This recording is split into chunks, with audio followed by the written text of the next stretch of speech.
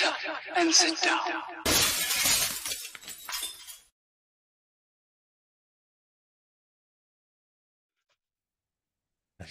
Right, we're live, mate. Hello, gang. Colin here. Festa 67's workshop, and Fox's broadband's died, by the way, folks. So we got Ross in with me tonight for an hour or so. So we shall give you a show, be building a bit of the old war amster for you, and see what we can do, peeps. So Fox will probably be in the chat at some point on his mobile, but literally just before we went live, everything at Fox Tower shut down. So he's sending these massive apologies. I didn't want to cancel last minute. Ross has kindly offered to jump in for a couple of hours with us, so we can keep you company for a bit of a frolic. So I'm going to have a wee licky loo. See, I'm off already, mate. Have a looky loo even, who's in the chat. We got Richard Pezzelwin saying, hello, Colin Foxx and everyone in chat. We'll be watching and lurking in the background. Hello, Geese. Hope you're doing all right, mate. Marcus Bruns in saying, evening, Colin and Fox. Hello, Marcus. Hope everything's all right your end, mate. Richard's asking, or saying he's doing good, and asking how me and the missus are. We're fine, mate. Fine and dandy. SSDD and all of that lot, mate, and we just do our own thing. Jeff is in over at Candygram for Mongo, says, Wiv Festa Foxx, Richard, Marcus, and everyone else who'll show up in chat. Always great to be here. Always great to have you here, Jeff, mate. So everyone's saying hello to each other. Dolcosaurus is in, says hello, Colin Foxx, Jeff, Marcus, Richard, hugs to everyone in Chatland. Hugo's in saying hello, everyone. Long time no see, mate. Hope you're all right, you. Not seen you about for a bit, mate. Thought you was dead, mate. You all right? Bit concerned for you, mate. Not seen you or heard from you. Pop in and say hello sometime, mate. James is in, JC Bricks and Builds. Evening, Colin Foxx and all in chat. Hello, James. Hope you're all right, mate. Love to Alicia and Shania. That's everyone saying hello to each other further down. Retro Rabbit is in, saying hello, everyone. Hello, Retro. How you doing, mate?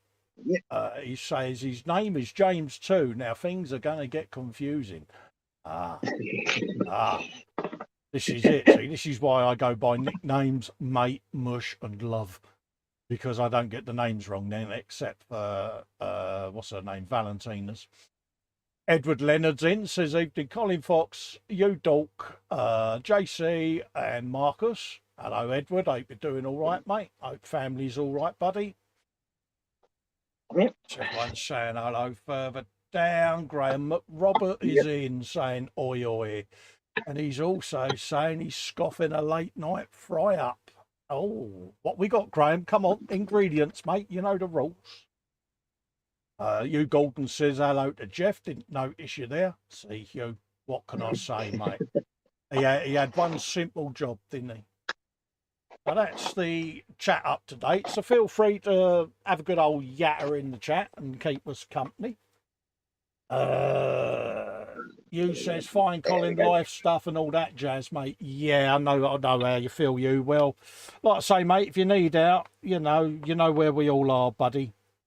You know, if you're struggling on anything, mate, you know what you know the score. Yeah, and then Sarah Jane's just popped in as well. Hello, Sarah Jane. How are you, my darling?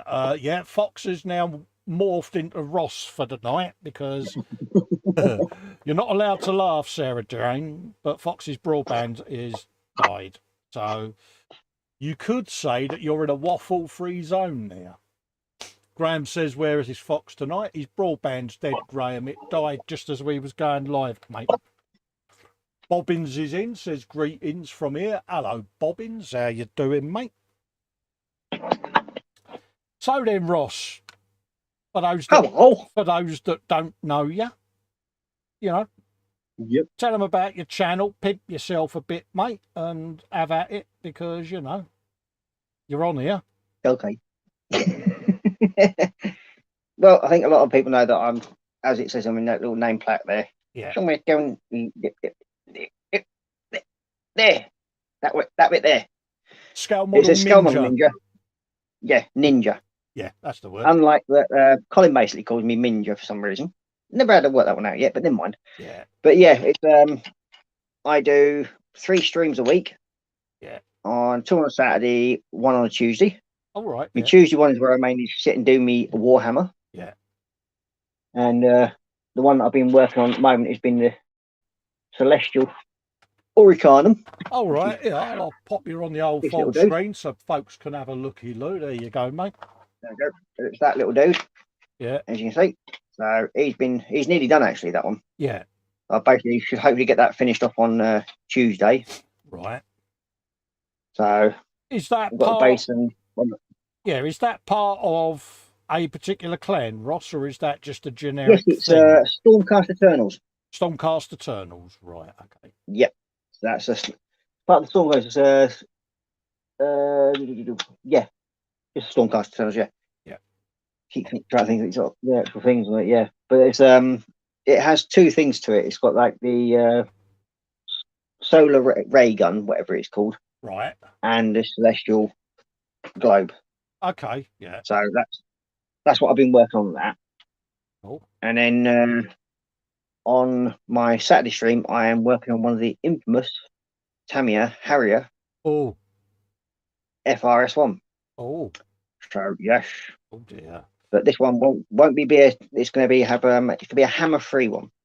Yeah, that's the stream you do with Roran, am I right? Is it Roran or Draven? No, that's Saturday mornings I do with Roran, and you've got to turn the sound off of that quickly. No, that's all right. But yeah, the Saturday morning is from 11:45 till 12:45, where I do a mock Lego or Lego builds, whatever is available to us. Yeah. Where he does his little stream where he puts it all together, and he's just finished his other big thing. Yeah. Which is a big Lego transformer. Looks like a transformer, but it's not really. Yeah. Yeah. It's construction set thing that goes into a robot. Okay. And he's now starting a monster truck. Right. So, and that's a Lego Technique one that he's doing. So he's having fun with that. He's pretty much stoked on all of that then. Oh yeah, I mean he loves doing his show on a Saturday morning. That's nice, isn't it? At the end of the day. Yeah, I mean it's something I've enjoyed doing with him. Yeah. So it's when you've got like your little lad and he's sitting there and he's sort of like, I want to get on with you. Yeah. All right, fair enough. We'll do something with you. Yeah, it's a good thing nowadays, isn't it? You know, it's just a bit something different, isn't it? At the end of the day. Yeah. And I've got a Lego kit for me to join in this time round as well. Yeah. So that's it's like, because he's always sort of got me.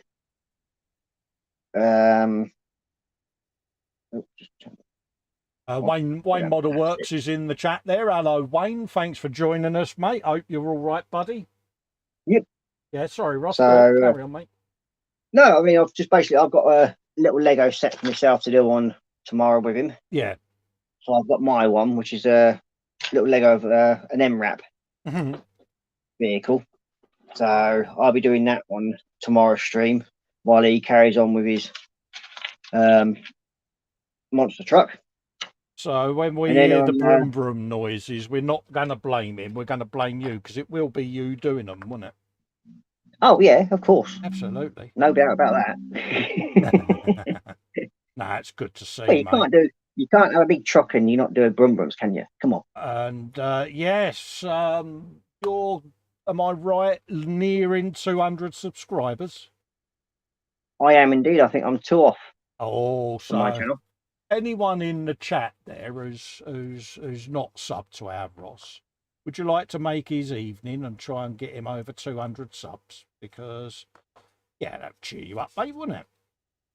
That'd be nice. I mean, it's always one of the goals, isn't it, really, when you think about it? Absolutely, mate. Absolutely. Just a little milestone, isn't it? Yeah. I mean, it took a while for me to get to the 100, and then thanks to Nigel, yes, I managed to get to that was a bit of a strange night. That was because one minute Yeah. I was like sitting there quite happily about to finish, and next thing I know, I've got 100 and some odd people joining into the show Yeah. that night. Yeah, No, that's where they all come from? Nigel over at Nigel's modelling bench put an appeal video out on his channel saying, you know, there's a guy streaming at the moment, he says, who's desperate to get to 100 subs, blah, de, blah, de, blah. They all started coming in and watching, and it was lovely, wasn't it? Absolutely Yeah, good luck. lovely. And then I got suddenly up to sort of like 169, and it sort of stayed there. And I thought, okay, Yeah, this is it. Just and then it keep just at slowly it. built from there. That's, you Yeah, know, I mean, it's slowly building. I mean, you know, I'm fairly new to all this, yeah. so and it's all thanks to you. You may have been nagged a little bit, but A little bit, yeah. It's like your latest nag is me sorting Patreon out. absolutely. Well, this is it. I've moved on from Dave now because Dave finally succumbed and gave in just to shut me up.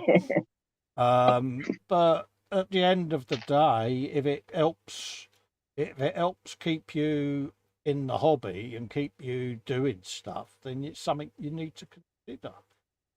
You Well, know? yeah, I mean, I suppose I'm a bit proud when it comes to doing things like that, though. Absolutely, all of us are, mate. You know, I mean, I had mine set up for over a year before it went live. Yeah. Oh, I've just had a ring there. Something's rung in my ear. Oh, I haven't got my thing open. I'll have a look. Eric Lind just subscribed to my channel. Thank you very much for the subscription, Eric. Massively appreciated, mate. Welcome to the channel, and you've got now with subscribe to the channel, you should have access to you 24/7, something like that. Absolutely. Well, he's a subscriber. If he becomes a member or a patron, yeah, that's it. Member channel, that's it. Access to the 24/7 off-air Zoom hangout, mate. But yeah, of course, yeah, I haven't done pimpage yet, and if Fox is watching, he'll be telling me off. You'll get the spankiness of goodness if you're not doing as you're told. If you'd like to help support this channel, you can see the thing there, support the channel on patreon.com/Festa67's workshop. Or you can click the join button below this video or any of my other videos. Links are in the channel. And as you can see scrolling along the bottom there, that will give you access to the 24/7 hangout for myself and Fox that we run. And if you want to support Fox, you can do so on patreon.com/modelmakingguru. So there you go for that. Sarah Jane, are we giving you the birthday wishes? She can't officially, she can't stay. It's officially my birthday. Fox been silent. Has started the day well. Sarah. Happy day, yeah. Sarah Jane is the massive, ripe old age of 24. Again. Yeah. No, happy birthday, Sarah Jane. Hope you have a wonderful day, darling. Yeah. Sleep well as usual. Thanks for popping in and showing your support. It means a hell of a lot, darling. So yeah, happy birthday to Sarah Jane. We're not going to upset her by singing happy birthday because I can't be that'd be that. If we want people to carry on watching, there's no point us actually saying happy birthday, singing that. No, I probably would be taken off for cruel and unusual punishment, mate. Yeah, people will start calling it vets in on us. So yeah, she's saying, "I'm now 7. Yippee!" Absolutely. You could also get mine or Ross's attention by doing at Festa67's workshop or at Scale Model Ninja, and you can also put in a super chat if you choose to do so, folks. Yeah. Rush. Sarah Jane says, I am now 7. Yippee. Oh, yep. Sarah Jane 7. God, I'm 12 and a half. I feel old now.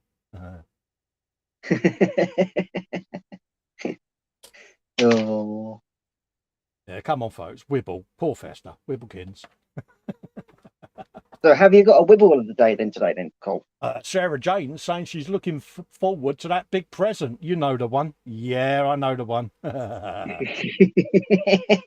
Yeah, but you're not going to fine me for saying the name because I'm not falling for your shenanigans.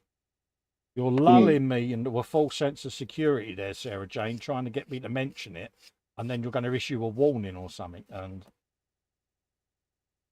all joking aside, happy birthday, love.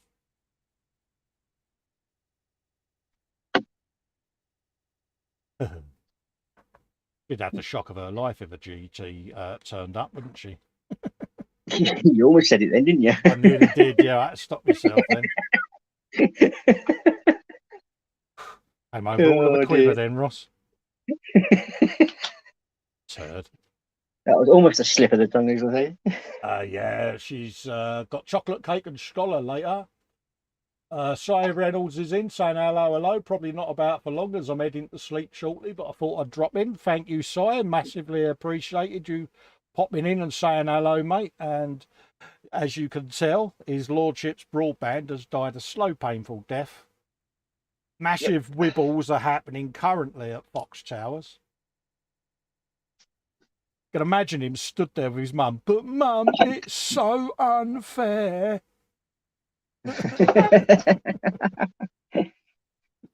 Poor old Foxy. Mama Fox going, it'll be all right tomorrow. Oh, but I want it now. Oh. Marcus says hi to Si. Good to see him again. James has just said to you that you're now at 200 subs, Ross. Oh, brilliant.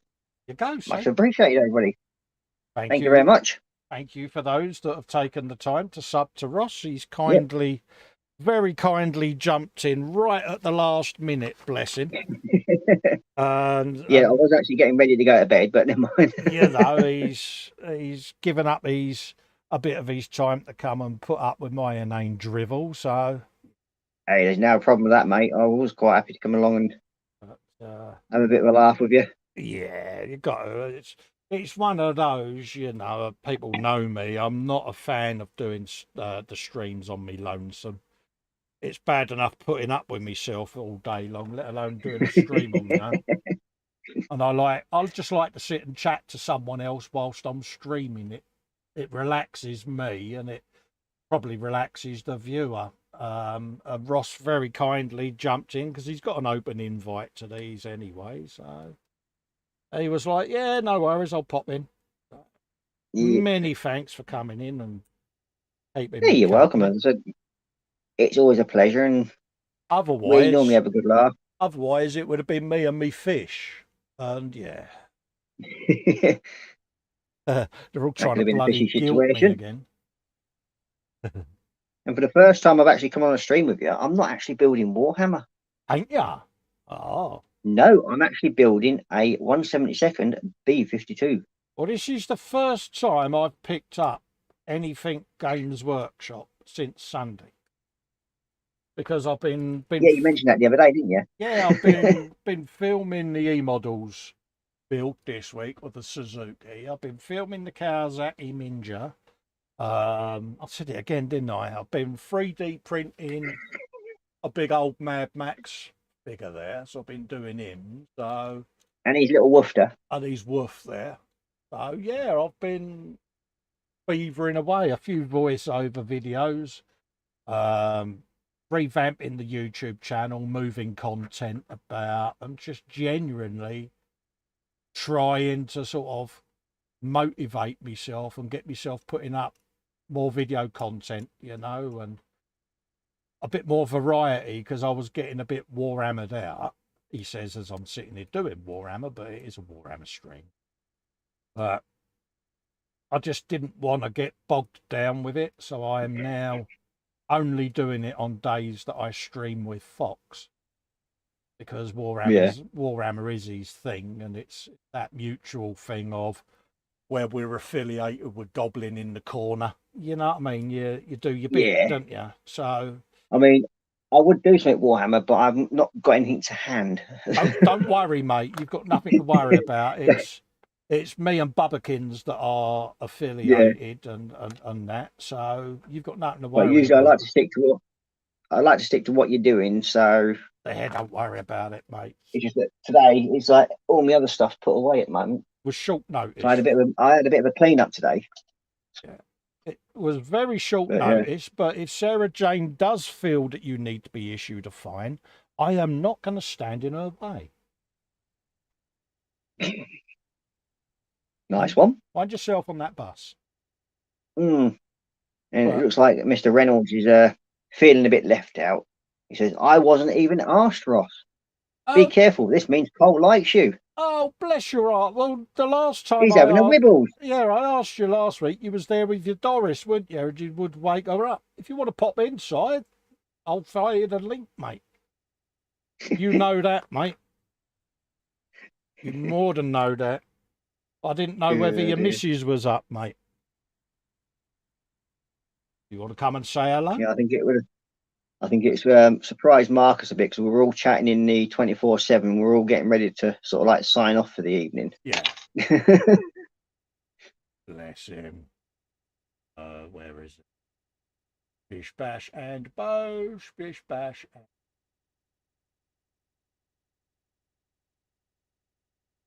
Now, check your messenger, Si. But Okay. yeah, it's one of those, isn't it? You know, it's Yeah. I like I say, I didn't want to pull the string because people are good enough to come in, and I thought, oh, yeah, it's not a big thing. I mean, I'm quite happy to come and give you a hand for a little while. yeah, Nothing wrong with that. Yeah, it's got to be done. All a bit of a laugh and a bit of fun. That's just a way of chillaxing, mate, isn't it? Yeah. That's how I see it. Gemma Williams is in. She says, hi, Colin, Ross, all in chat, giving a thumbs up. Only watching as a little high from her meds, so typing is fun. Letters are jumping about everywhere. So you're suitably stoned, are you, Gemma? Good girl. Yeah, nothing wrong with that. Absolutely. Nothing wrong with that at Keeps you all. happy-go-lucky. So I says, I'm kidding you, tart. I've sent you a link anyway. Foxy's saying I might be back, stand by it. Yeah, no worries, mate. Like I say, it's all good, mate. So what would you put on a time frame on there? See if when he collapses again. Yeah, yeah. So should we take about 5? I'll have 5 minutes. What do you want? Oh, I'll go for 3. So it says I'll save the link for future. Yeah, it's always the same link, so it never changes, mate. So keep that in your armory, buddy. And like I say, like Ross, you've got an open invite to these, and come and go as you please, mate. At the end of the day, probably do that as a once a month thing on the Frolic. You know, just have an open fucking invite to yourselves and Si and that, and make a gang thing once a month. Why not? Sounds like fun. Yeah, sounds like a good try to do.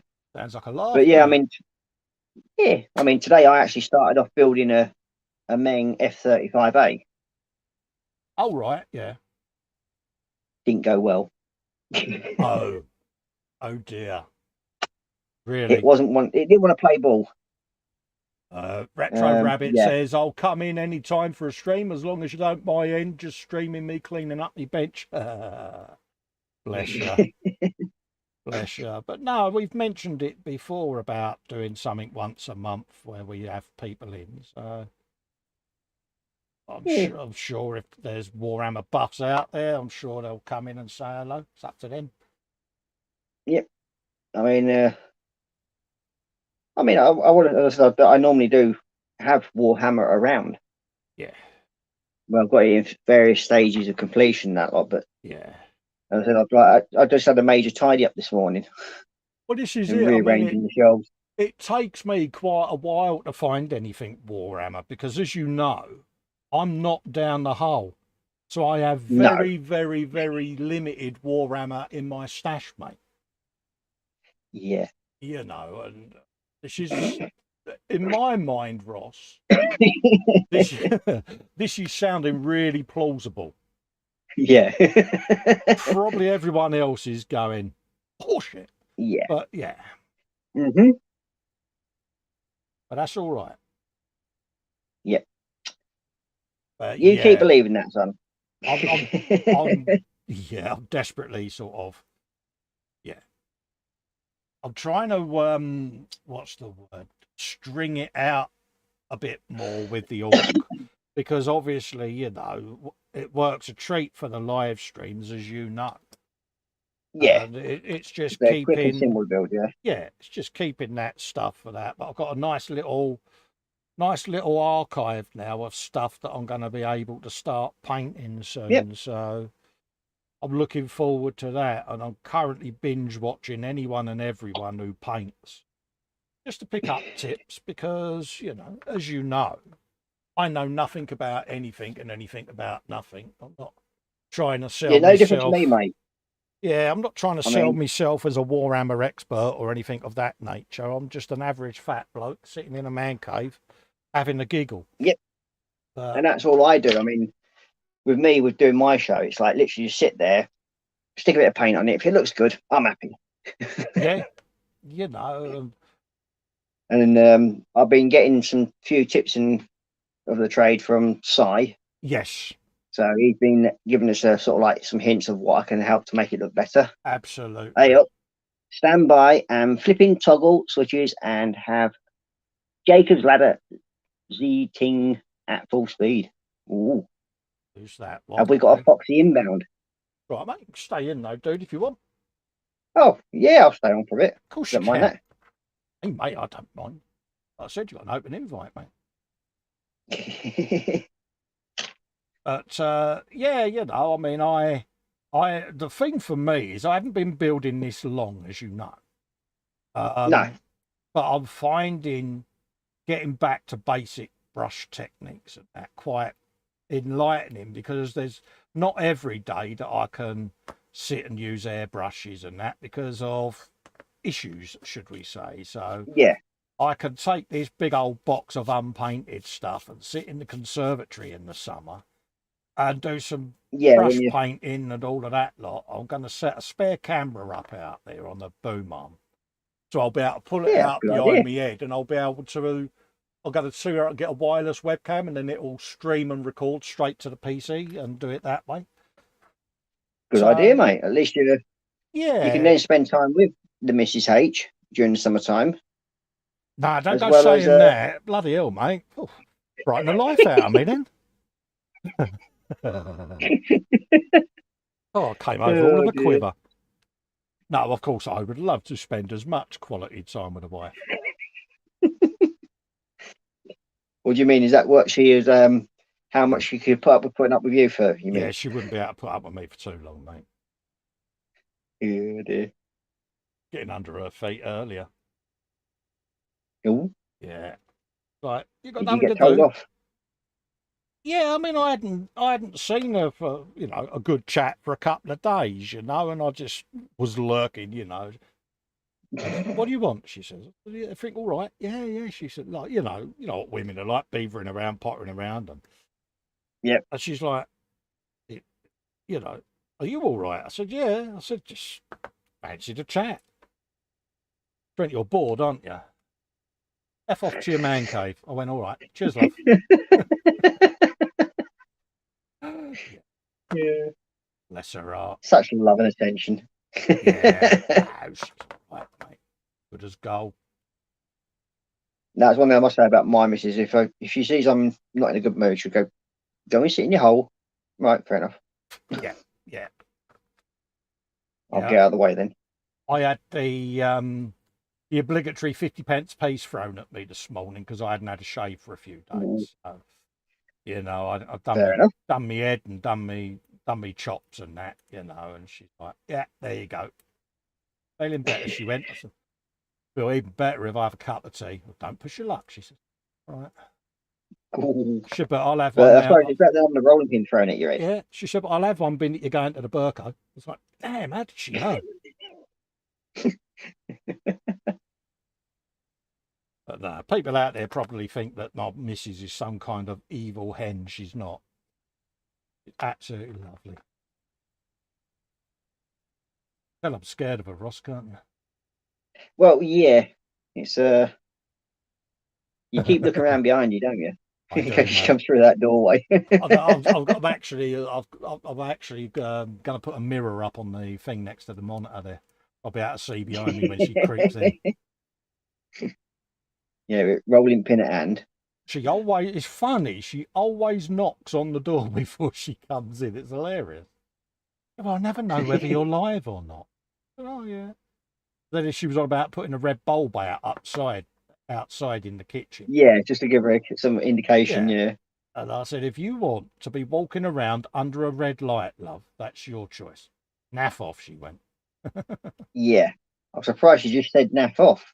Well, it was slightly stronger than that, but I didn't want to offend the viewers. Yeah, I can just imagine that. A little fiery Scots lady just sort of telling you to a few certain words. Yeah. Yeah. 5 foot nothing of Scottish rage. Maybe it wasn't a good idea to say that. We haven't asked that age-old question tonight, have we? What's on the bench and what's in the belly, folks? And no, we haven't, have we yet? What plans have you got for the weekend? Yeah. I've had barbecued chicken wings, onion barges, onion rings, miniature Cornish pasties, just basically a plate full of nom-noms. And I basically had roast chicken with steak cut chips. Oh, sounds nice. Yeah, it filled a hole. Yeah. I haven't forgiven you yet for that roast dinner the other day. Oh, yeah. 2 o'clock in the morning, I'm sat there stomping a very full roast dinner. Hopefully, Kevin and Jackie are watching. What up, my bitches? Hello, mate. Hopefully, Jackie and Kevin are watching this back. Because if they are watching it back, Jackie, I hope you're enjoying your cheesy balls, love. What have I just walked into the middle of here now? Jackie the other day. Finger licking. I'm not even going to ask. Yeah. So, hello, everyone. Hello, mate. Have you calmed down now, mate? Oh no, I was absolutely fine. I don't know what it was. We had like a noisy line all day. Yeah. And it was crackly and popply, and I didn't realise broadband started falling over as we were talking. And then it was like, okay, so clearly it's a noisy line. I'll have to call OpenReach, BT OpenReach tomorrow and get it fixed. Yeah. So it kind of got slower and slower and slower and then died. And then I went downstairs and just did a quick speaking, talking clock test, 1, 2, 3. Yeah. Just to listen to and it went click, click, click, clear. And I went, oh, okay. Engineers out then, mate. I don't know. Unless they're doing something at the exchange, mate. Could be. So anyway, it seems to be like my upload speeds are back to normal. My download speed's still about half speed, but that might sort itself out overnight. Oh, so. Are you having a speed test inquiry, perchance? Hey, no. I was just doing speed tests as I was going along. But yeah, so I don't know. Well, it might get back to normal speeds in the morning, but upload's fine, back to normal. Oh, good. Download's not. So awesome. Thank you for jumping in, Ross. Very kind of you. You're welcome. Nice of you. Unfortunately, I've already drunk half my tea now, so that's all right, mate. I will have to get more later on. Is Mum all sorted, Fox? Oh yeah, she went to bed just before you went live. All right, mate. No worries. I'm just going to go and make sure the boiler's downstairs turned on so I can make a cup of tea in a bit. Yeah, nip and do that then, fella. I might actually make myself a fresh cup of tea. Back in a minute. No I'm in, though. I'm in, so yeah. And then I will pop in and go and make a cup of tea when you lot have gone, when you get back, Fox. Yeah, cool. No worries, mate. Bless him. Well, he's happy now. Yeah. He looks forward to the frolic. I'll give him he's a happy little foxy, isn't he? Yeah, he does look forward to the Friday show. It's funny how we've both gotten used to this time slot. Yeah. And the way you both play off each other and enjoy the show as well, that's one of the main things. That's always you've got that chemistry on a show. You've got that makes it entertaining. You've got to have a laugh because there's enough tragedy in this world, isn't there? You hear it on the news every night, and dare I say it, the older you get, you have this old romantic thing in you, don't you, of peace and love and all of that shizzle. Life's just too damn short. It really is. Oh, well, we've got a bench, and that's Marcus Bron. Bench A10, very nearly completed at last. Oh, Ross gave me a tip on a livery. Good man. Yeah, I gave him a tip on the livery doing the D-Day livery because he's doing his A10s basically like an olive drab. All right, yeah. So he's going to put D-Day stripes on it. Oh, nice. Very nice. So it'll be awesome. Well, belly with Bavetta potato gratin oven roasted veg. Very nice. Quick question, Marcus. Have you had your package yet, mate? Out of curiosity. I think some of the he hasn't folks... had my one yet. I think some of the folks in the States have had it, if I remember right. I think Jeff's had his. I think Muse may have had hers. Yeah, I was just curious as to whether it hadn't showed up. If not, I'll chase it up with the post office. Yeah, well, I've got to do that with my one because he hasn't had mine yet. Yeah, could be something. We were discussing it. Could be something east side then with customs or whatever. Yeah, well, on my tracking, when I looked at it, the things that I was sending him because he won that prize New Year, it's showing that it's with customs, and that's it. Oh right, yeah, so, could be it. Yeah. Because we obviously don't know I yet. want to make sure he gets that. And returned. Really? Yeah, I want to make sure he gets that before I send his next package over. Yeah.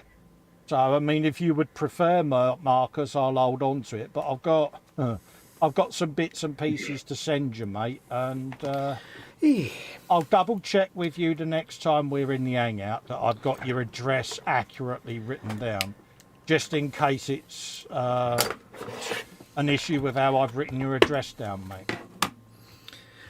Yeah, so how is everyone this evening? Fine and dandy, mate. Yeah. Chilled. Yourself, mate. I'm all right, although, as we were saying before we went live, I'm not getting a lot of sleep at the moment. Well, I am. I'm on a really weird sleep cycle, which means I go to bed and then I lie there for 5 hours trying to get to sleep, and then I get to sleep. Yeah. But I've only been, because the sleep cycle's all out of whack because I'm on the Fox, I've only been up for like 9 or 10 hours, but my brain's saying I'm really, really tired, but my rest of me's going, no, I'm not. Yeah. So my eyes feel tired, but everything else is like, no, I've only been up for like 7 hours, 8 hours. Yeah, that's what So my brain's a bit bumbled at the minute. That's what H finds strange, because she goes out, I'm up. She comes in, I'm up. She goes and has a kip, I'm still up. And she's like, when are you going to sleep? And I go, when my body tells me it needs to sleep, darling.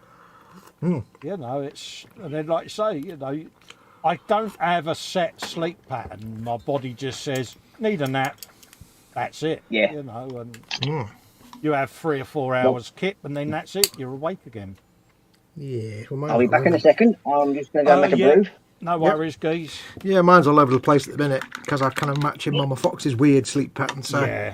Yeah. But the Friday nights are quite good because it means I get to go to bed at 3 or 4, but then I get up, if I force myself to get up at like 9 or 10, I'm instantly knackered. So when I go to bed that night, I can then get back you're into ready for your routine, Yeah, but I still can't get out of that weird sleep cycle. It's really strange. No, I mean, I tried to get off what I called a night shift a while back, and in the end, H just said to me, look, your body clock is set that way. You should just go with it. You don't need to be up during the day. Yeah.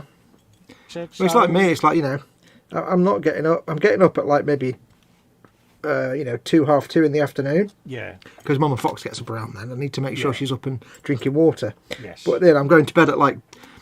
But normally I go to bed at like 2 in the morning and then wake up about 9. But at the minute, it's going to bed at 2 in the morning and getting up at 2 in the afternoon. Yeah. So I'm going to bed at 2 in the morning, but I'm not getting to sleep for like 6 hours.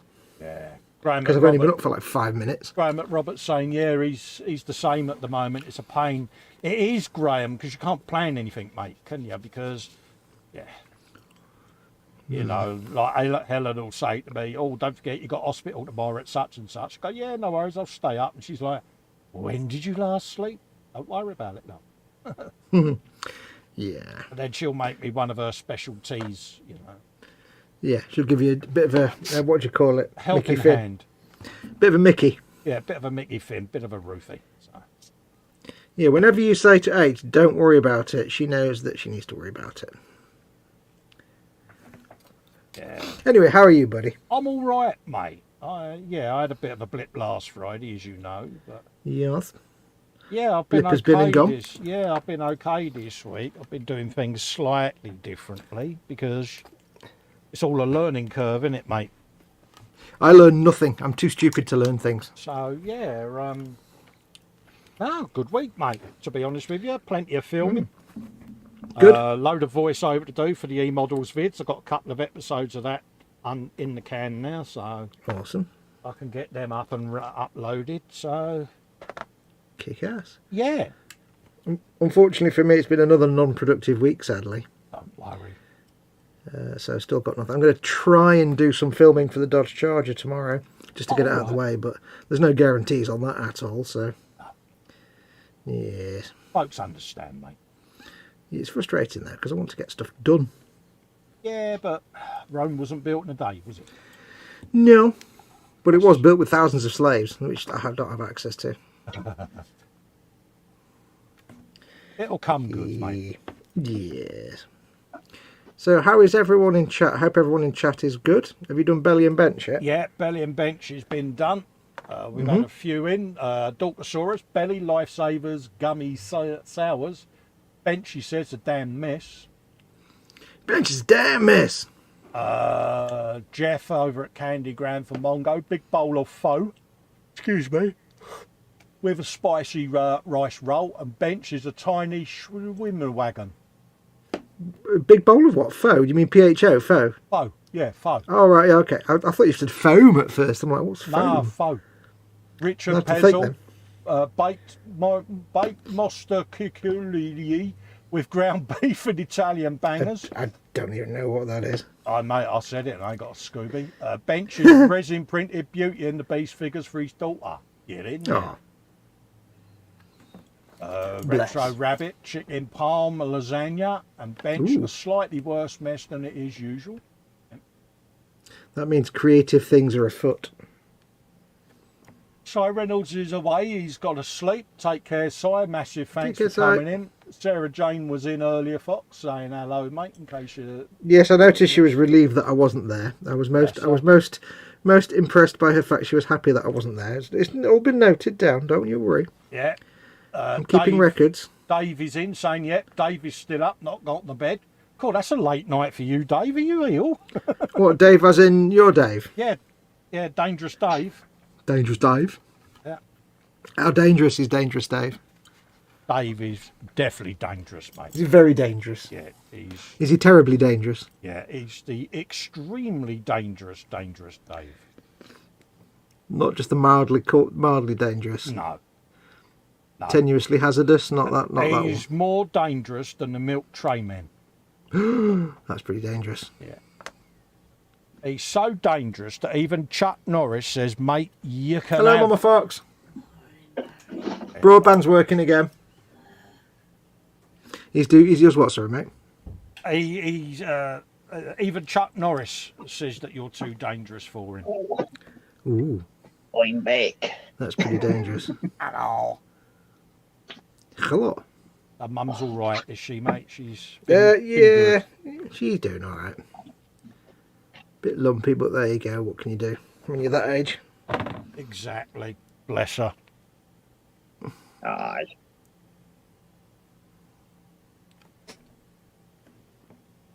She's happy. That's what matters, mate. I assume so. She's not complaining, so. Oh, there you go. Then. I don't appear to be in any kind of trouble for anything. Which is always a winner. I was going to say, yeah, not like me then. I've got A-level guilt, mate. You know that. You're honorary Catholic, you are. Absolutely, mate. What are you guys doing today at the minute? Right on the bench? What are you working on? I've got me boys on the bench, mate. Oh, steady now. There's different channels for that. Yeah, unlike Jackie, I'm not licking cheesy balls though. But yeah. Oh, okay. Yeah. For the best. I'm doing me boys. Yeah, that's it pretty much. Drilled out the barrels of their guns. Just checking the last one I did. And I forgot. You know what you've got to sing, don't you? Drill out the barrels. And now that you're back and there's three of us, underneath the arm. Cheers. Zah. Harmony tonight, folks. Harmony. Well, I wouldn't say harmony. I'd say we're in time, but harmony, no, in time. Yeah. That is wishful thinking. I bet the flying pickets are shitting themselves. Synchronised? No, yeah, maybe. Yeah. And I am working on a 1/72 B-52. Ooh. What, the whole band or just the singer? No, just the, yeah. Love Shack, baby, Love Shack. Oh my God, he knows the name of the record. Oh dear. Oh, Well, it's my kind God. of, it was hard to miss when it was out. It was all over the place. There is. Oh, there's just Yeah, no it's hope the, for him, is there? Lovely old AMT kit, this one. Oh, I've just come over all of a quiver when you saying them words. You're getting the flashbacks to Nam, Yeah, I've got. as in model kit, not Yeah. the place. I have the beautiful MPC Night 2000 in the stash. Oh. Oh my God, it's been. Benedicat vos moved omnipotens round. Deus Pater et Filius et Spiritus Sanctus. Amen. I'll be back in 1 second, guys. Yeah, it has been moved round so many times in my stash, that thing. I'm sure you'll get Doctosaurus. round to building it at some point. Yeah, Doctosaurus says Colin has his boys on the bench and you still can't see then. Absolutely, mate. Steady, Neris. Oh, Yeah. wicked. Picking on poor old Festa.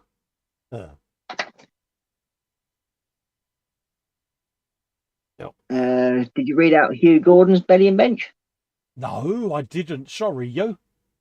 Carry on, mate. Go for it. It's Hugh Gordon's belly is venison steaks bench, still the NA 39 Buccaneer. Got all the small stuff painted And returned. and weathered. Can't wait to see Engines that. attached and being feathered in. Nice one. Nice one, mate. Look forward to seeing that, you Yeah. go. Mama Fox, send you a love call. Oh, bless. Big I up think you, you're still. Dad. I think you're still a favourite, even though you don't watch. She doesn't watch the Monday show now. I know. I'm still proud. I'm still proud to have been Mama Fox's favourite. Yeah, true. It's a badge I wear with honour. Oh yeah. And we've got we need Retro to- Rabbit saying latest addition to the pile of shame stash is a Tamiya 120 Tyrrell T34. Oh, nice car. 6-wheeled Formula One. Epic. That's just giving me Scale Electrics flashbacks. Yeah, epic. Yeah. I think I'm on 30 hours with this tank now. Are you really? I'm updating my little post-it note for when it comes to selling time. I can say I worked on this for so many hours. Oh, So if working it for of course, 9. Yeah, you're doing your Forge Weld one. Look at that. Yeah. Let's bung you Forge on, Weld. Let's bung you on the full screen so you can show people your wares. Come on. Forge Weld. Oh, just steady now. It's not that kind of stream, is it? I'm just working on my Macarius. I'm doing the chipping. On the stream the other day I did all the light chipping. Now I've got to do all the rusty bits in the middle, so I'm doing all this stuff, which is quite a slow process. Thank you very much. Like and subscribe. Yeah, but it's worth it though, isn't it? It's worth it because when I cover it all with weathering and it vanishes, I'll know it's. Exactly. Yeah. Oh. No, I enjoy this bit. You can't really go too wrong when you're doing chipping. So. Well, you can. Yeah, I was You going to go at doing what you were doing with your sponge thing, Fox. Well, say again. What? Do When you what? did the with your sponge thing for Oh yeah, sort of For that the weathering technique. Yeah. for the highlight coat, for the highlight Yeah. chips. It's just a billion times faster than painting on the highlight chips manually, and it gives you more faded patches as well, which you can then. Yeah. It gives you a mixture of chips and faded bits, so you get a kind of mixture of faded paint and chipped paint, which is quite nice. Gives you a bit of randomnicity. Yeah, and then it helps you then get that. You're not just got. It gets away from having solid like solid green chips and then solid brown chips. Instead, you get all the patchy, blotchy green bits, and in some of those you have solid brown chips. It's all varied and Yeah. makes it much more organic to me, anyway. I could just be pulling all of that out of my arse. I'm making it up. I don't know, but it's Well, entirely put it this possible. way, it sounded convincing to me, mate. Yeah, you'll buy 5, won't you? You know, but then this is the bloke who you turned round and said, go and video yourself turning on the washing machine and playing with all the appliances you can't. Yeah, all right. Now, you see, I'd forgotten all about that. Well done. Yeah, but the thing is, I know you'll forget by next week, so. I forget what. What? Exactly. Who said that? Who turned out the lights? So what are you doing, Ross? A B52? Marcus Bruns Yes. put in a €9.99 super chat. Ooh. Says that's me off. Ooh, He nice. says enjoy the rest of your evening, Colin, Ross and Fox, and all in chat, of course. And Very kind, Marcus. is currently getting Cheers, a bit Ross. of savage air guitar on the screen. Now, Colin, Yes. have you done Pimpularity? Yes. Have you? Has. He's been a good Oh, boy. Good girl. Yeah, I've done Pimpularity of mine, and I did Pimpularity of yours, and Even though I wasn't here or anything and all that and everything. Wow. Very Pimpularity kind. of Ross as well. And got Bless you, my child. and got into his 200 subs. So Ooh, lovely. yes, I picked your channel, picked your patron. Cool. Yeah, Good girl. because- I'm Really? most impressive. And I did all the And we pimpage even pimped today. the 24/7. Yeah, Cool. I did all the pimpage on YouTube video today on all the forums and that. Did you need prompting though, or did you just do it? No, you didn't prompt me at all. Nor No, did- no, I mean on the show. I mean, not on the. I mean, earlier on when I wasn't here. No. You just did it. No, I didn't need to do a thing, did I, Colin? No. Yeah. Why am I doubting this? Habits die hard on being old. Yeah. No, I think there was mild nudging, but Okay, that's more acceptable. only because Ross was on about his channel, and I thought, that's what I needed to do. I needed to pimp. Oh, that's the thing I needed to do, innit? Oh, with the Pimpularity. Oh, Yeah. yes. Bless you. Would you have me any other way? Well, no. Exactly. Just don't try and sell cars for a living, eh? No. Probably for the best. Yeah. If anyone wants to know why my channel didn't grow, it's because I don't pimp it.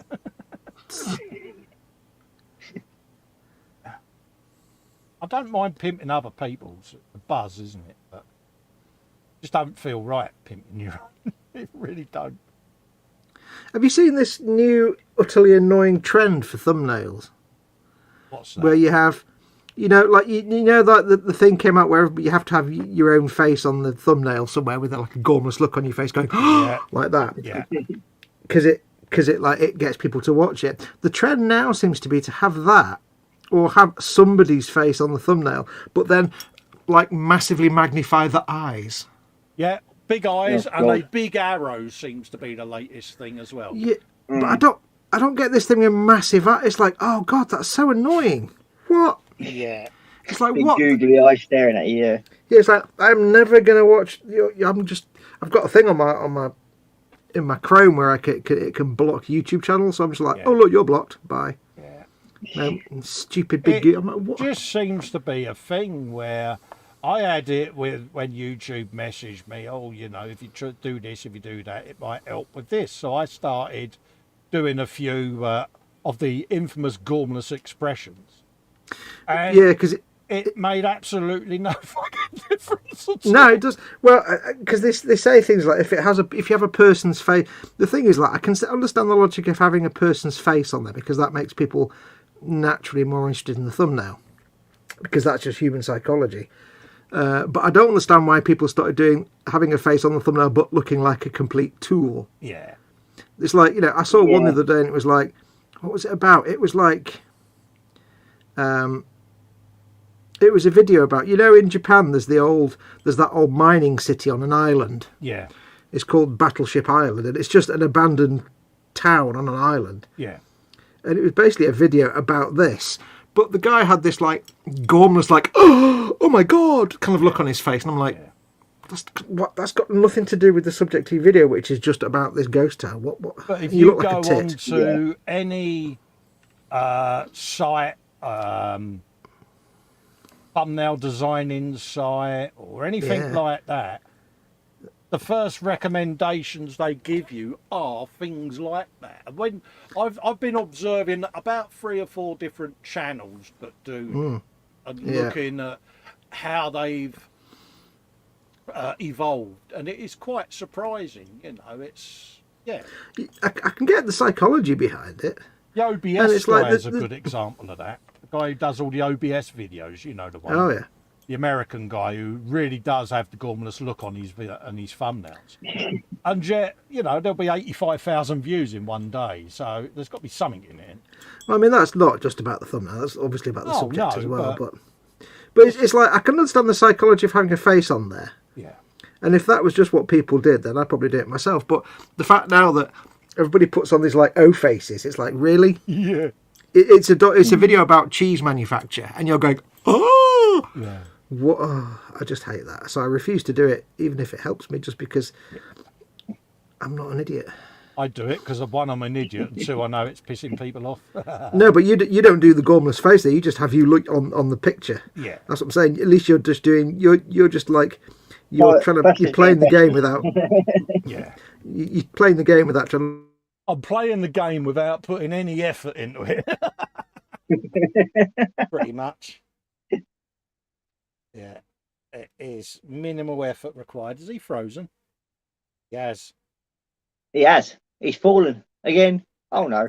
Could be that he's fallen out there because he's not moving. So, and it's gone in remarkably quiet as well. So yeah. So, we might get a word next way to each other now. It'll come back. Aye. Yeah, it seems to be that trend though, doesn't it, with YouTube? It is, but I totally agree with Fox. So it is absolutely gormless, though. Yeah. The way how people sort of perceive that this is how it's got to be in society over these stupid little pictures. Yeah. Oh yeah. Your content won't work unless you do this, and it's like, yeah. Yeah, it's strange. But there we go. I mean, what can you do with the world the way it is at the moment? Well, this is it. I mean, to me, that's a very Instagram thing, isn't it? It's what you expect, like on WhatsApp and Instagram and stupid things like that. The big eyes and the stretched noses and all of that is very, very Snapchat and Instagram, isn't it? So and TikTokish sort of thing. Yeah. I think that's probably where it's all probably come from, is blinking TikTok nowadays. Yeah. Because that seems to have taken over near enough everywhere else, isn't it? Yeah. I've got no desire or compunction to do anything to do with it. It's like anything, Ross, isn't it? I mean, you're probably the same as me. You're adminning now multiple platforms. And you get fed up with putting the same content on all these platforms. My philosophy now, I would quite easily drop Twitter. I've dropped Instagram. I don't use it now because it's like just a duplication, isn't it? Yeah, well, I don't actually use. I've never used Twitter, believe it or not. Not once. I've not even visited it. Yeah, it's just one of those, and it's so I'm kind of reeling them all in because I'd rather focus on the YouTube, the website, Facebook, that sort of stuff, because that's where your main audience grew from, and I kind of want to keep that. So well, it's respecting it, isn't it? Really, as well. That's where your core base is, so therefore that's where you go. Absolutely. I mean, I suppose in a way I'm a bit old-fashioned because if I'm gonna sort of reach out to people, I prefer to talk to them. Yes. I refuse to give my local council my email because I just believe that they should, if they want to contact me, they either phone me or send me a letter. Pick up that thing called a telephone, don't it? Yeah. Because I find that sending an email is acting ignorant in a way. Yeah. And you're losing that ability to talk to people. And I suppose that's one of the reasons why like local councils talk to people the way they do, because they just don't get that interaction with people anymore. Absolutely. God damn it. Got no social skills, have they? Hey, Colin, I won the bet. Everything fell over again. Oh, bless you. I don't know why. If it goes off again, it might be I'll have to just leave it, I think. Could well be that they're doing something at the exchange, mate. Could be. Could well be. Could well be, mate. Very frustrating. Have you got any bad weather up there at the moment? No. We had the gasman digging up the road, but that doesn't really affect overhead cables. Yeah. Unless, of course, you're getting cyber attacked by Putin. Could be all the Russians. Oh, yeah. In my modem, messing with my business.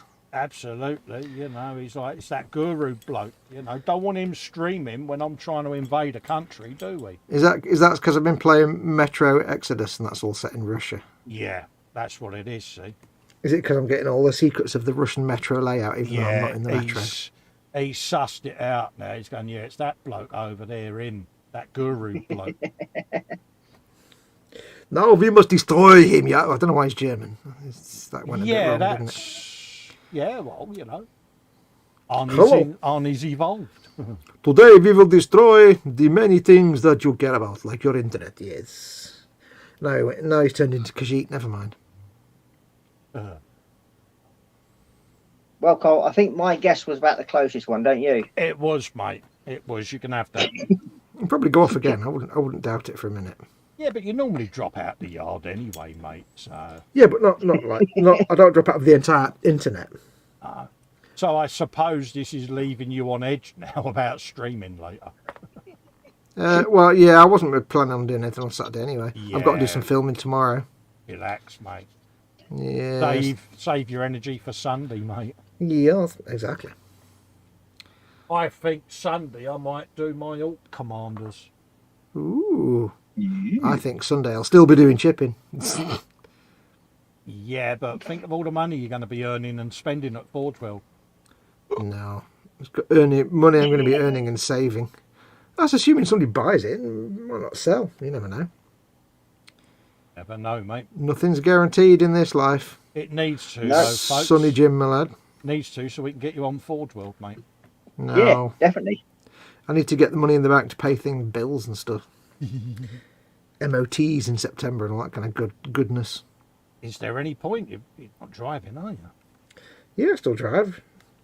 Still drive here and there to places, to the doctors and stuff. And drive mum off at the bend. I do occasionally have to risk it for a biscuit and go to an actual shop. Oh, no. Just as minimal as possible. Shock horror. I know.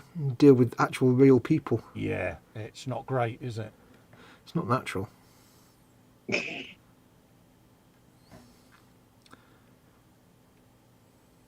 If people were meant to actually interact with each other, we'd have things like eyes and mouths and stuff.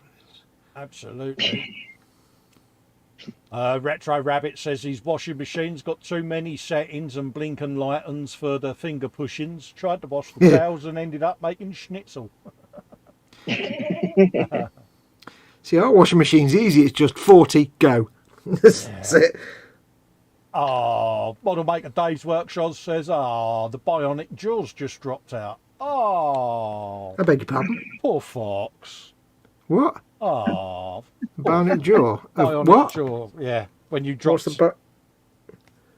bionic jaw, that's you. What? Yeah, bionic jaw, because you talk a lot fast. Oh.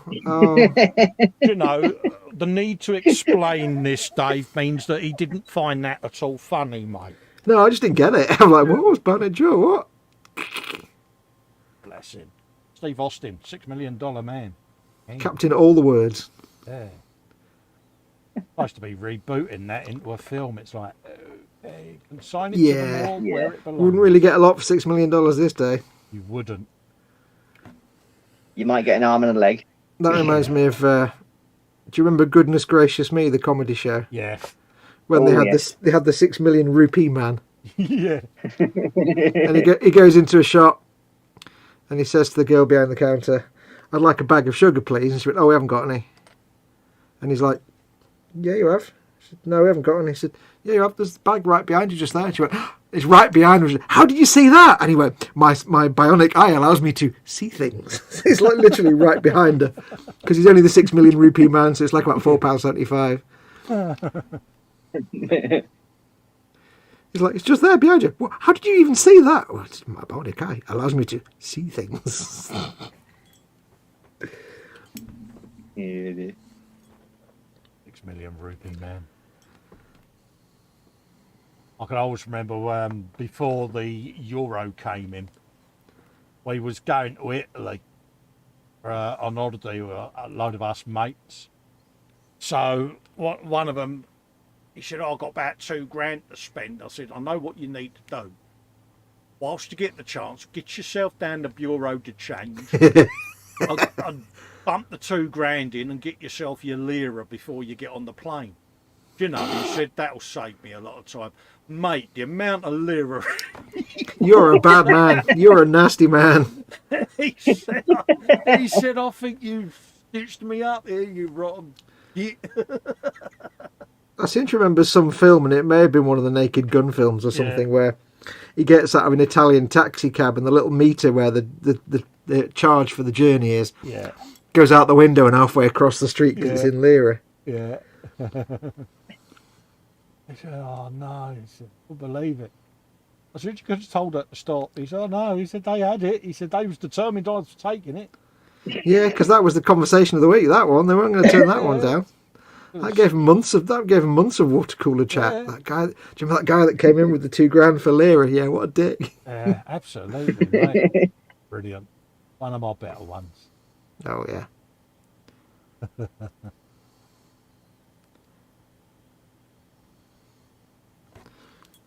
Used to be the thing in Italy, wasn't it? Like, say, you go and buy a newspaper and you'd come out and you felt like a millionaire walking out with his big handful of notes.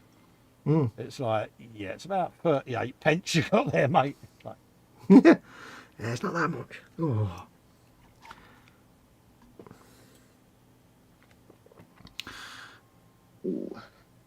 and yet you never saw an Italian with a bulging wallet, did you? You know, it's... No. Because everything else was bulging because of the tight jeans. See what he did there. You see what I did there? That was good. I'll let you have that. Italy keeping manufacturers of white denim in business for hundreds of years. Yeah. Yeah, you don't see it anywhere else, do you? Nope. No, only in Italy and only on men. White denim, blue blazers, and wrap-round Ray-Ban. Yep. All the things the that white aren't fedora. fashionable in any way, shape or form and never were and never will be. All with gold frames.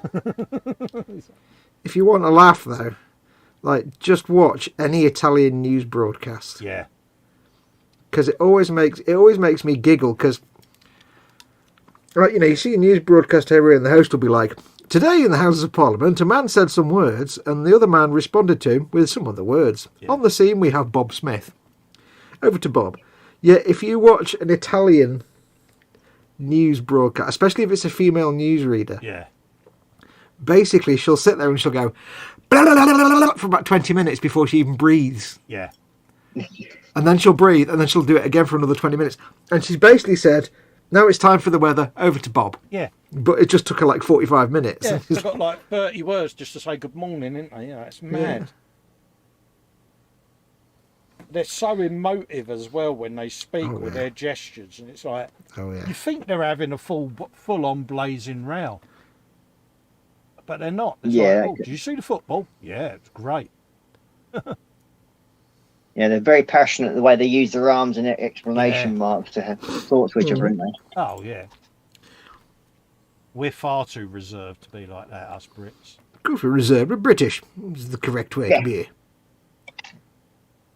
With little pinkies out when we drink tea. Delightful cup of tea. This is the Bia Bia Sia. Helms Others. I still give directions with me feet. Which way is it over there? You just turn your foot. It's like, Yeah, sorry. over there.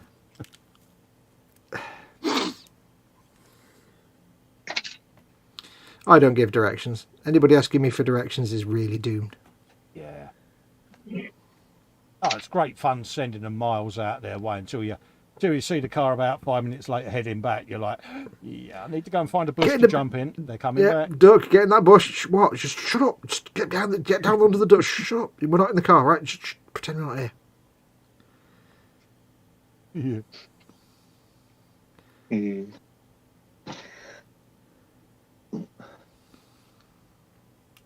But the angry Scottish lady made me do it.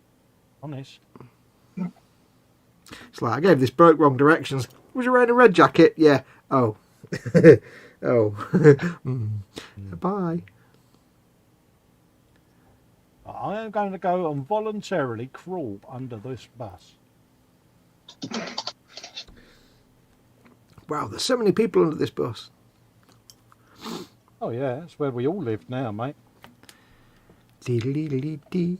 That's the competition every night in the 24/7, mate. So you can get thrown under the bus first. Oh yeah. Have Come you seen with there's James. a Have you seen there's a Parkwork London bus? Yeah. Massive. Yeah, you got to mortgage your house to get it, though, haven't you? I don't know how much it is. Well, Retro Rabbit's put in £1 is 2,306.35 lira. Yeah, no, and the 0.653 that's actually a coin, and it's the 0.653 lira coin. It's got a picture of Franco on it. No. And his big schnozzer. Hat with a bell on it. Was that Franco? Franco was Spain, wasn't he? Mussolini was the hat with a bell, wasn't it? Mussolini was No. Yeah, No, I don't think Franco it was was Mussolini. Spanish. I don't think it was. Mussolini Well, was- it might not have been Franco. Was it not Tito who had the thing with the bell? Yeah, he was the Yugoslavian bloke, wasn't he? President Tito. Yeah, because he had his little rebels. Yeah. I can't actually remember who it was that had the bell. Are we actually doing like World War II political references here? I know, we are officially old farts. We are so cutting edge. Yeah. We're discussing World War II leaders. Told you, mate, we are relevant, mate. We're modern. What gets me is it was either the one with the bell on his hat and you all exactly knew what I was referring to. That's more impressive. I know, it's bad. If I said that to anybody else, they'd be like, what? What are Yeah, you they were on going, about? wasn't that noddy? No. It's like, it wasn't do you noddy. not know your 1940s political cartoons? Come on now. Yeah. If you don't, we're going to educate you. By God, are we? Pardon me. Steady.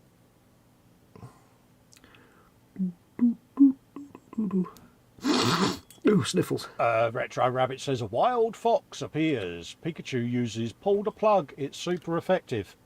Yes. Curse you and your Pokemon references. I've never played a Pokemon... Oh, no, actually, I have played a Pokemon game. I take it back. I did play a little bit of Pokemon Go when it first came out. I hated my job, so when I went outside for a cigarette at break time, it was something to do. Just when you think That's you your know excuse, someone, you're Ross, keeping isn't it. it? Unfortunately, it was all Rattatas and Pidgeys, so it didn't exactly get a good selection. I did get one that looked just like my ex-girlfriend, which was quite amusing, so I called it a really nasty name.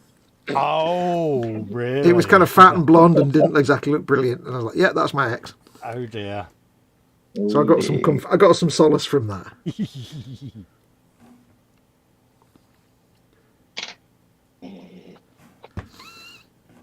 It was like, dear God, that's terrifying. Yes, it does look like my ex. How funny you should notice. Eh? You're a bad man. No, she was a bad woman. Oh, really? And I don't mean bad in a good way. I mean bad in a, Evil, not good. psychotic, bunny boiler kind of way. Not even that. I wouldn't say that smart. Yeah. We are talking super duper super Karen, are we? No, I wouldn't even say that smart. Yeah. I don't know how it all happened. It just somehow my standards dropped somehow, and I don't know. You was a man of a bloke, you take- certain age and you had needs that needed to be fulfilled. No, this wasn't like yesterday. It's going back a few years. I wasn't that old. But we're blokes. We'll quite happily overlook all kinds of flaws to get what we want. Absolutely, mate. You know, that's... Only after a while we go, That's your oh excuse crap. and you're keeping to it. That's Yep. it. It's only after a while that we look back and go, oh, Yeah, what on earth was I thinking? You the wasn't- goggles, they do nothing. That's the thing. You wasn't thinking. Well, you wasn't thinking with your brain. Yeah, my braining wasn't exactly strong at the time. It's one of those mornings when you wake up and you say, I'm going to chew my arm off instead of waking her up. Yeah. Do do do do do do do do. Boom. Hugh Gordon says it's time for my beauty sleep. We'll post progress on the book in the morning. Catch you in the chat soon, Colin. Yeah, look forward to seeing that, Hugh, to be quite honest with you, mate. Take care, buddy. There you go. Dan Kramer's got the shipping notice for his HasLab Razor Crest.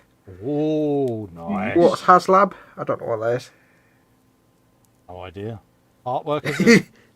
Don't know. Don't know. I know Revell did a Razor Quest, did they? So Razor Quest? Yeah, Razor is it Crest. Crest? What did I say? Crest. Crest. You said Quest. I know what I You mean. you went all wee smog. Oh yes, Quest. Where's the Quest? You went all twee. Bloody grammar police. That's not grammar. That's just pronunciation. Yeah, pronunciation. Don't do it. Pronunciation police instead. Yeah, pronunciation police, Ross, isn't it? God damn. Oh, Don't you go muttering Yeah. under your breath, mister. God damn cheap Japanese. Mr. Hufflepuff now. Hark at him. Hark at him. My terms and conditions. I'll tell you that for now. Pronunciation. That's that song that Roy Castle used to sing, innit? Pronunciation. What I need. He's not laughing. I'm painting tiny dots. It's brilliant. Voice. Moist. Rubus. Like and subscribe. Do you think he's trying to ignore us, Fox? Yeah. Hey. Secretion. He's not on. Ew. That's not even. Ew.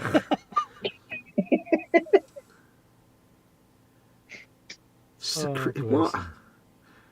That's not even a thing. Rubus.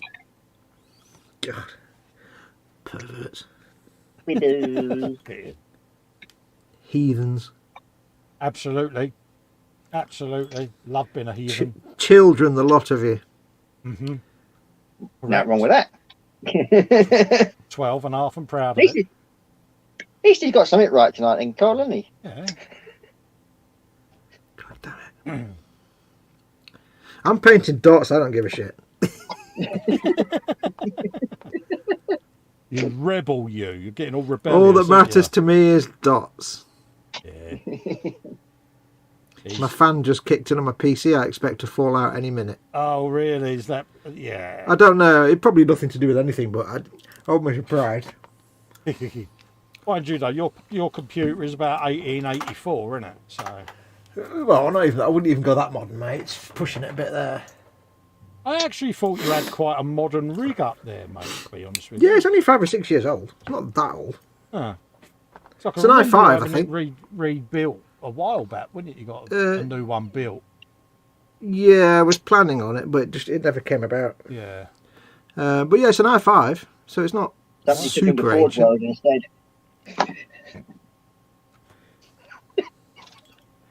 No, it was. I was talking with it about my mate towards the end of last year, but then obviously Yeah. Mama Fox took ill again, so Yeah. it dropped down the list of priorities. That's the thing, mate, and other priorities kicked in, mate. Yes. Tell you what I will do Ford now. World. Yes, I'll just make sure. Have I got updates on? I could just imagine the squeaky, girly dance he'll do if he suddenly did a speed test and he had 300 odd megabits upload speed. Oh, God. he'd be dancing all the way down the street in his mankini, wouldn't he? Well, especially as I'm not actually paying for that kind of service, I'd be more than happy. Thank you very much. Yeah. I'm like, woohoo! Gigabit broadband for 25 quid a month. Woohoo! Bonus. Yeah, happy days. I'm having that. Colour me keeping quiet about this one, bitches. Dear customer service, everything's fine. Thanks, bye. Yeah. Please don't do anything to my service. Thanks, bye. Yeah, you don't need to ever ring me again. I think I'm taking far too long rusting this up, but I'm kind of enjoying it. Yeah, but the thing is... Si Reynolds will be shouting at me again. Yeah, if you're enjoying it... Oh, of course he will. Si Reynolds will be going, you're spending too much time again. I know. But at the end of the day, if you're enjoying it, you're enjoying it, aren't you? Yeah. Yes. Das ist richtig. It will take me about... I'm going slower than I normally would compared to myself, so yeah. I don't quite know why. It's all just practice as well. I'm just getting this is the thing at the end of the day. It's good practice for you, and if you're enjoying it and it's calming you down and all of that, why not? Yeah, but it's much cheaper than heroin. Dan Kramer's clarifying what this Hasbro thing is. Oh, is he? He's clarified it. Yeah. Hasbro has a site where they offer high-end things that are only offered through the site. This is a shipment for 1/18 scale figures. Yeah. They ship is actually smaller than that though. I'm going to get it and rebuild it with electronics and proper scale. Nice. It's probably around 1/35 or to 1/25.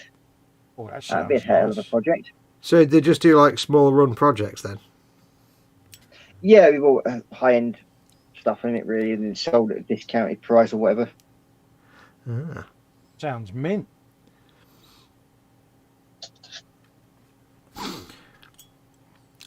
I'm sure you'll clarify it at some point. And Dave's saying Fox has gone all spotty. You see? That means broadband going funky again then, will it? No, I think it's because you mentioned spots. Oh, right, okay. Dear me. Ka-ching.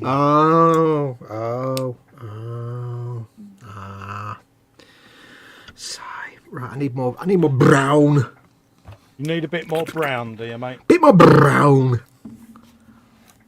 There's not anywhere near enough brown on this palette. Jeff's asking, Dan, what are you going to light? His ass. Or The world on fire. see what he did there. See what I did there? That was good. I'll give you that. Can't be a bit of ink spots. Yeah, I will give you that one. How many of you folks out there can say you've got actual LPs of the ink spots in your house? I can. Oh, there you go. Just when you think you know someone. If you get a guitar, right? Yeah. And you teach yourself how to play do do do do do do do do do do do do do, then you can do any ink spot song. Oh, well, there you go then. Well, with the exception of one or two, they all start with that same little riff. Blimey. It's quite funny because I love the ink spots, but they always start with do do do do do do. I can't sing it. I was about to start singing it then, but I can't. Idiot. Also, you kind of need to be able to sing really high in some places as well. I do like the ink spots though. I'm just nodding. I'm like, ink spot. You would recognise the ink spots if you heard them. Vintage, proper vintage jazz goodness. You'd recognise them. I don't want to set the world on fire.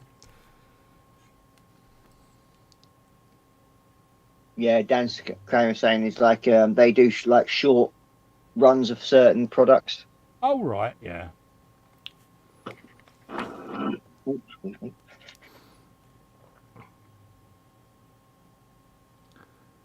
I've got that phrase in my head now. You do realise that earworm will keep you awake now all night. Well, the good thing is I can follow it up with like one of many different songs. Because it's just funny how they always use the same, that little. For a lot of their songs, they all start with the same little refrain. It's quite charming, really. It's a bit like what's his name, isn't it? Status Quo with the 3 chords. Oh, Status Quo, or as we like to call them, do do do do do do do do do. Yeah. Do do do. You can do the same with ELO. ELO are quite similar. They've got a sort of a pattern. There's always that same little progression, wasn't it? Mm.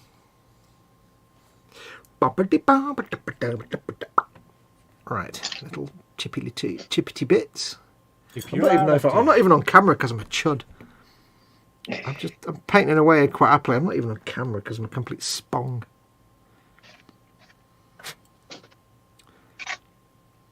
Spong time with Fox. Hello, like and subscribe. Dan Kramer's saying they had a campaign for a full-size proton pack from Ghostbusters Afterlife. Got in on that too. It takes a long time to produce them. He bought a Razor Crest about 1.5 years ago. Yeah. Big days, mate. I assume they just do them as limited runs and then charge a fortune for them. Yeah. Not because they're special or more quality, just because they're limited runs, basically. By the sound of it, that's what it looks like. Yeah. Edward, if you're still in chat, mate, have you had any more update on your squig off, buddy? Squiggularity. He's not had a good run with Forge World, has it? It's really weird. It is shocking. So yeah, just checking to see whether or not you've made any progress, mate. I'm surprised that big broken part got past quality control, because normally they're spot on with things like that. That's why I was asking if the bit was in the box, because I would have thought it'd be likely that could have been in transit kind of damage. But has he actually had the squig op arrived now then? yeah, but the little bit of the armour on the back of the tail there's a big chunk missing. Oh my god. Broken off. Not a massive. It's easily repaired, but that's not the point. The point is it's been delivered with the chunk missing. Yeah. Yeah, and it should be complete. Yeah. But I say it He's is. not the best of luck, is he? Really, with that. No, it's one of those things that's it's easily fixable. Yeah. You could easily repair it yourself. But I say it's not the point, really. Not the bloody point. It's been messed about No. enough. And it's the kind of thing that you think they'd notice in quality control as they were looking it over. But that's what I thought. Well, it's not just that. I mean, for that money you're spending as well, you would have thought they'd make sure it would be dead to right before it came out. Yeah. Well, I mean, with any resin kit, I wouldn't complain if it had, say, some mould slippage or some warped parts or something, because that's part of the course of resin. Part of the course. Yeah, no matter how much money you pay, you're gonna have to do some fixing. But for a big brand damage bit, yeah. So luckily, it was like something that would be easy to fix, and it is orc, so you can get away with a lot. But yeah, sorry to hear that, though, mate. It's just a bad customer experience, isn't it? yeah, it's not good at all. 99% of the time, Forge World are really spot on. So I don't know. I've always managed to. Hey, Colin, don't you think Fox should do another test run of it? I think he should order something else just to see whether Yeah, or not. just to make sure that they actually do it right. Yeah. Well, I'll happily spend money that people give me to spend at Forge World. So bring it on. Yeah. No, notice how quiet we went. Who turned out the lights? I'll give him credit. I like what he did there, how he turned that straight back on us. Yeah. He had no hesitation whatsoever, did he? Oh, King of the Weasels. I'll weasel out of anything, me. Oh, absolutely. It's like, I was the youngest of three brothers. I can weasel out of anything.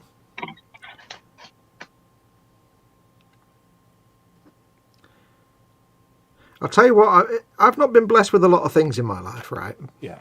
But I'll tell you, I've been blessed with some things, but I'll tell you one thing I have been blessed with. Yeah. I seem to have my own personal, permanent deus ex machina, which appears at all the right moments. Yeah. Especially when I need to get out of something like, I really don't want to go to this party. And then it's like, oh, look, I've got a flat tyre. I can't go. Yeah. Like, the kind of thing people make up bullshit excuses about because they can't go. For me, it always seems to happen. The universe looks out for me and says, I'm like, I really don't want to do this. And then... Yeah, you sit there and it's, what a bind. The car's broke down. I don't want to do that, but it's always genuine, because it's like, once I went to see a friend, and it was like, a good friend of mine, but I really wasn't in the mood and I couldn't be arsed. And I was like, I just want to stay at home. I'm not feeling great today and I can't be bothered. And it's like I got to the car and had 2 flat tyres. I'm like, get in. Yeah. There's nothing I could do. It was a Sunday and I couldn't do anything about it. Yeah, so I seem to have this like permanent on-call deus ex machina, which always comes in and helps me out. So I've been blessed in my life, adding to my Weasel King status, that it does seem to help me out. Not always, but one day I'll get my ass kicked by something, but for the moment I seem to be quite blessed. Do do do do do do do do do do. Joel Grit is in, says hello Colin, Fox and Ninja. Hello Joel, how are you doing? Hello Joel. Hello Joel. Retro Rabbit says, I shamefully bought some recasts of a resin kit I bought from a creator in Japan a few years back, and the recasts were better qualities than the original.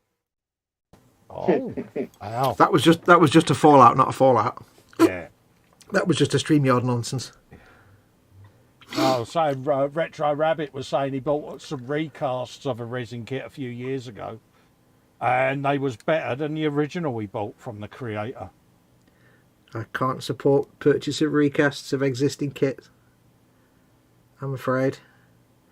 If they're long out of print and no longer available, then that's different, but recasts of existing kits, I can't support that. Or I can't encourage it. At the end of the day, people are still going to buy them, mate. Yep. I know, You're but I never can't. gonna stop it. But I'm always gonna stand up for the little guy and say, Absolutely. Oh, But he It's always- did actually have the originals as well. ah,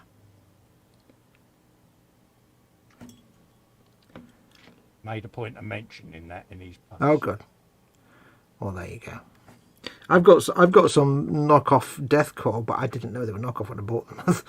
I was like, oh, thanks eBay guy who was selling them as deathcore, and now I realise, oh look, they're not quite actually deathcore. Yeah.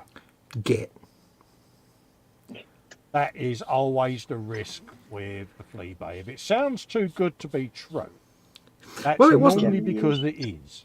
It wasn't too good to be true. It was just like they were priced at the normal price for, like, you know, built but not painted deathcore, because I bought like 3 or 4 sets from different people, and it's like, oh look, this one doesn't have a little crest on the helmet. Oh, they're not real. They're very good. They're just not. Yeah, Oh, okay. official, yeah.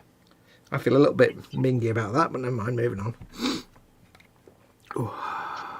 We all make mistakes. Mm-hmm. Oh yeah.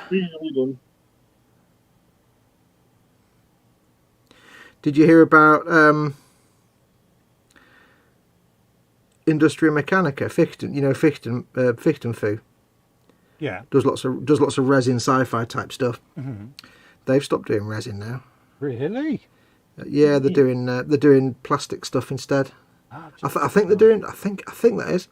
They're well known for doing lots of like really cool limited run resin stuff, but they've had loads of production issues and people doing recasts of them, which just makes it not profitable for them anymore. It's prohibitive now, isn't it?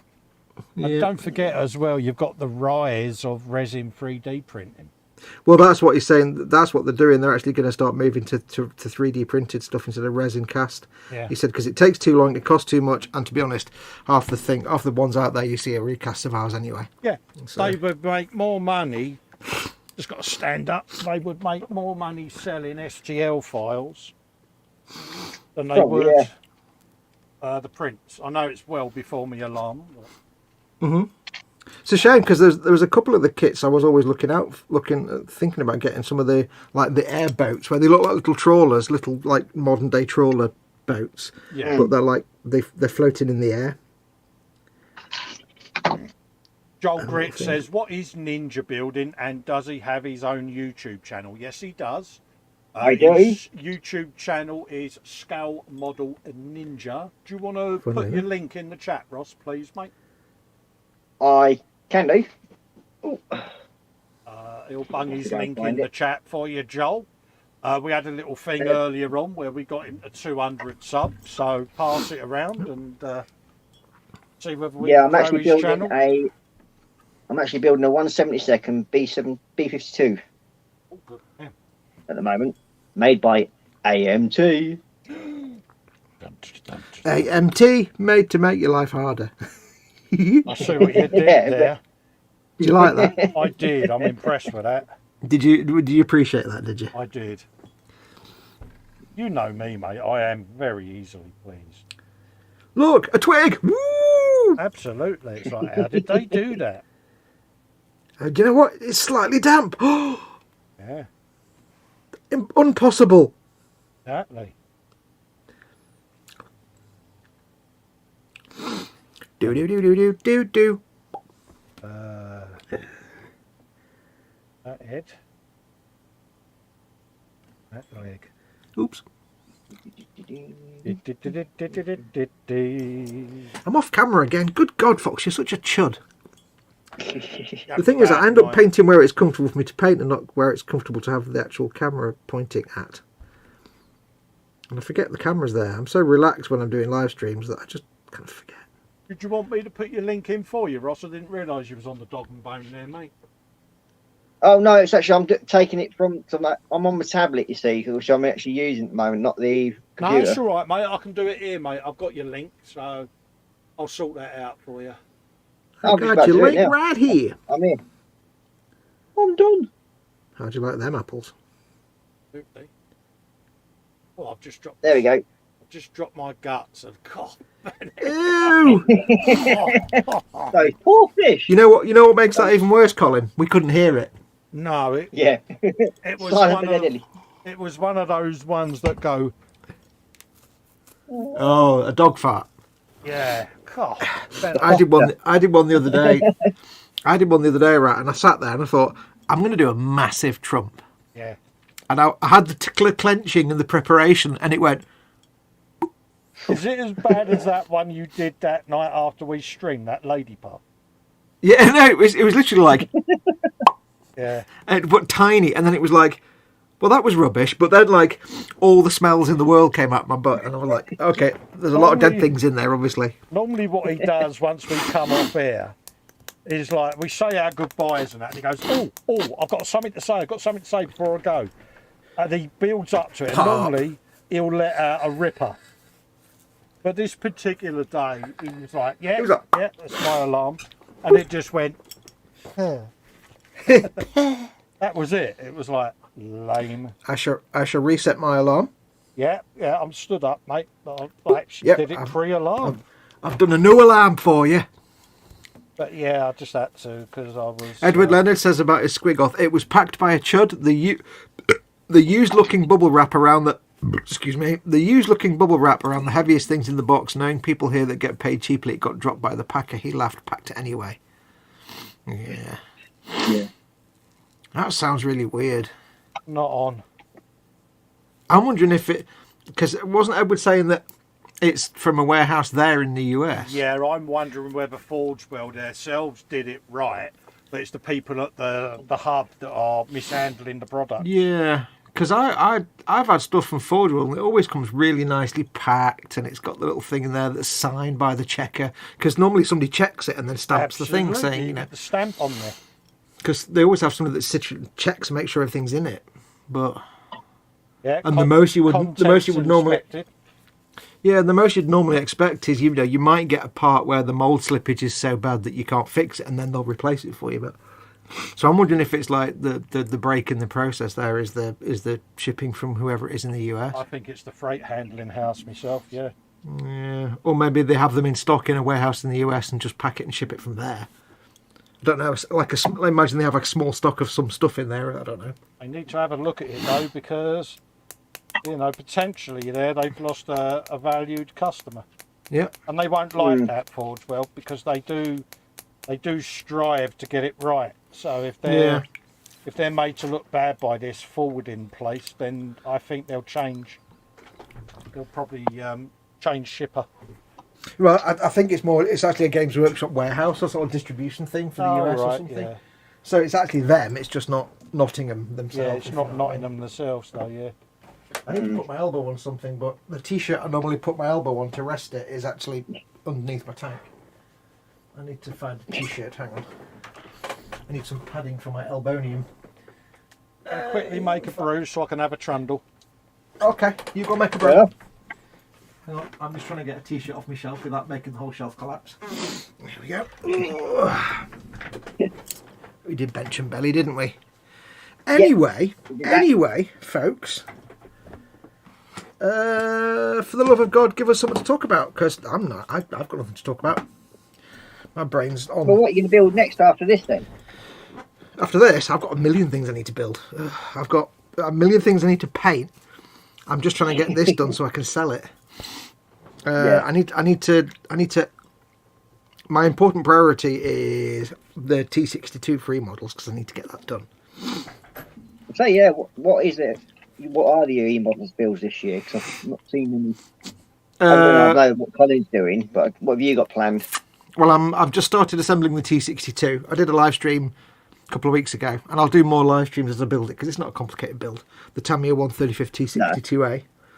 And then I'll film the painting. Once I've done that, I need to get down to painting the Canis Rex Imperial Knight. I was waiting for... Basically, E-Models are having an issue with Games Workshop where they weren't receiving stock. And it turned out to be an administrative snafu, basically.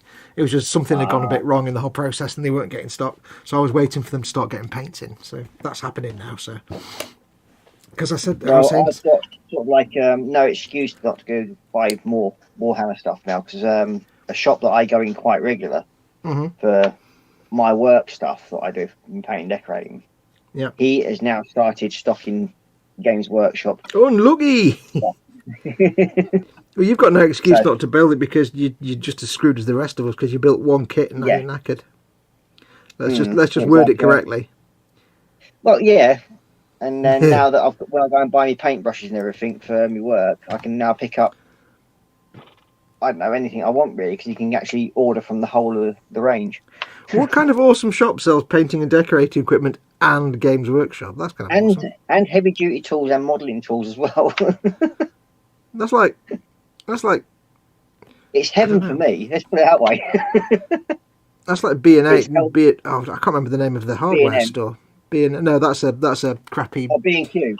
No, not. I can't remember what they're called now. There's one around us, near around here. It's a very small chain, but they just sell like plant and stuff and small tools and things. It's like going into Homebase and they just happen to sell, like, plants, gardening stuff on Games Workshop. What? Okay. Yeah, so I was quite surprised when I walked in there and saw that, and I thought, oh, God, that's not going to help. Yes, I buy my Warhammer models from my local funeral directors. Well, what? It's quite convenient. I murder a lot of people using it. It's like they're going to pick up some paintbrushes. I'm coming out with like 6 tanks or whatever. It's like, that wasn't what I went in for. Yeah, not seeing a problem here. Still not seeing a problem here.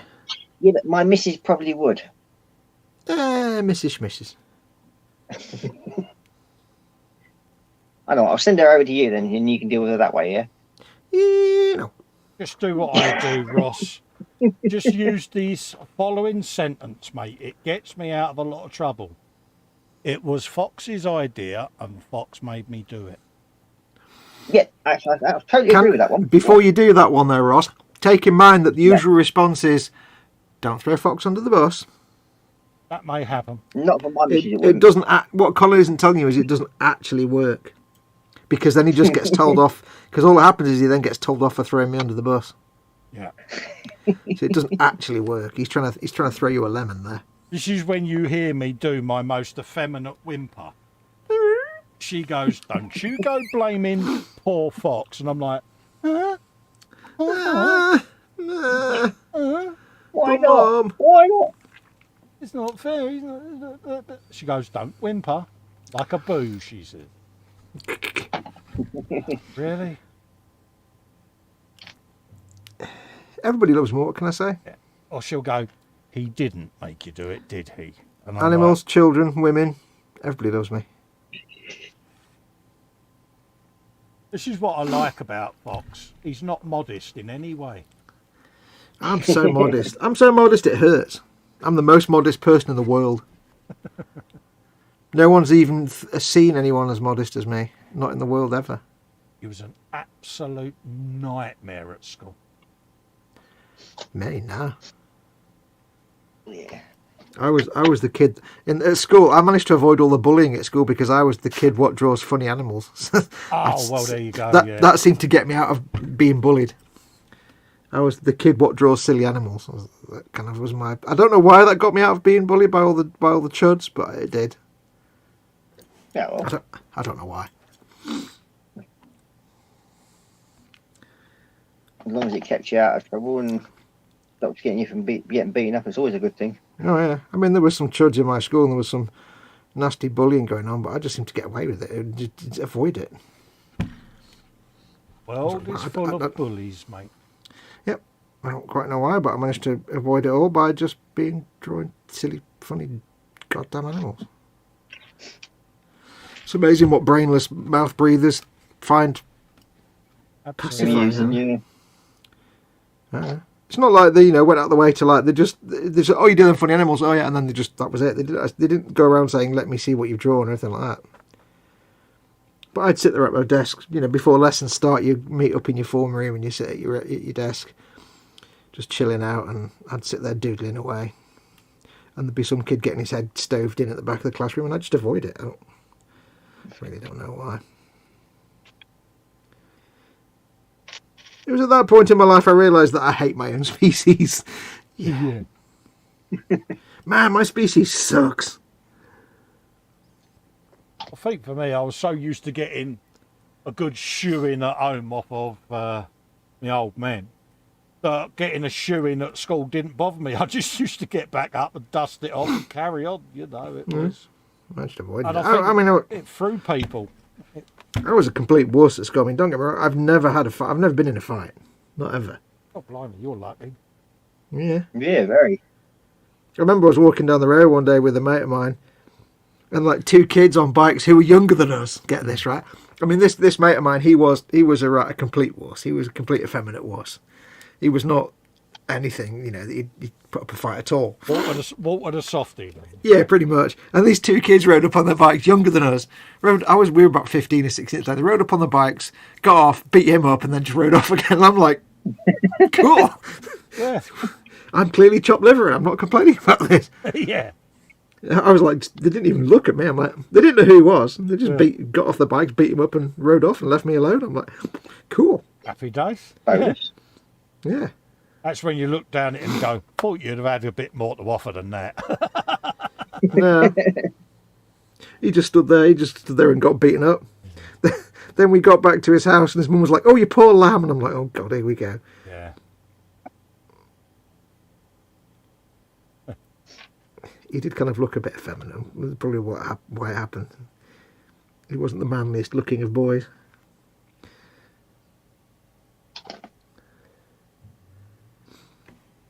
No, I managed to avoid all that somehow.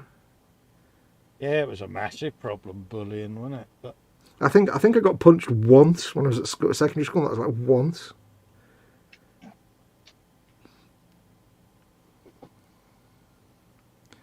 What is that moving? No, I was unlucky enough where I need to fix that. I got done a few times.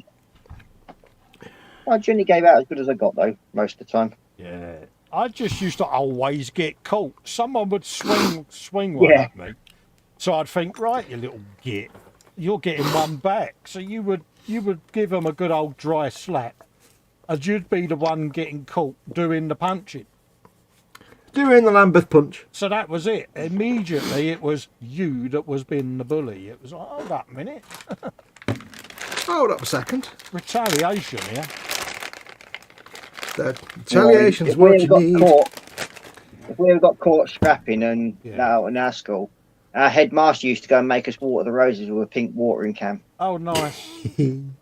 Yeah, in front of the whole school. This seems appropriate. How to tarnish a child forever. Oh, yeah. Yeah, but I bet you didn't do it again then, did you? Yeah, There you go. Ah, okay. and then I blew up his toilet That while he the was thing. sat on it. Cling film over the top of the toilet, let it suck down. Good Ooh. man. Yes, it was. It left a smell for a few weeks anyway. I can imagine.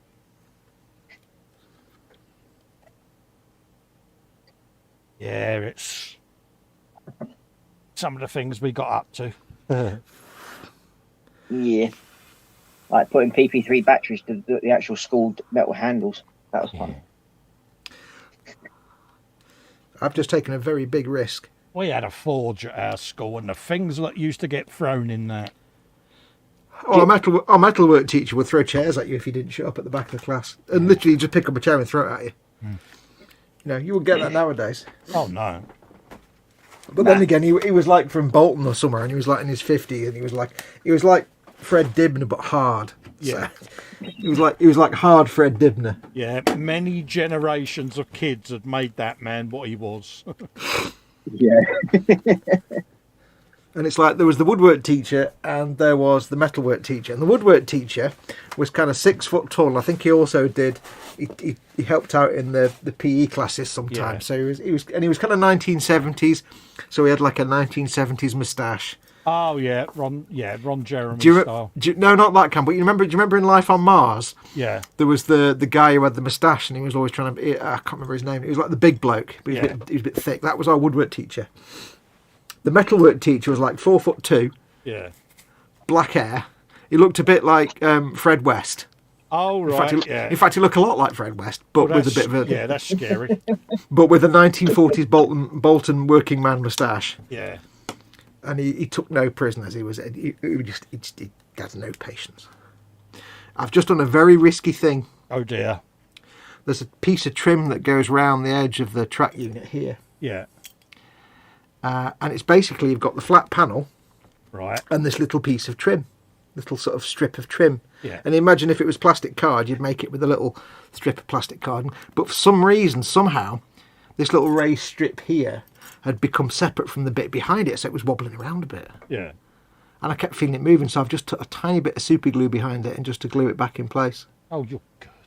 And it's just because I think the resin just like broke away, so it's weird. It's like a raised detail that was flapping about, but it hadn't broken off. Yeah. But thankfully, I haven't messed up the paint job, I don't think, too much. So impressed. Well, the thing is, if you put too much super glue, CA glue on paint, it just fogs it up. Yeah. So I had to be really careful. So I think I got away with that. I think I got away with that. Right, you know. See, folks, this is why he's a guru. Right. That and meditation and pooping once a week. It does wonders. It does wonders for your abilities. That's what it's all about, being a guru. Oh, bless you. Some of that may not be true. Yeah. I may have made some of that up. Yeah. Are we going to go for a percentage, or are we just going to leave that for the viewer? I would say definitely a percentage. There is a percentage, yes. 99.9999. Oh, I'm not going to give a number. I'm just saying there is a percentage. Yeah. Wouldn't have you any other way, mate. Joel Grit says you don't get any trouble when you're 6'10". Yeah. Oh. Unfortunately, when I was at school in my class, the kid that got the most bullied was like the tallest and biggest kid. Yeah. He wasn't the beefiest, but he was like, 6 foot. It was a lovely lad. He probably still is. But I don't know why. Just one guy was the target of most of the bullying. And it was just weird because it was completely random as to, there was like a small number of kids. Because it was a grammar school, you see, so. Yeah. So it was a bit it wasn't posh at all, but most of the kids were like, fairly smart. Yeah. Don't know what I was doing there. But there was a small number of like oiks that shouldn't really have been there, let's just say. And they were the bully, they were doing all the bullying, and it was just like a lot of the time they were like fine. And for some reason with me they were like, "You're right, mate, how you doing? Oh yeah." That was it. But then with just a few kids, they just decided to pick on them mercilessly. I don't know why. And then sometimes, with other kids, they'd be absolutely fine. It was really weird. The thing is, kids are like animals, aren't they? They can spot or detect a meek or a weakness in someone. And that becomes the person they bully. That's what bullies do. They look for people that are pliable. Because at the end of the day, all a bully is a bloody coward, let's be honest. Well, the strange thing was like a group of like say 4 or 5 of them. Yeah. And they weren't particularly. One of them was a big beefy type, and the rest of them were just like normal. But the funny thing was that like 1 or 2 of them, I think, were the ones that were just sadists. They were just the sadistic bullies.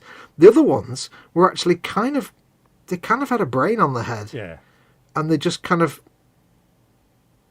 along with it because they were probably just like too, I don't know, scared or whatever. But you could see that they didn't really, when you got them by themselves, they'd be like, talkative and intelligent. And they'd have a decent. Absolutely. But as soon as they were the others. And apologetic at times, yeah. Yeah. But that's typical bullies, mate. They're all trappy when they're in a crowd. Get them on their own. It's like, hey, all right, mate, how you doing? It's like, I'm your mate now, am I? Well, that's the funny thing, because they never bullied me, so it's like, they were fine with me. It's very weird. See it all the time. And then, it's weird as well, because it wasn't all, it was like, just like, say, 75% of the time, they'd be fine. Yeah. But then just every now and then, they'd go on a bit of a spree with someone, and then they'd be fine again. Yeah. I don't know. I think they were just the rough and dopey types. They probably shouldn't have been at that school, let's just be honest. I don't mean that in an elitist way. I mean they were far too thick.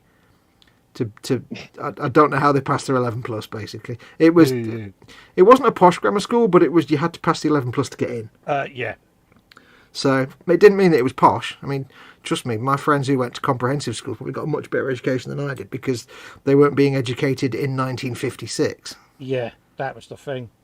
Yeah, but they really shouldn't have been there because they didn't care, and they They had no desire to be there.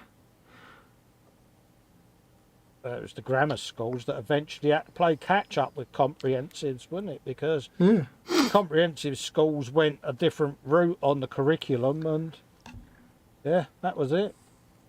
Well, the thing is, because they always say the thing about, oh, grammar school, that means you're all posh, and it's like, no, because the only difference between like the school I went to and the school some of my friends went to, the comprehensives, was in some of the subjects. Yeah. It was, it wasn't, the kids in my school weren't necessarily affluent, although some of them obviously were. Yeah. It was just kids that passed the 11 plus. Yeah. As opposed to those that maybe didn't pass the 11 plus. Yeah. You had the two types, didn't you? You had grammar and comprehensive, and it was that transition era, wasn't it, of schools migrating. Some kept grammar school status, some weren't, voted for comprehensive status, and that's how it went, But... Well, I can't remember if like comprehensives were state funded and grammar were privately funded by themselves. I don't know how. I can't remember how it worked at the time. Yeah, comprehensive were founded by the local councils, weren't they? Yeah. So that's it. But I mean, in terms of the subjects and stuff, it's like my friends got to do useful things like like home economics. It sounds really stupid. Home economics, how to pay the bills, how to live in real life, and how to do and more like hands-on stuff and practical stuff. Whereas we had like, oh look, German, Greek, Latin. Yeah, wow. Yeah, we had German, Latin, and all of that lot. But we did have a forge. Well, yeah, we did. I mean, to my credit, I was in the thick set. We had two groups in this school. We had the smart kids. Yeah. And we had who were the upper set, and we had the less smart kids. Yeah. And basically, what they did was, when you got to fourth year, you were all the same for the first 4 years. I think it was. Yeah. I think it was called streaming. Yeah. And what they did was, in the fourth year, you did your exam because you did exams every summer before you broke up for the summer.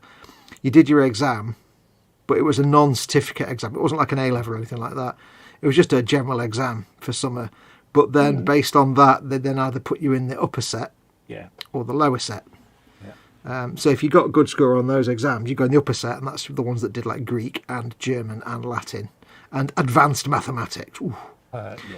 Whereas if you didn't get a good score in that exam, you go in the lower set, and we would, instead of all that stuff, we would have French for business.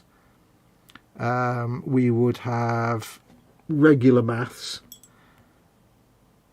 And we didn't have Greek or anything like that. I think we just had like a slightly lower level of stuff. It didn't really make any difference.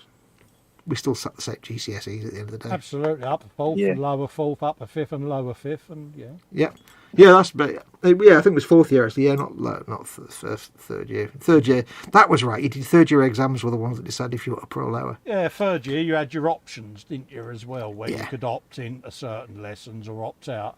But if you was in the upper in the upper fourths, you still had to do core languages, didn't you? Yeah, you had Latin and Greek, which we didn't have in our lower set. We had French for business, and I can't remember what we had instead of German. I know we had religious education, which is an absolute bloody waste of time. I think Why we had, bother teaching that was. I agree with you that. had French studies, and you had community something it was called, where it was like how to have a bank account, how to have this, how to have a budget. Oh no, we never had that. Community studies, that was it. Yeah, that's what I wish we'd had. Yeah. That's what I wish we'd had. That my friends at comprehensive school said that we didn't. Yeah, I think we missed out on that. Yeah. Then again, our school did have a rifle range, so. Oh well, there you go then. Yeah, we had an archery range. Well, we didn't actually have a usable. It wasn't actually. It was actually a storage area, but it was because the school was built in like 1902 or something. It had a rifle range. Yeah. Or at the time, World War I and II. And by archery range, I don't mean something exotic. It was basically a long bit of grass with some hay bales stacked at one end. Oh yeah. Yeah. I don't know if we had archery. Because of a childhood injury, I never did PE in games, so I managed to avoid all that nonsense. Which was quite handy because I had no interest in sport anyway. So I'm like, you mean I never have to do sport in my entire educational career? Get in. Get in. Result. I'll be having a bit of that. Thank you very much. It might kick me in the arse later in life, but I don't care.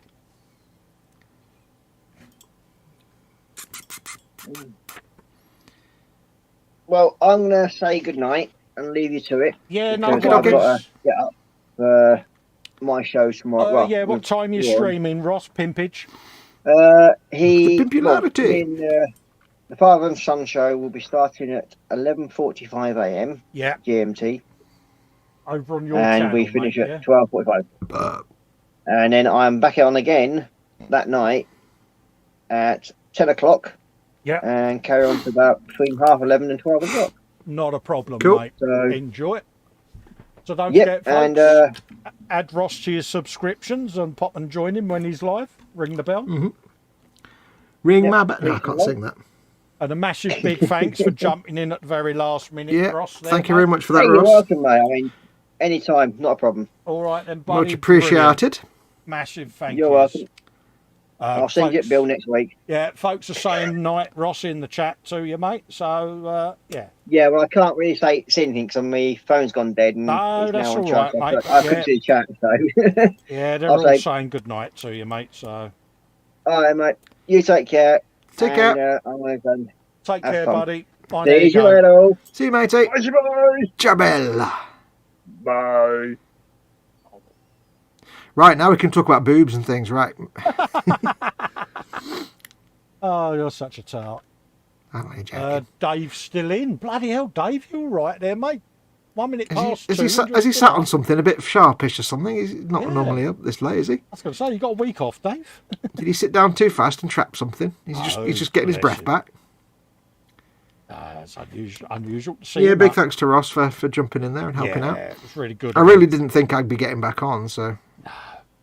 No, you was quite despondent, weren't you? Because you do enjoy your Friday show, don't you? I know. It was really weird because it's like I went downstairs this afternoon when Mama, because the routine is like I get Mama Foxx up and as she's getting up and getting herself ready, I'll go downstairs and get the kettle on and stuff. I'll just be back in one. I heard a noise. Yeah, no worries, mate. I'll be back in 1 second. Let's have a look at the chat. Dan Kramer says it's interesting, hearing how the UK system was different. The US education system was a mess when I went through it. Yeah, I mean, I went to school in the 70s and 80s. And in the UK, we was going from grammar school into comprehensive. So we had a big transition going on.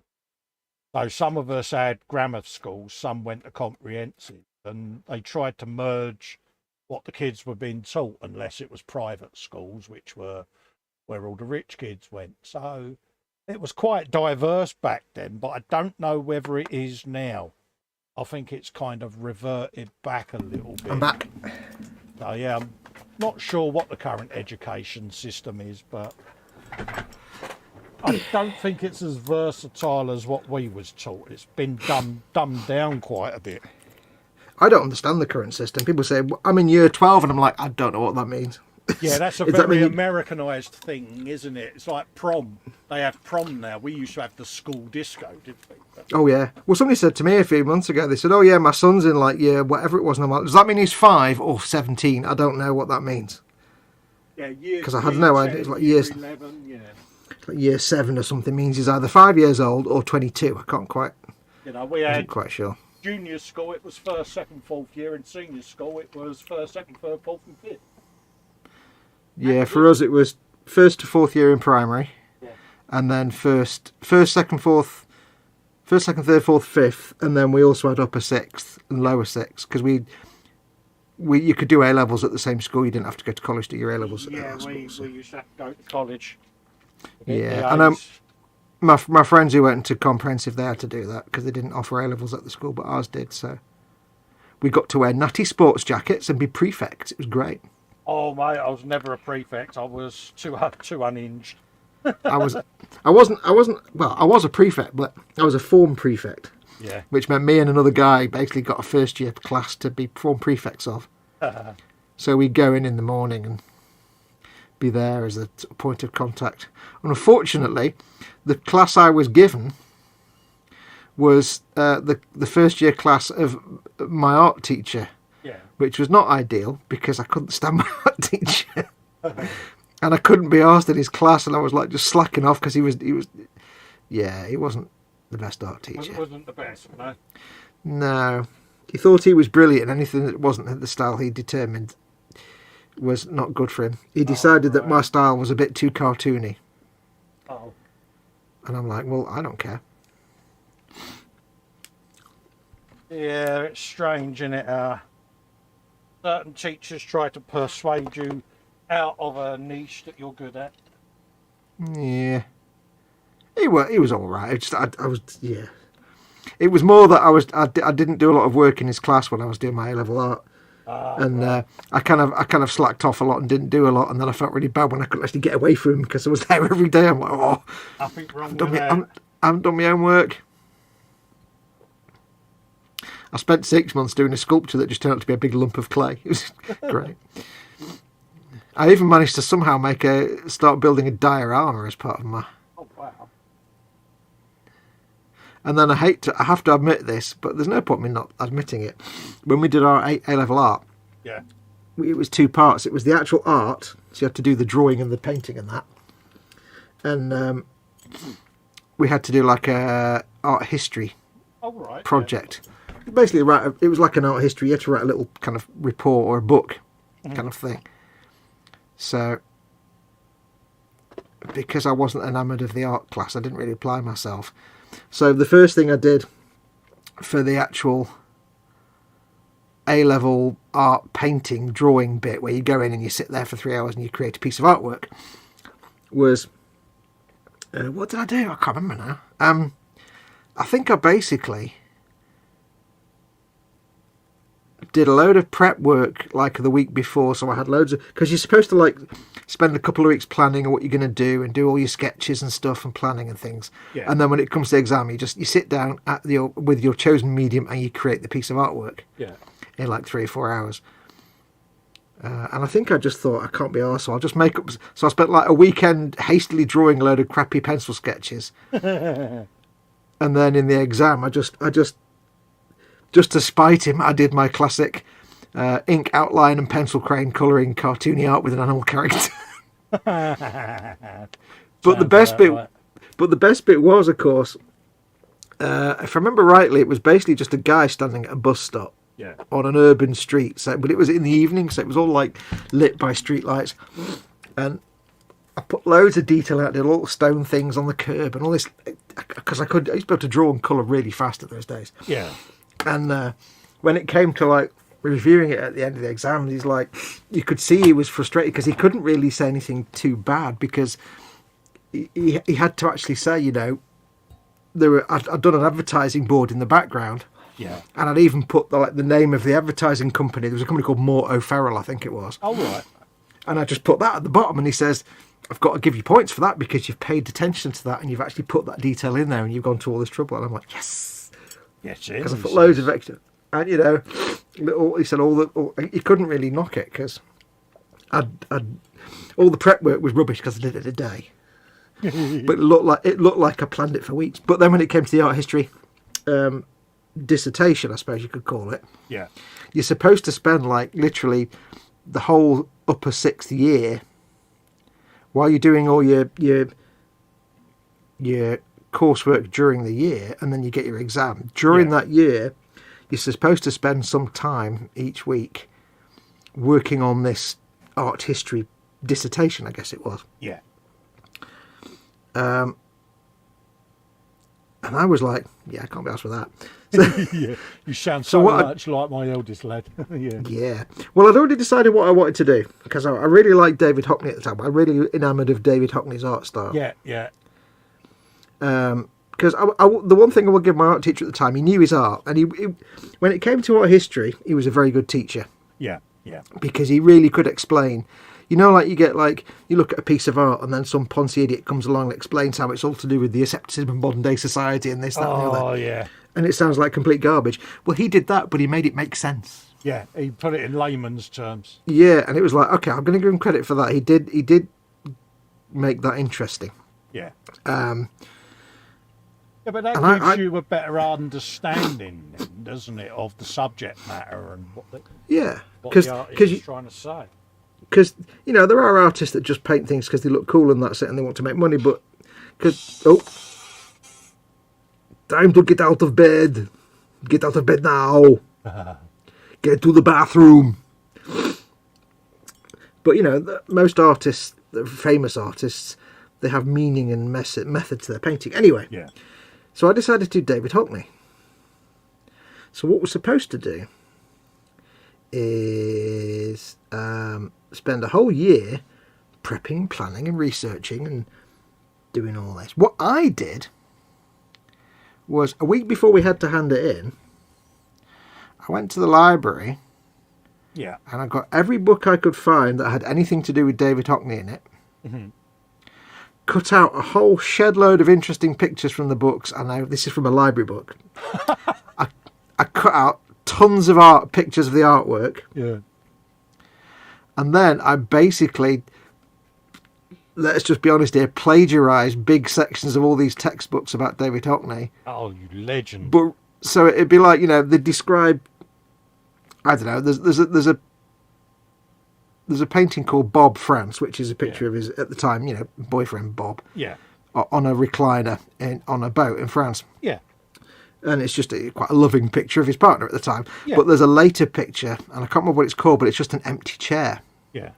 And it's like the bookend to the one of Bob, the one that's called Bob France, because it's after they've split up and he's gone away, and Hockney's living by himself again, and it's an empty chair, and there's all kind of like solemn meaning to it because he's lonely and he's sad, and when you explain it, it kind of makes sense. Anyway, so he cut out all these pictures from these proper official library books from the library. Impressive. And what I did was I spent one weekend, because I had a typewriter at the time. Yeah. I used to like writing stories. I spent an entire weekend, and it was maybe mostly a Sunday, and I'd be like, right, here's 10. I got like a selection of pictures from his career up until that point, going from early days, and I basically wrote a history of David Hockney by doing it in little sections, and I read the stuff in the book and thought, right, I'll rewrite that in my own words. In some places I've just copied it outright word for word. Good man. And basically just jammed, so I basically typed up all this stuff, and I had like a book with all card pages, so I basically typed up the words, mounted them with Pritt stick on the card pages. Yeah. So it was like a little booklet, you see. And then all the pictures from the books, I just glued them in into this.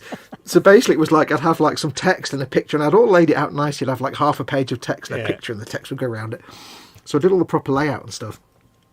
And it was basically pictures taken from library books, cut out literally, and mounted nicely, and highly plagiarised content. Basically, you was the first person to copy and paste. Yeah, and I got like 98%. Yeah, Lex did he was there, and he said in the class, he said, by far the best of everybody's was this one. Yeah. And I'm sitting there going, oh man, I made it all up. It's just copied and plagiarised. But I was like, I don't really care. Yeah, go for it, mate. But the funny thing was, the almost the irony of it was, although I completely plagiarised it and copied and pasted it, this was in the late 80s, remember? Yeah. I actually learned a lot doing it, because I had to read the material. I didn't just sit there and like rewrite what was in the book onto the page. I read it and then I kind of rewrote it in my own words. Yeah. Some of the sentences I did like take almost word for word, but a lot of it I had to read through it to understand what a picture was about, and then put that in my own words. So by doing that, of course, I was learning what all the pictures, all the meanings, and getting into all the art history. So I actually did learn by doing it, but it was still completely criminal. But yeah. Oh yeah, we had it with Lex in his final year, where he had the same thing with his dissertation. And we kept saying to him, have you done it? No, I'll do it next week. Have you done it? And the clock was ticking, and literally 2 days before it was due. And he just absolutely swatted on it, done it, and he got his BA with honours. They said his dissertation was brilliant, and he was like, I just winged it. He said, but fuck it. He said, everyone else was stressing over theirs. He said, I just thought, no. Well, that's what I did when I did my not only my A levels but my GCSEs as well. I literally revised by getting up at 7 a.m. on the day of the exam, sitting in bed with my entire folder for that year of all the work I've done through that year, and just read through it. Yeah, and somehow I got away with it. I don't know, but it's like What was I going to say? I did feel a bit bad when I had to take all those library books back to the it was, I won't say which one. Yeah. It was a big library, and I was like, please don't look through the book. Please don't look, because there were gaps in the book with these big pictures. Did you used to do what I used to do in the library? You used to sit there and you used to go, shoot, as you rip the page out. Oh no! I took the books. I took the books home and cut the pictures out. Oh yeah, we just used. So that, basically, yeah. somebody would be going through this book about the history of David Hockney, be like, picture missing. What the? And it was a lot of pictures. So I had to, when I took them back, and the ladies there at the counter, I'm like, please don't look inside them. Just stamp them and put them in the box. Yeah. Luckily, I got away with it. Fair play. Yeah. And it's like when I did my geology A level, Yeah. we had to do a project, same kind of thing. You had to go away and we went on a field trip to St David's in Wales. Yeah. And we went round and did all this studying while we were walking around looking at fossils and coal beds and all kinds of stuff. And then we had to get all this information. And then at the end of it, we had to write a little report thing. It was you had to write a little dissertation kind of thing. Yeah. Yeah. On some aspect of all the stuff we'd learned. So I decided, I don't know why, but I did two things. One was on the very last day, the geology teacher would explain what we're going to have to do. So basically write a report going through the history of the area and then pick an aspect of that and focus on that and write about that. So the first thing I did, on the very last day, we were all sat there. And we're staying in a youth hostel thing. Yeah. And we're all sat there and only one of the guys... keep in mind, of course, this was also the boys' grammar school and the girls' grammar school. It was a joint trip, so there was all kinds of shenanigans going on. Yeah. Not least between our geology teacher and their geology teacher. Right. You know, we'd have to be in by 7 o'clock at night, but they'd obviously got to the pub. Yeah. So basically on the very last day, most of the boys were sat there, and one of the guys was he understood what was going on. Yeah. And we didn't know what the hell we were supposed to be doing. So he basically sat there and said, right, just go through my notes, just sit. And we all just sat there, and he read through his notes, which wrote stuff down. So he basically explained everything to all of us. Oh, good for him. And he was the star student, you see. Yeah. But then what I did was when we got home, we had a few months to do it. So I wrote, there was some company that made potash. Yeah. I can't remember how this worked, but basically I wrote to them and said, please send me all the information you've got. So they sent me all the brochures. And I basically wrote this thing about the history of that area and potash deposits and all this kind of stuff. And the irony was, considering that on the last day of the trip, I didn't have a clue what we were even supposed to do. Yeah. And I cribbed it all off this other guy. I got the highest score, higher than him. Oh, brilliant. And I was just making it up. And I later on, many years later, was doing a quick internet search for something and found that my geology teacher had actually used my report and presented it to the Royal Geological Society about something. Oh, brilliant. So I was like, that's my name on the Royal Geological. And I just kind of made it up and cribbed it off the other guy. I think he was talking about the standards of geological education amongst, secondary school. And I was like, I just cheated. But that was always the way, though, innit? Because you'd see all your mates revising and swatting and getting stressed. And I just used to think, you could do all of that and still fail miserably. So I'm just going to chill out. Yeah. Do me thing. But, and my boy was the same when he did all his. It's like... it was at secondary school that I learned that you can paint an entire oil painting in a weekend. Yeah. Just when you take it to, because something that you've had 3 weeks to paint. Yeah. Or you I think it was he said, right, do it when for your homework, you've got to, do a painting, blah, blah, blah, use oil paints and all this kind of stuff. Here's the theme. Do it in your own time, but it's got to be submitted in 3 weeks. Yeah. So I just did it on literally the weekend before I got to give it in. So I sat down, and I even left it till late on the Saturday to start. Yeah.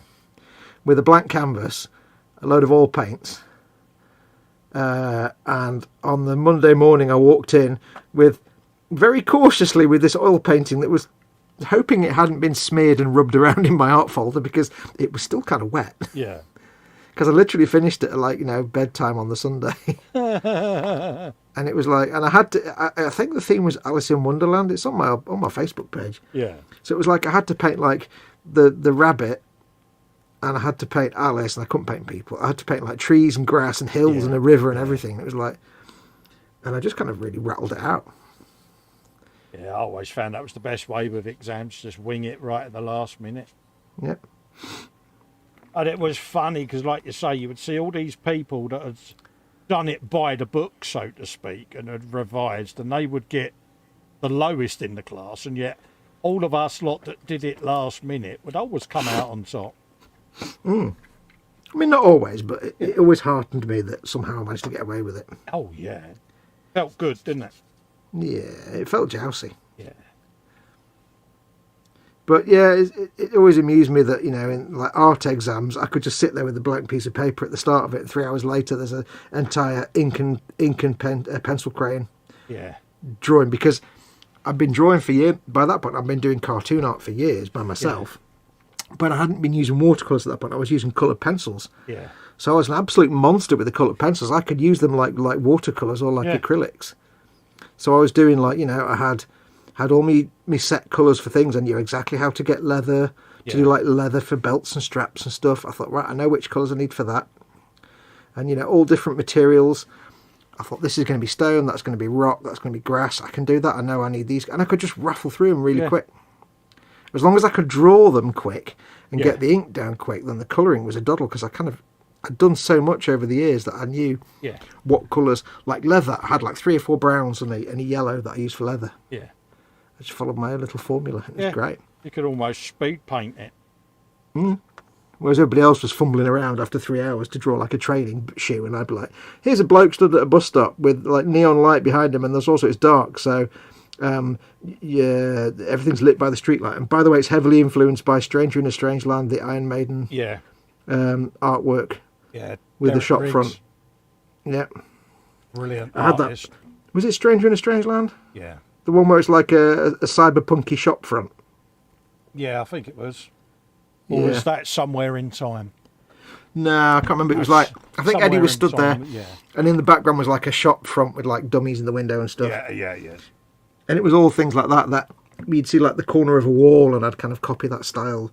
So I kind of like just... He bought a book out a few years back, didn't he, Derek Riggs? All the art that he'd done from the album covers. Really is a good book. I love his art style. So I have no interest in the music, but I had Stranger in a Strange Land, I think that's what it was called. Whatever it was, that one. And I had the one for Aces High with the cockpit shot of Eddie in the Spitfire. Yeah, brilliant, yeah. And I just used to try and replicate those colours and that pattern style in pencil crayon. Yeah. And I think I still carry that through today when I'm doing stuff like, well, this kind of tank chipping. And yeah, I mean... Do you know how much... You can do you realise style. I've been doing the rust chipping for about 3 hours now total, and I've only done this bit. Right. I think Simon's going to be shouting at me a lot. Yeah, but it's your way at the end of the day. You're not going to change that. This is the way. If that's the You way won't get that that. you You've not watched enjoy doing it, then, you know, Yes. that's your thing, isn't it? I'm not even looking at chat, are we? Where's Simon to do the chat dolling? He's I rubbish. know. Joel Grit's off. He's going to say goodnight. He needs some kit. See you later, Joel. Thanks Take for care, coming Joel. Retro Rabbit says he's one hoopy frood who always knows where his towel is. Yeah. Is that like a Ford prefect? Oh, because I said I was a prefect. Yeah. Oh, do you know what I found the other day? What's that? I'm tempted to go and get it. Go on, go and get it. I'm going to go and get it. Give me 1 second. Yeah, no worries. I need to go for a wee anyway, so I'm going to go for a wee, and then I'll show you something awesome. Retro Rabbit says we had a primary 1 to 5 middle, 6, 8, 9, and then high school 9, 10 to 13. 13 was mostly college, university prep courses. He's also saying he's one oopy food who always knows where his towel is. Edward Leonard had the best art teacher in high school. He was down to earth and so cool. All his students loved him, but sadly passed away a few years ago. But we're all on Facebook. He painted a lot like Van Gogh. Oh, interesting, though. Retro says for art history 1 and 2 in uni, we will force the purchase even boxes of hundreds. Paper slides of art. The final exam was a random 20 pieces where we all listed title, artist, time and style. Edward says if you want to take a look, his name was Maynard Sandal on Facebook. And Edward says, yeah, it's a good thing Sarah Jane isn't here. Yeah, exactly. I know where you're going. Retro Rabbit says, I used to have a subscription to heavy metal, best sci-fi art, fantasy art around. Yeah, absolutely, mate. Some of the art that's been done on album covers over the metal, rock music, and that is stunning. I love it. I love the Derek Riggs stuff for Iron Maiden. I used to like the David Mann stuff for the Easy Rider magazines and that. Used to be beautiful artwork. Used to love all of that. Yeah. Again, another one who's sadly no longer with us. I love all of that art. Used to get you thinking.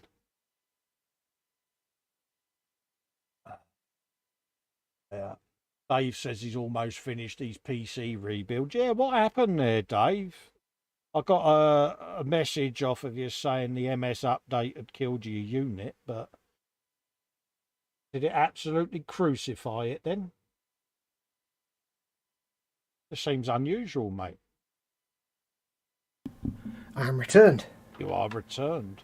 I'm just going to have a quick look at my computer, see what it's running. Yeah. Why the fan's kicking in. Obviously something kicking in the background, mate. Microsoft Edge 9, 10. Yes. Even though it's just Microsoft Edge. I've gone back to using Opera Yeah. because Desktop Chrome, Windows Manager's got like 8 billion meg of usage. yeah, Chrome was just so resource hungry. Edge started it, so I've gone back to using Opera. Opera. Let's see, Right, it seems stable enough. I found something the day while I was looking for something else. Oh. And it seems kind of apt given what's happening at the moment. Well, some of the things. Yeah.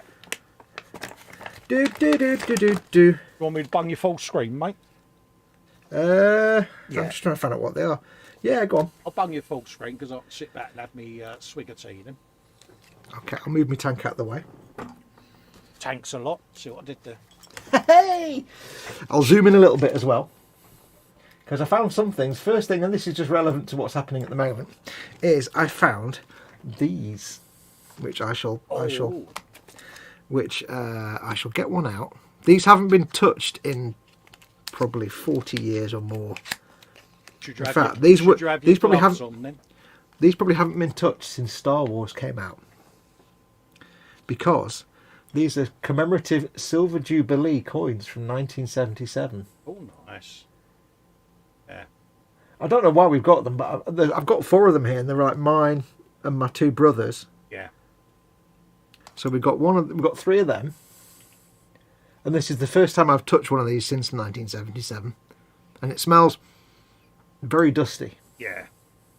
It's not worth anything. It's just a commemorative. Remember the coin? We had the coin, the cup, wasn't it? The spoon. Did you have the little triangular money box? Yeah, yeah. Do you remember that? Yeah. It was. Yep. That was the thing, wasn't it? Jubilee time. It was a big thing. Yep. Well, we've got 3 of them. That's not the main. That's not the main thing here. I've got one. I'm not sure what this one is. I've not looked at this. This is DG Reg FD Elizabeth II. Oh, it's Charles. Oh, we don't. Guy's engagement, isn't it, or is it? Oh, we don't care about that. I'm not interested in that. That's rubbish. That's not worth anything. Then we have the pièce de résistance. This is the main item here. I don't know why we've got Charles and Diana rubbish. Don't care about that. This is the most important thing.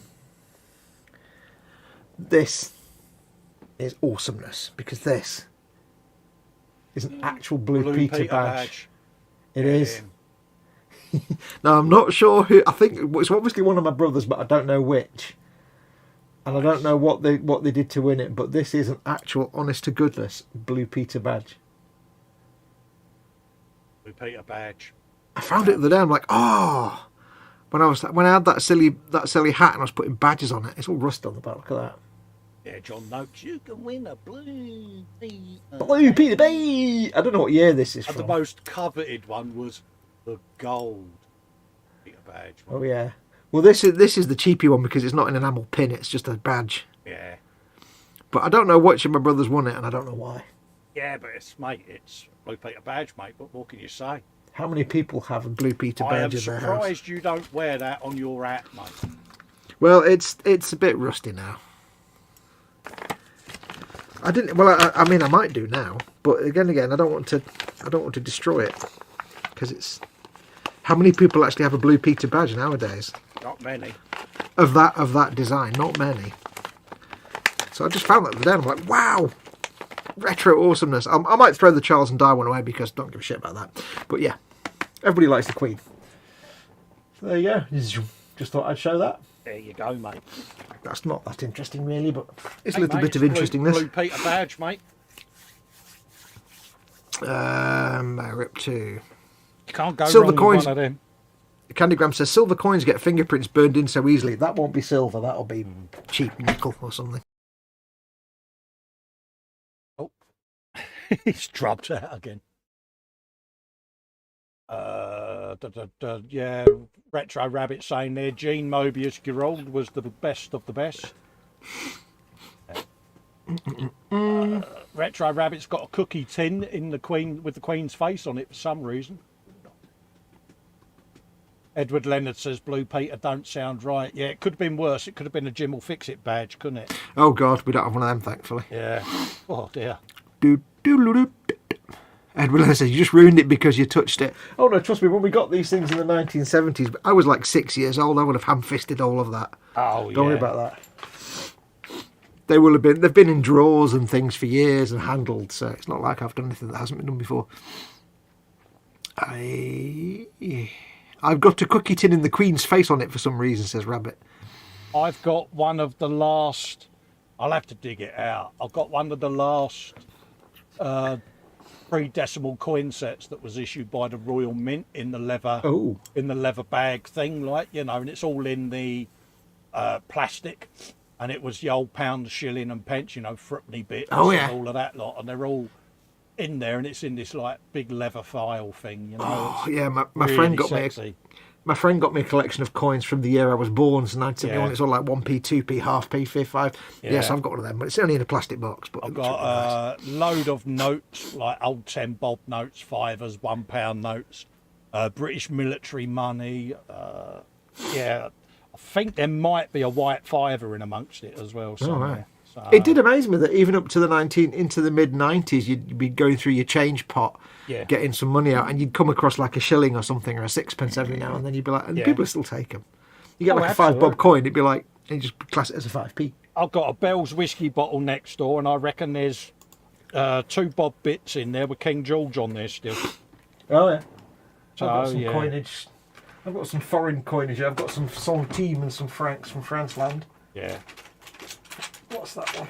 I know I've a got- bloke who's got a load of lira, if you need any. I've got a franc. There's a single franc. Got some centime. Yeah, I think I've got a load of pesetas as well somewhere. Oh God. What else?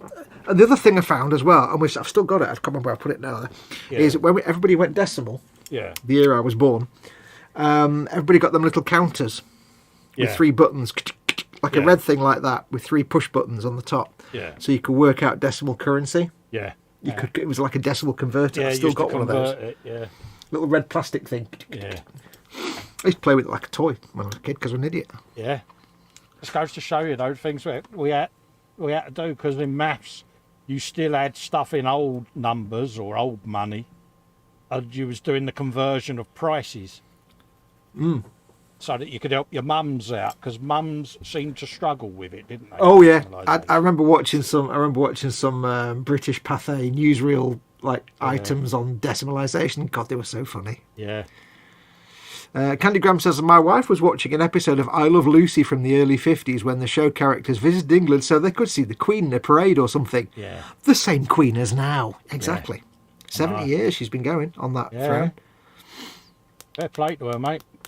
Rabbit says, oh my God, my parents left us so many coins, I have no idea what to do with them. Take them to a numismatist Yeah. who can value them for you. There might be some, if they're old, rare ones, they might be valuable. Yeah. A lot of people collect them. They go year on year, don't they? Yeah. Rusty Racing 67 is in. It says, hi everyone from Maine. Welcome, Rusty. Hello, Rusty. How you doing, pal? How is the weather in New England this time of year? It is New England, isn't it, Maine? I think so, yeah. I've not made a tremendous tit of myself ever. Again. But, yeah, nice to see you in, mate. Thanks for your Thanks for your comments on the videos you've been leaving, mate. Means a lot.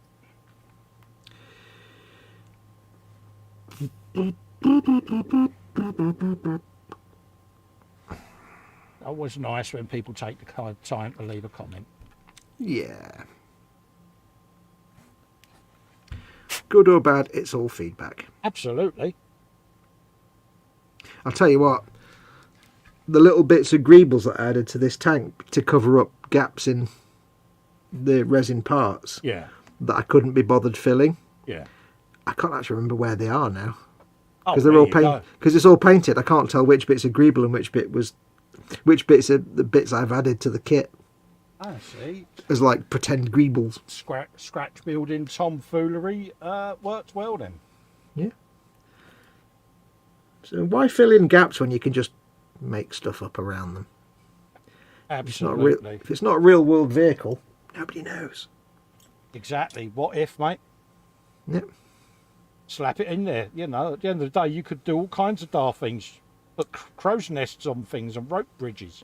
That would be just stupid. Who would do that? It would be insanity. Be absolutely stupid to do that, wouldn't you? It would be. Nobody would do that. It'd be insane to do that. It'd be some kind of insane blade. Oh, mate. It's funny, I was studying it earlier, looking at it going, you are going to be one hell of a paint job. Mm-hmm. When you say studying, what you do is the moment you walk in that room, you just sit there and look at it for 20 minutes, don't you? I do. And have thoughts. Because there's always something I see on it that I don't remember doing. There's quite a lot of people who don't remember. Yeah. And it's like, I can't remember fitting that. And again, it's especially with what I've learnt in between building it and now. It lets you see a fresh approach on how you're going to tackle the paint job, you know. Do you know what really scares me? And well, not you know what really brings home that I'm getting old. Yeah. As time goes by, more and more, I find myself looking at a project I've only finished a couple of months and going, "How the fuck did I do that?" Yeah. Because I can't. Like, I finished that Beyblade a couple of months ago. I was looking at the day and I'm thinking, hang on, how did I get that effect on there? I can't remember. Oh god, I can't remember. I had It's to terrible. watch one of my videos back just to remember Oh, yeah, I the have to do that. process. Yeah, go back and watch your own content so you can remember how the hell you did something. Because I could not, for the life of me, remember how I had done it. It's a nightmare, isn't it? Yeah. I'm finding myself doing that more and more now. Yeah. It's a sign of oldiness. And you sit there and you think, like you say, I only did that a few months back. No recollection of doing it at all. Edward Lennis says, I used to collect coins and walk through ploughed fields collecting arrowheads. I had a big black spearhead for a spear that I found made of obsidian. A lot of them got swiped. If you still had that, that's probably worth a fortune. Yeah. That could be anything from, Native American. It could be Beaker people. It could be Clovis people. It could be... if you've got anything, you should get them checked out. Should hold on to especially things like that. Anything that is culture. Yep.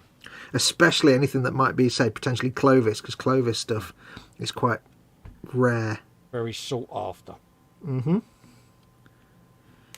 Or from, it could be Hopewell or something like that, which is pre-tribal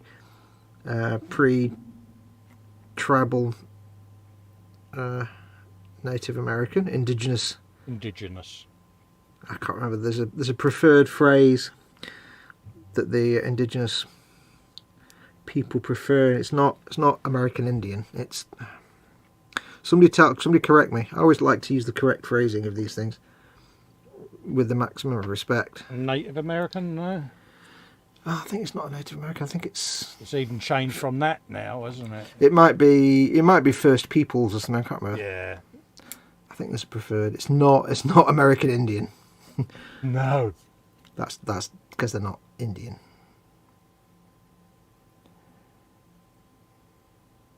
Yeah, it's amazing how things suddenly are taboo, Phrases that you've used for years, and I don't mean bad phrases, I just mean descriptive ones, that are suddenly deemed, you shouldn't really call them that. And it's like, well, what do you call them then? Because these things change and we don't always get told about. Well, I know with the First Nations I don't know if it's First Nations. Apologies if I'm getting this wrong. I can't remember the exact phrase now. With the First Nations peoples, it's more a case of they've just never been listened to. Yeah, yeah. They've basically said we've always found American Indian insulting because we're not Indian. Yeah. We're not from India. So, and there's other ones, you know, but I can't remember what the. It's just that now people have actually started listening to what they've been saying for 200 years. So and that's why. But I can't remember what the. It might be First Nations. I'm not sure. Something, isn't there? Yeah. If anybody in chat knows, do tell me. Yeah. I can't remember. We find it quite interesting, don't we? Yeah. Well, I always want to, when I speak of any kind of ethnic or cultural group, I always want to use the right terms and respectful terms. I want to, if that's what they want to be called, then that's what we call them. You can't argue that point. Oh.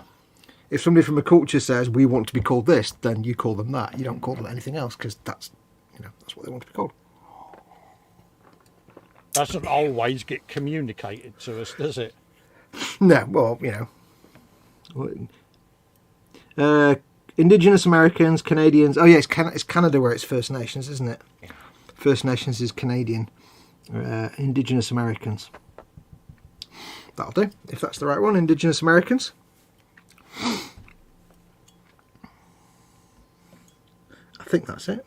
That seems about right. Yeah, I'm always keen to use the correct names of cultures and groups. Well, it just feels appropriate, doesn't it? It just feels respectful. Yeah, to me, it's not hard. It's not hard to ask someone, what do you want to be referred to as? What are you called? Yeah. Not, I'm going to call you this. Yeah. I'm going to call you an American Indian. I'm not Indian. And who are Americans? Yeah. So, I'd rather, or whatever the group is, whatever culture or country. It's nice to be respectful to people.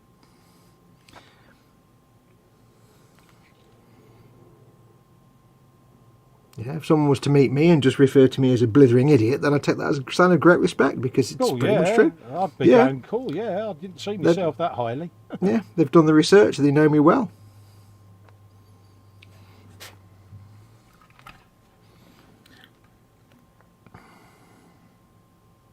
But I just think it's right. I mean, for me, it's never worried what race or creed someone is. It's just treating people all the same with respect and dignity at the end of the day. It's not much to ask, is it? I've always taken it as, do you know the difference between me and somebody with different coloured skin is our skin is a different colour. That's it. At the end of the day, we all breathe the same air and we all bleed red. Big deal, We're all human beings. Absolutely. We all live on the same world. We've all got an arsehole. Absolutely. Save for a few medical disasters and disheartening military experiments, but other than that, we all poop the same way, as my dad would have said. Exactly. I mean, we have a very limited time on this little bowl of water and rock. Let's just get along. Ooh, rock. Blackpool. It's... I just find it weird that people want to kill each other over a bit of bloody dirt. Yep. It's like, duh. Well, you're basically echoing the sentiment of Carl Sagan's little speech called Pale Blue Dot. Yeah. Which says very similar things, but in a very eloquent and poetic way. Yeah. Not like me in a typical gore blimey kind of way. No, I didn't mean that. You know what I mean? That's right, but hurt. I didn't mean it like that. I mean, in Carl Sagan's typically poetic, sing-songy way. He had a good way with the lingo, didn't he? Oh, he's my hero. Carl Sagan's absolutely one of my heroes. I always remember getting a copy of Cosmos by Carl Sagan. Oh, yeah, we've got that. We've got that downstairs. Oh, so it was the best Christmas present ever. Yeah, That's a sign of good parents buying you a copy of Cosmos. Yeah, it was. We've got that downstairs. I mean, Bint, she was like, I saw you looking at it in the shop.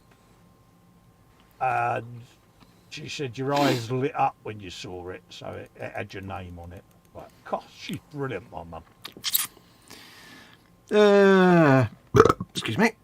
Edward Lennon says, I also found a piece of clear quartz the size of a baby's head that disappeared. Dan Kramer says, we have a number of tribes around here, and I usually hear Native American or First Nation, usually using the specific tribe name when it's known as the proper name. Oh, right, yeah. I think the thing, because it was an interview with someone, and they were saying how like they kind of tolerate Native American because it's what most people say. Right. But there was another phrase they prefer, but American Indian, they just don't call us that. Yeah, it's a kind of... Yeah. Yeah. And sign it to history where it belongs. Yeah, First Nation sounds good because they were the First Nation then. Yeah. Well, maybe not, but near enough. It's... Yeah. Strata Strong says, G'day all. G'day, bro. Hello, Stratus. How you doing, buddy? He says, I wonder if we ever leave Earth and travel the stars, would we call us Earthians? Yeah. I think we'd be Terrans, would we? Yeah, it would be Terrans, wouldn't it? Yeah. Terrans. I don't mind. Earthians. Humans. They call us what they want if they've got lasers and big guns that go boom boom and starships. Yeah. Absolutely. But yeah, call us what you want, mate. Edward Leonard says, I was an avid rock collector as a child. I used to tumble rocks. Also, then I found motorcycles, girls, and such. Lol. What is the thing about tumbling rocks? What do you do when you... I've watched... for some reason, my YouTube search, when you go into, recommended for you, there was a whole mess of rock tumbling videos. I'm like, I've got no idea what it suggests. I didn't watch any of them. Got no idea, mate. Seems to be a thing at the moment, doesn't it? Yeah. Let's find the most obscure video that the person won't be interested in and recommend it in their feed. Yeah.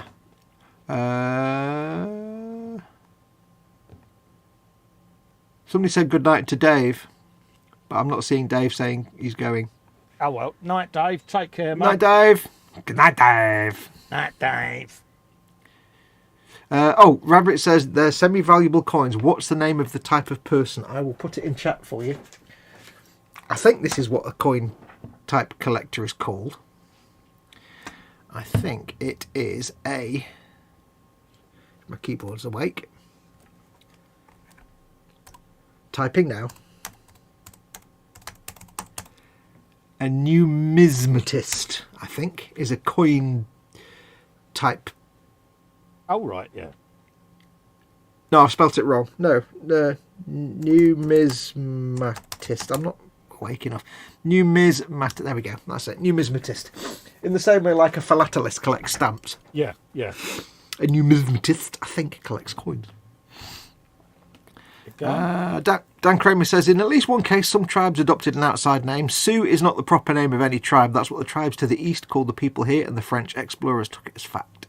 Oh, right. Now, Sioux is an accepted overall designation by the Dakota area tribes. Cool. I think I vaguely knew that it wasn't. It was a given name rather than the actual name. Retro Rabbit gets 100 points for the Star Trek reference. Ugly, what would be called if we left Earth? Yeah. Ugly bags of mostly water. Yeah. Nice next gen reference there. Impressive. Edward Lennon says, I live by the Delaware River and the tribe there is Pawnee. Oh, and then he says, sorry, Lenape or Lenape? Lenape, I think. I just race my model car, says Rusty Racing. Nothing wrong with that. Absolutely, mate. It's the simple things that bring us the most pleasure, mate. Exactly. Do you know the thing that I found with most people, the things that bring most people pleasure, not only the simple things, but the things that take us back to when we were young. Yeah. Anything that takes us back to our childhood, or in any way. So, we're making toy soldiers and painting toy cars and things. We're kind of making toys and painting models, racing cars and all that kind of stuff. Really, we're doing things that we make us feel young. Yeah. I feel I've come full circle because some of my fondest childhood memories are sitting with my uncle building models. Yeah. Because it was peace and tranquility away from a turbulent upbringing. Yeah. And for me, that was a nice escape. You know, so. And it's important as well in modern day life. You know, we have to do our adulting all day long, and adulting's boring and hard work. That's why I'm 12 and a half, Fox. I was an adult once for a day and I didn't like it. Yep. So if you're forced to do adulting all day, then it's nice to come home and just be a kid. Paint toy soldiers, or, you know, play video games, or whatever it might be. It fascinates my missus how much modelling's changed. Because obviously her buying stuff as well when she's out and about. But it's amazing the choice you've got now that you didn't have when I first started buying your kits. I've often wondered, you know, I always get this impression that, and I could be wrong, I'm more than happy to be told that I'm wrong, but I get this impression, I've always known that men are like simple creatures, we all know that. Yeah. Men are, you know, women are generally the smart ones, and men are just simple creatures. Like, you know, we're like a simple instinctive wild creature compared to a sapient, complicated organism. We have basic needs. We're not complicated for the most part. We bimble about, you know. So we're more than happy, I think, to regress, to do things that allow us to regress to being a child again. Yes. Whereas I don't think that's as common for women. I think they're just too smart. I think they're just too smart. They don't need like the maternal role, don't they? I don't looking after the household and all of that lot. Whereas blokes, we just be kids. No, I don't mean that. What I mean is basically, I think as men, we kind of naturally gravitate to anything that makes us feel like 7. Yeah. Whereas I think women are just too like smart to need that, and they're just quite happy being adults now and doing adult things, and you know, they don't need to. I'm not saying all, but I think maybe that's why, for example, you don't get as many female people in, you know, as many women in this hobby. Yeah. I mean, you know, I run the boom hut, and I can tell you that the percentage of male to female members of the boom hut is like there's so many men and not that many women, and it's a shame. Yeah. But I think it's because men are such simple creatures that we tend to gravitate towards the stupid crap that just makes us feel 7 years old. Yeah. Whereas women are just like idiots. Yeah. I think basically what I'm saying is men are dumb and women are smart. we're just like we're how can I put it? Women are the intelligent primates, and we're like the single-celled organisms. Yeah, we are the promegural glue, or whatever you want to call it. The promegural glue. The promegural glue. I like that. That's the one. That's the one. You know what? Yeah, I mean. we're like sea cucumbers, and they're like complicated, complex life form. I'm basically saying that men are idiots, is what I'm saying. Absolutely agree and concur, Lee. Yeah, I must admit. That's just my theory of why this hobby and many hobbies that we enjoy tend to mostly be male, which is a shame. Because I mean, I know a lot of, you know, women model makers and stuff. But even then, it's still the majority are men, and it is a shame. Yeah, it's one of those, isn't it? I mean. But then I suppose, you know, women could say the same. You know, a lot of women do the diamond art, the cross stitch, the dressmaking. You know, you don't see many blokes in them hobbies, do you? So, you know, they've got their likes, we've got our likes. It's one of them. Isn't it? We do like the simple things, us blokes. Yeah, anything that's like a soldier or a tank. Yeah. Anything that involves us locking ourselves away from the missus in a room where there's only us and our models, it's like... Yeah. Do I do him with 2 knives, or do I do him with a knife and a gun? Knife and a gun, then you've got ranged and melee. Oh, wait, hang on. Is this the... What are you doing, the boys or the knobs? I'm on the commanders now. Oh, you're on the commandos. Is he the slasher? Number 2, that geezer. Yeah, I did the slasher because he looks more hardcore with 2 knives. He does, doesn't he? Plus, he's got a knife on his belt, and yeah, he just looks at it. It's like, yeah, I've got one in my gob, one on my belt. It's like, yeah, yeah. got to be, isn't it? You was right. I would start building them tonight. He says. Oh God. Retro Rabbit says a horologist isn't exactly what I originally thought it was. Joking. Horologist. You see what I mean? You see what he did there? Yeah, I know what you mean. Numismatist. Strata says I'm a first. I'll say that again.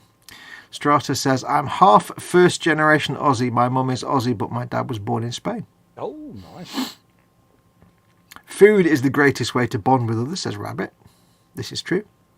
Rusty Racing says I'm a big kid now. Absolutely. Absolutely, mate. Welcome to the club. How old are you, mate? I'm 12 and a half. Well, I'm going to guess Rusty Racing 67 is either his age or his year he's born. I could be wrong. Yeah, but I mean in children years. You know, I'm 12 and a half. How old are you? I'm 7.5. I'm falling out of trees. Yeah, you're 7.5. Yep, 7.5. Shooting Nazis and falling out of trees. Yeah.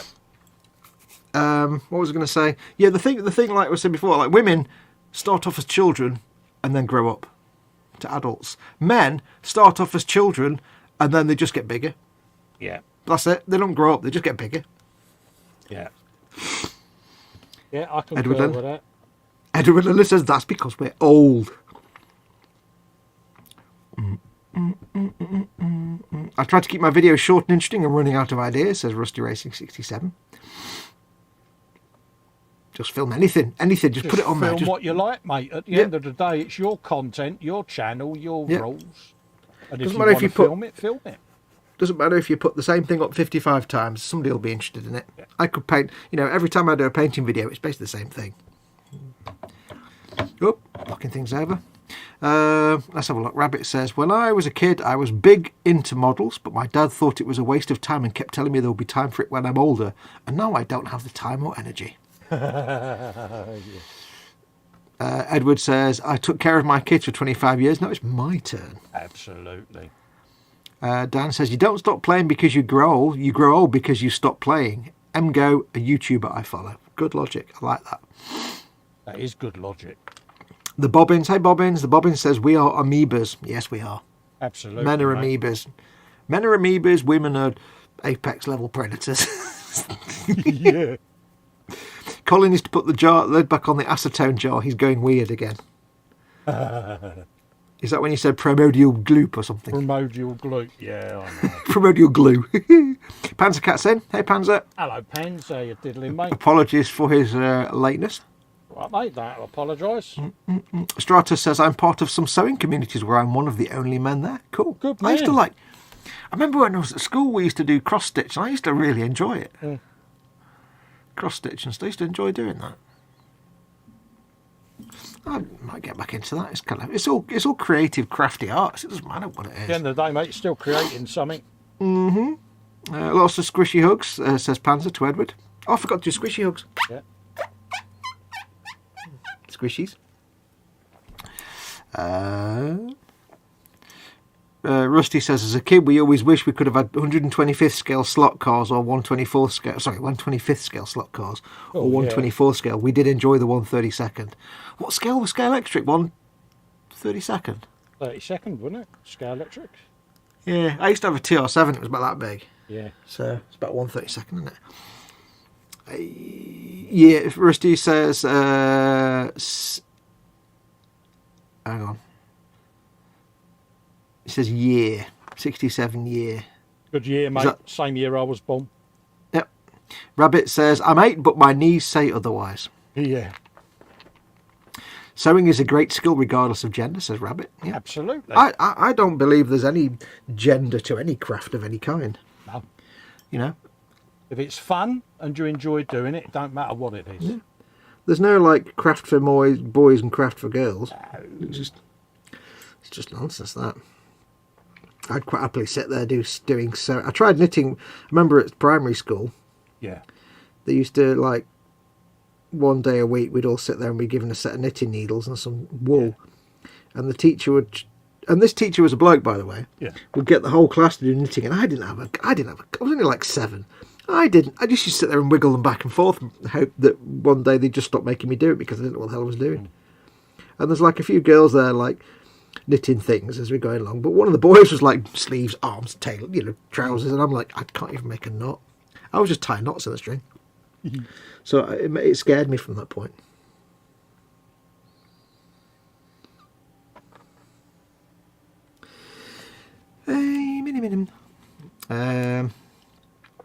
Racing says, if my dad was still here, he'd love doing what my brother and I are doing. If your dad was still here, he's a man, he'd love doing it. Of course he would. All men like slot cars and remote control cars and stuff like that.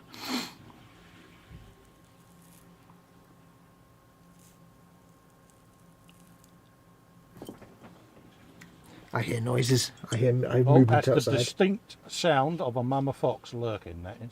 Yeah. I'll go and give her a hug. Yeah. Bless her. Mum's, he used to love sewing stuffed animal kits in home economics in middle school. Yeah, I used to make them for my boys. Pandas and rabbits, all of them sort of things. Make them. My missus still will bring me trousers and that stuff. And now, a word from our sponsor. Hello, interwebs. Bye. Hello, Mum. Bless you. There you go, the legend that is Mama Fox. You heard it here first, folks. Hang on, I'm coming back. Hang on. Absolute legend she is. I'm back. Bless her. Eh. Oh, bless her heart. Yeah. Rusty says, I haven't got a negative comment yet, but I think people are just getting bored of losing interest in not that many views. I think like 16. Don't worry about it. Just make the content you want to make, mate. Mate, don't worry about views and all of that. Like, Yeah. if you're happy making it and it gives you fun and pleasure, do it. Don't matter what it is, mate. Yeah. Yeah. Really doesn't Just matter. do it because you want to do it. Just keep making content. You never know. 10 years from now, you might be doing something completely different on content. You might not be. You might be doing a whole different type of video. You just don't know. Just treat it as your way to talk to the... Treat the YouTube as just your way to say things to the world. The window to the world, mate. Yep. Or as the Skeptics Guide will say, your escape to reality. Yeah. I used to make marionettes when younger, says Edward. I think you've told us that before, haven't you? Rabbit says, big Canadian hugs from Mama Fox. Edward says, hello, Mama Fox, bless you. Yeah, she was up and down all night last night. Oh, was old she? People in their bladders, yeah. Because I went to bed at 2 and I can't get to sleep for like 4 or 5 hours. Yeah. So I'm just lying there. It's like, oh God, she's going again. Yeah. And I have to keep my ears open because I have to worry about infections and getting infections and stuff. Yeah, absolutely. So, but it was like, oh, but she's not been so bad tonight. That's all right. I think it's just like old people infection type stuff. Yeah. I have to make sure it's just a infection and not a dangerous infection. Yeah. Not a ambulance infection. Yeah, you don't want the dreaded S word again, do you, mate? No. Well, that's all been dealt with now, so I shouldn't have that. Bless her. God, dude, I've been painting all night. I've not got bugger all done, but I've got about bugger it. all done. I've got a lot of chipping done, but I've got all the rest of the tank to do and the turret. Dear Lord in heaven. Worry, I mate. don't- It'll be good. No, it's just I don't normally take this long. I'm normally much Yeah, faster. We are streaming as well, mate. That don't make any difference. Yeah, Although it does. if I think of it another way, that's like an extra 150 quid I've just added to it. Now it makes Yes. sense. Every paint chip is £2. The thing is, I do get carried away with the chipping, and then everything looks like it's been rusted to hell. But I have to assume that a lot of it's going to vanish. Yeah, but if that's what you're enjoying doing, and not only that, it's practice, and practice, isn't it? So It's just, I'm doing what I enjoy. It's my style.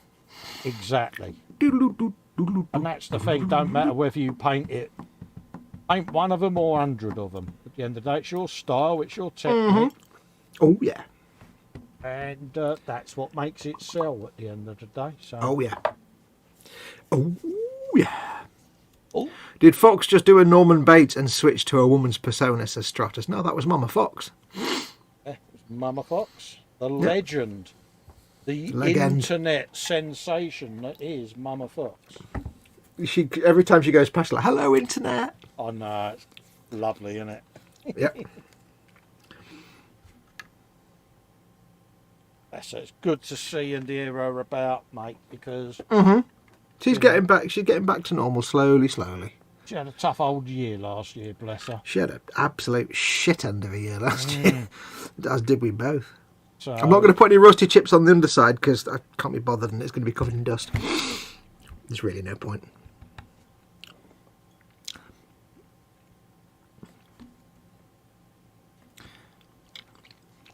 I saw a T-shirt for sale the other day that I nearly bought, and it was a picture of a cartoon of a raccoon in a trash can, oh right, yeah. and it says, "Here's to another trash can year." I'm sorry, here's to another trash year, I should say. Here's to the trash year. Yeah, it's seems to be the bloody norm at the moment, mate, doesn't it? But really.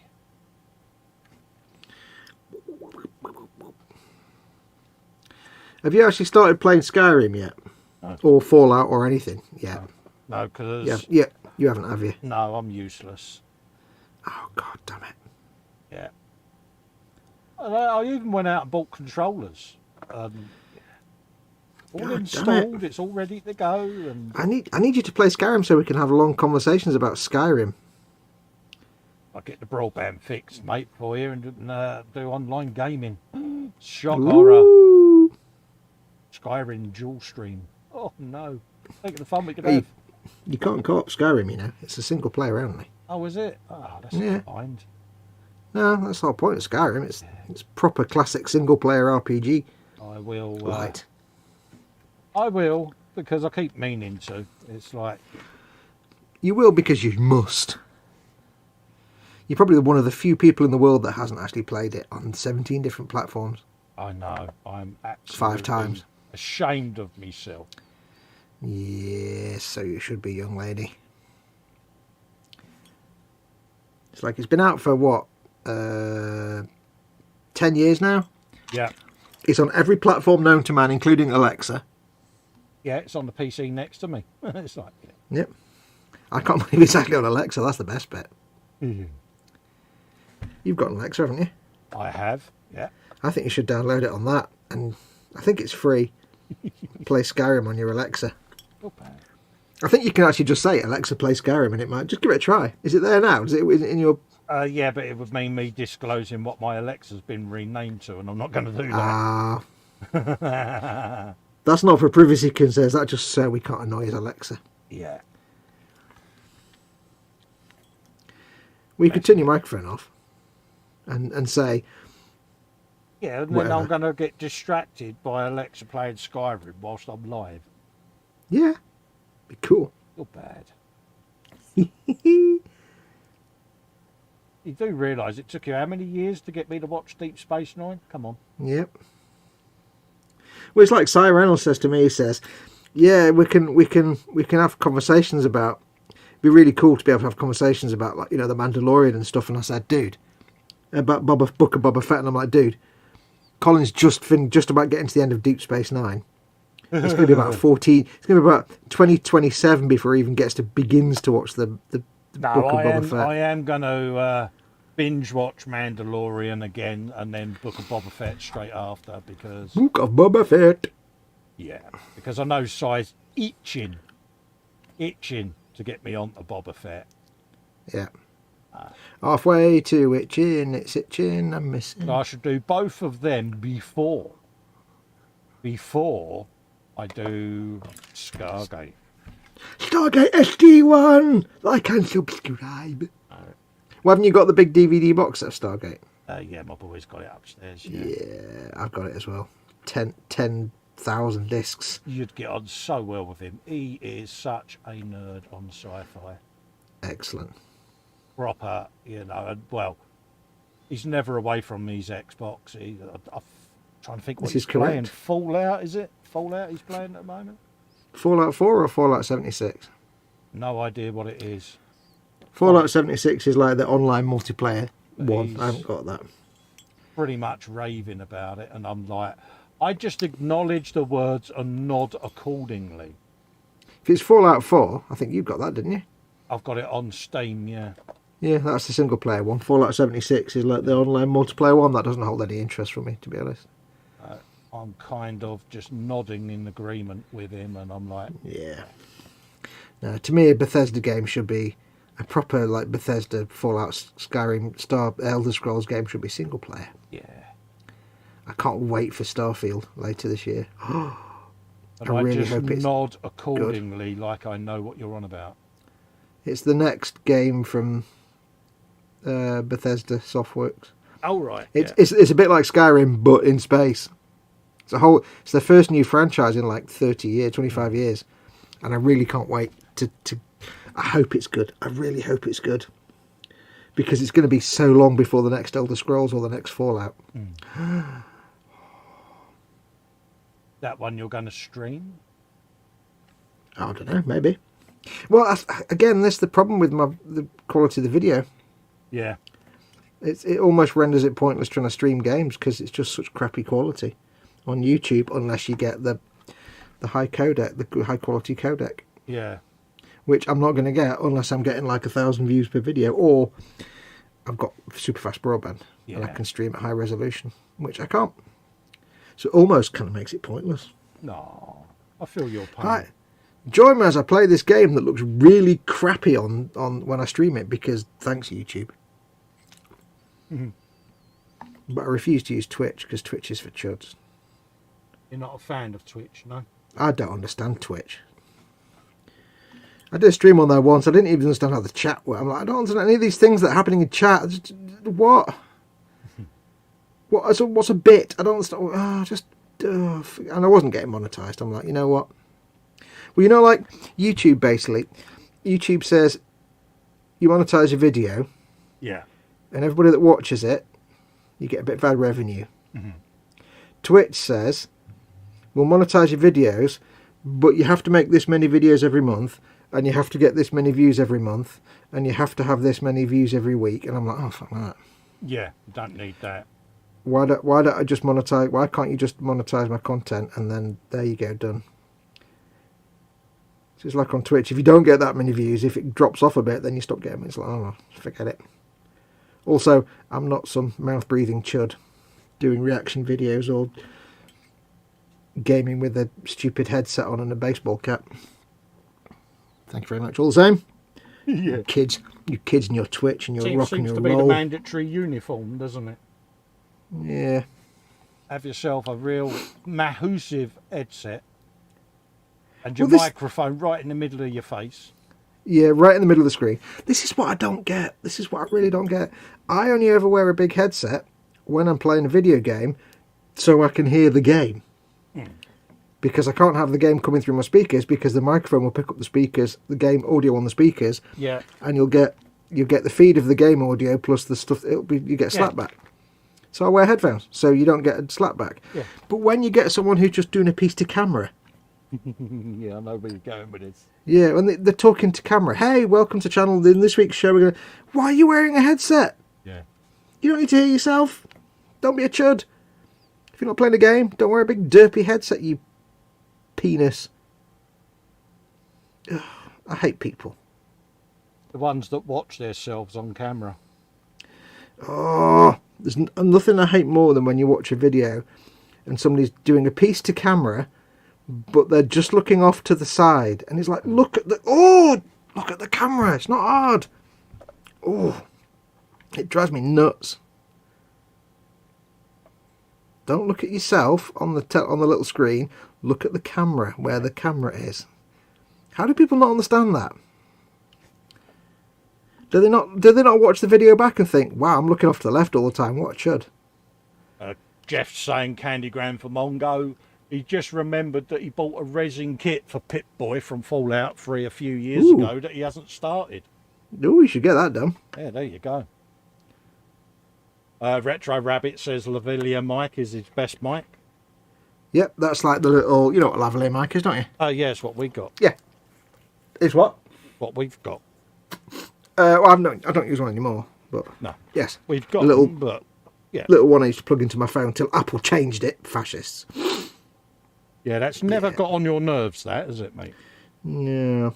I never used it for, like, streaming, though, because I couldn't plug it into anything. No, we got a Yetis for that. Yeah. Pointless having a Yeti and then using a Lavalier mic for streaming. Yeah. Well, I used the little lav mic for when I was recording, but that's only when I could plug it into the iPhone, because it was better than the built-in iPhone mic. It did give me better audio than using the Yeti on the workbench. Yeah. Purely because the Yeti picks up the sound echoing from the best desktop and makes it sound more boomy and echoey. Yeah, you get that boomage, don't you, whenever you move something. Oh, just stand up. Well, even when you just talk, you get the echo of my voice off the bench. With the lav mic, of course, the sound of your voice goes into the mic before it even gets near the bench. So, but it can't plug it into my phone anymore. So, yeah. Edward Leonard says there's a lot of little holes to fill in on his Squig-Off's back platform.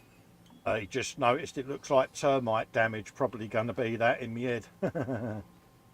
You will get a lot of air bubbles and holes and stuff, Yeah, but do keep him. Go on. No, you. No, steady, Naris. You I was going to say, carry on. do keep in mind, because it's orc, some of that may actually be like little pits and bits of damage as well, because it is supposed to look battered and damaged. You will get lots of little air bubbles, but that's just normal on resin kits.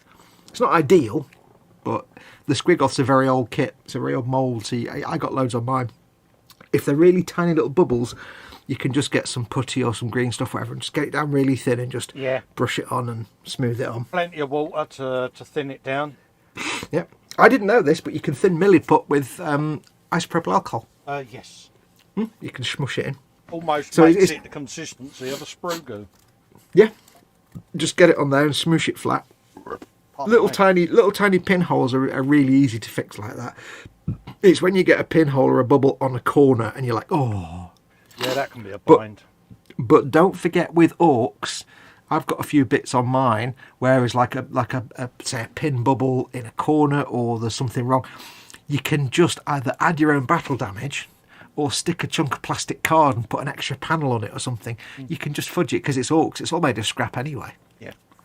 The details on the what's it called?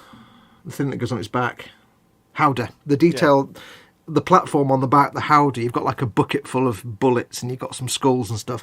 The details on them are a bit crunchy. It's a bit rough and ready, but again, it's a really old kit. It's like 20 odd years old, I think 15 years old now, that. So when if you bought that when it originally came out, it would have been mint. But as time goes on, the molds get worse.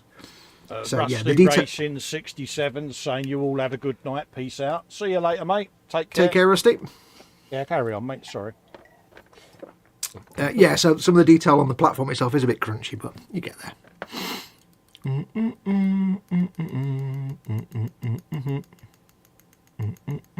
The most annoying thing a YouTuber does for me is doing a cut per sentence, like they can't say 2 sentences in a row. Cutting off every sentence is unwatchable. I know, I hate that. I used to do a lot of stuff to camera live. So I'd be painting a model. If you watch one of my painting videos, I'd do a bit where I'd say, right, next we're going to paint this, and this is what we're going to do, and I'm going to do this and this and this, and here we go. And I could do that. Now I can't do that anymore. No. Because every time I do a line, I screw it up.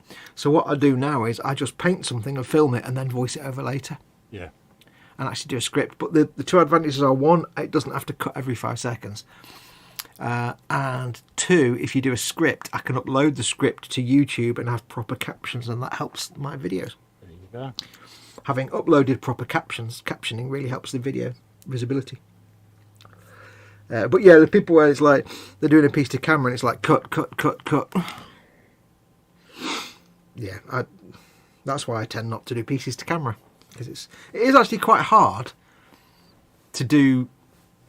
If you're just doing What up, my friends? Here's your boy, cockamonger, talking about things in the hood and all that kind of rubbish, then yeah, there's no reason why you can't string a sentence. If you're talking about something important or serious or intelligent, like let's say I'm talking about a new neutron star discovered in the whatever, then I should probably know what I'm talking about and be able to do that. So yeah. Scripting and voiceovers. I used to say don't ever script your videos, but now it's like if you can deliver a script with some character, script your videos. Like I used to be able to do what Duncan Rhodes does, which is present to camera and talk. Yeah. And paint at the same time. I can't do it anymore just because I can't get the light. I keep falling over my own words. And the thing is, if you start painting something and you screw the words up, you can't suddenly unpaint Absolutely. it. That's why I went to voiceover yonks ago, because it was just easier. It was like, yeah, sod it. Just film away, cut everything out that I don't want, voice over the rest. Done. It's like, imagine I'm trying to say, here's how we paint the arm on this guy, and I start painting it and mess up the words. I said, right, let's take that again, but I have to paint the other arm now. Yeah. But then if I mess the lines up again, I've not got a third arm to paint. No. So no, I just do voiceover. But like I say, because I script it, I can upload an actual script to YouTube, which really does help visibility of your videos. It helps them list better in searches, apparently. If it's got actual captions that you've uploaded.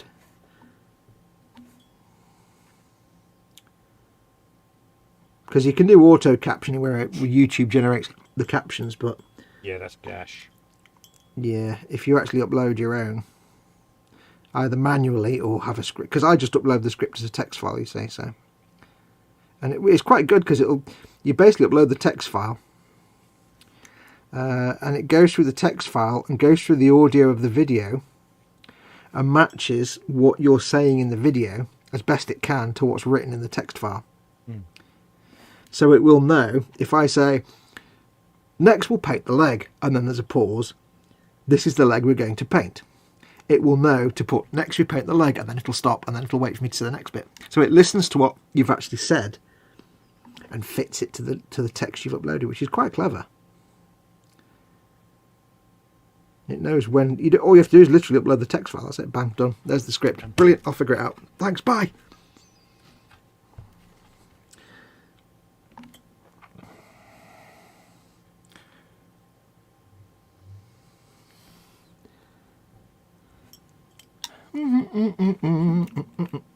Edwin Lennon says Vallejo make a nice putty in a bottle that you can squeeze out almost like PVA glue. It's nice. That stuff. Yeah, gorge. Yep. Although it is plastic putty, how does it work on resin? All right, because I used it on Mad Max. Oh, jolly good.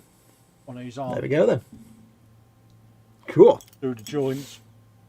Because the arms are separate, the body's separate, and that's all been filled with Vallejo putty. That's a mint figure, that, isn't it?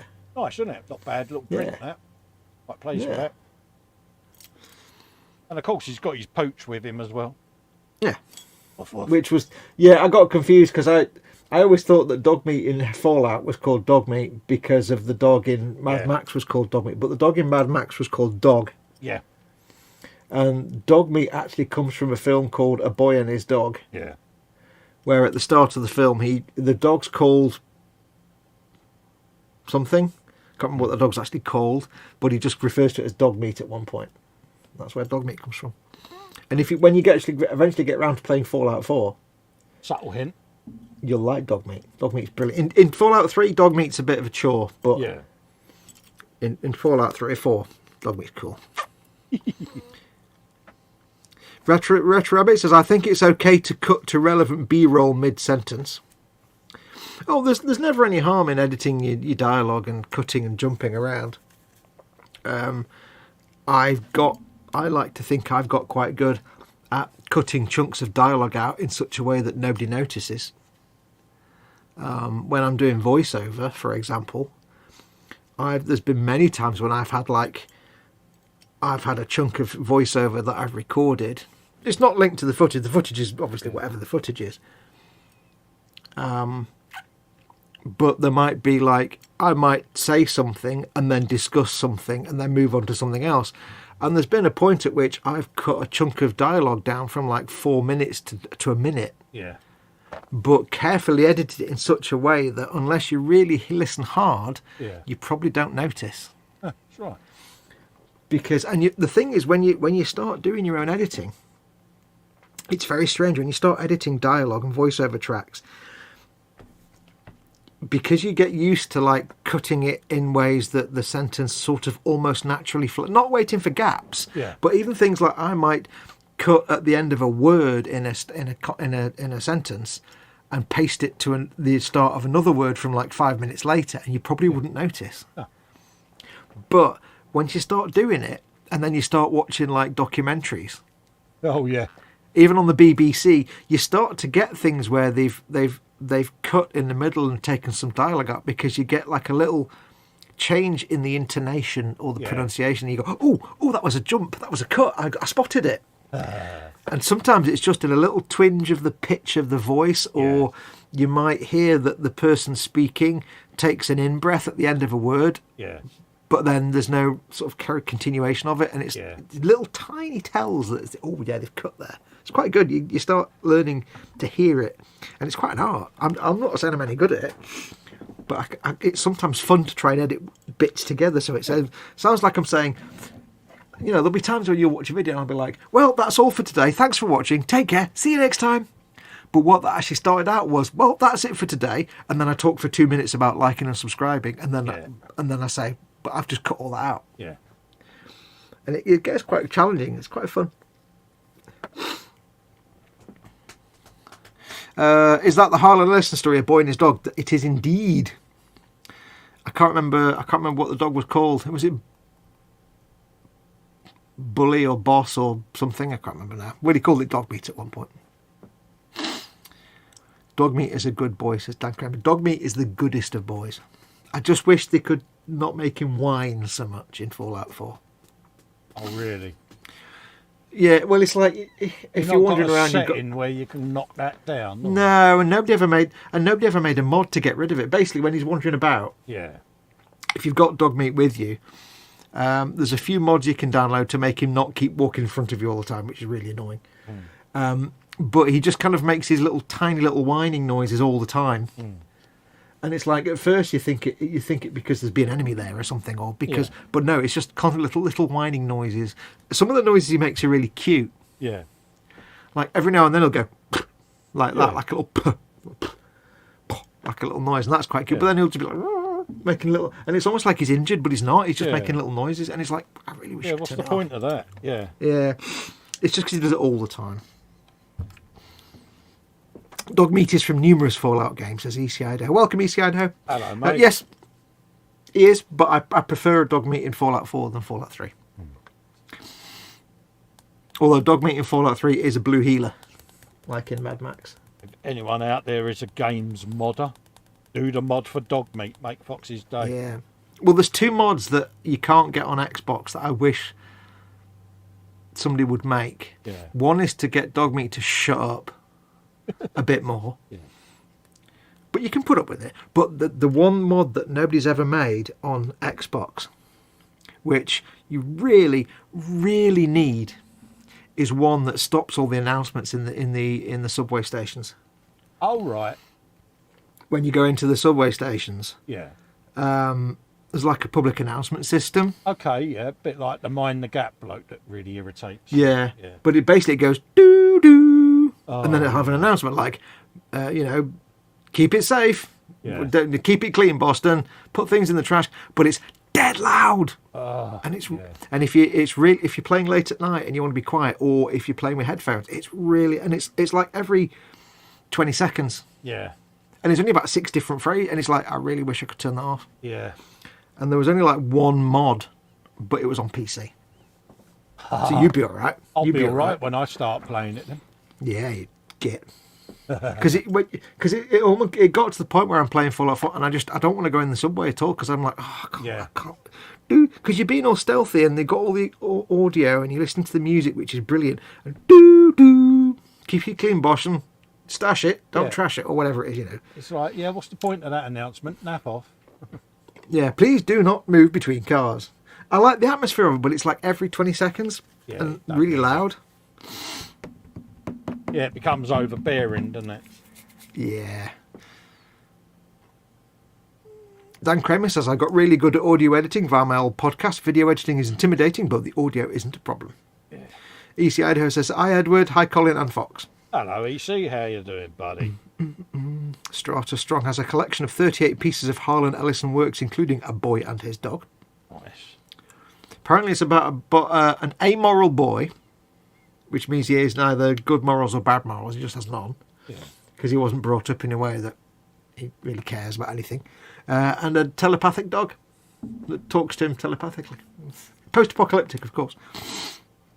And the dog, I think the agreement is that the dog, if he looks after the dog will make sure he gets women. Oh, right, yeah. He's like an 18-year-old kid. So. Yeah. Dog meat is endless. I ditched him first chance I could, says Panzer. Oh, no. Dog meat's awesome. Although you really want to get Nick. As soon as you can get Nick, yeah, send dog meat home. EC Idaho says, I like the PA announcements. I like them. I just wish they weren't quite so loud and every 10 seconds. If they were like once every few minutes. Yeah, they're almost like a bit too intruding. Yeah. When you're trying to sneak about and playing all slow and it's like, doo-doo. Keep it clear. I can't remember what all of them are now. There's some, I mean, they are quite amusing little phrases, but I just like, I much prefer the subways in Fallout 3 where there were no announcements. And it was just the ambience. Yeah, it's almost like, why did they have to go and change that, isn't it? You know? Well, it's different place, different setting, but I like the fact, because the idea is it's 200 years after a nuclear war, but everything's fusion powered, so some things still work. So the idea that these announcements just loop forever. Like there's one where it says, the next train on platform 5 will be arriving in minutes, because it's knackered and it's old and broken. ECIO travels with Ada or Piper. Oh, he'll be back in a sec, folks. Does EC Ida so? Ada? I'm back, don't worry, don't panic, I'm back. He travels with Ada or Piper usually. There you go. Yeah, I travelled with Piper for quite a while. I like Piper a lot. But then once I got Nick, I'm like, Nick's my man. But then once I'd done Nick's quests and stories, I just travel alone because I play, as you know, I play really slowly and creeping about. So, but you do have to get mods that make your, I think it's called No More Free Hugs. Yeah. And it makes your companions hang back. Yeah. Because what got on my nerves would, you'd be sneaking along, and you'd get to a doorway and you'd stop, and your companions barrel straight through you, and you'd be like, yeah. And you can get a mod to make dog meat more cowardly, so that he won't just run in and start fighting someone when you're trying to be all sneaky and stealthy, and just runs in and starts biting the bad guy, and you're like, arse. Yeah, like bang goes your cover there, yeah. Yeah, so, because I like to hang back and be stealthy, those mods did make companions more tenable. Because unless you get a mod so you can carry millions of things, you want a companion just so they can carry a load of stuff for you. Yeah. If nothing else. They're just cargo mules. I do like Fallout 4. It's a great... I will endeavour to try and get time to play it at some point. Mm-hmm. I will try. I see it as more of a... that and Skyrim as relaxation games, purely because they are literally... You can play the storyline, or you can literally just pick a direction and go. Walk across the map, see what you find. That's why I enjoyed watching your stream, because you was just having a good old nose around, and the game, the scenery and everything, the environment is so well done. And like I say, you're going to miss a lot of that, aren't you, if you're playing the game as per. So I'm a bit of a nosy git. I like to know what's around me. I mean, that's the beauty of Skyrim. When there was always this, people always used to make these games and have jokes about if you can see it, you can go there. But then when they first showed Skyrim, they said, for the first time ever, if you can see it, you can climb it, and they mean it, because there literally are. Aside from where it's the edge of the map and you can't get past it, if you see a mountaintop, you can climb that. Yeah. You see a hill, you can climb it. It's just go where you want, do what you want. And that's what first happened with Fallout 3, and then I fell in love with that kind of slow speed open world wandering thing that I'd never had before, because it was always linear first person shooters. Yeah, but it makes the game nice and enjoyable, doesn't it? Because you get to see a lot of stuff that you would otherwise miss. Yeah. Well, that's why I can have 3,000 hours in Fallout 3 or several thousand hours in Skyrim or Fallout 4. It's just I'm just pootling about.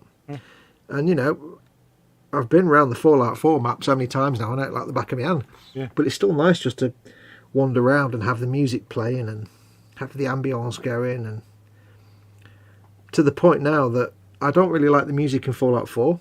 Yeah. But I love the music in Skyrim. So I've got all the music from Skyrim that you hear when you're in caves and dungeons and stuff. The creepy, spooky music. That's not really spooky, but I've got all that on a thumb drive. Yeah. Plugged in the back of the Xbox. So while I'm wandering around Boston in Fallout 4, I'm listening to the caves and interior music from Skyrim, and it's all super atmospheric. Yeah. Chills you down. Yeah, because it's all like spooky and atmospheric and weird and awesomeness.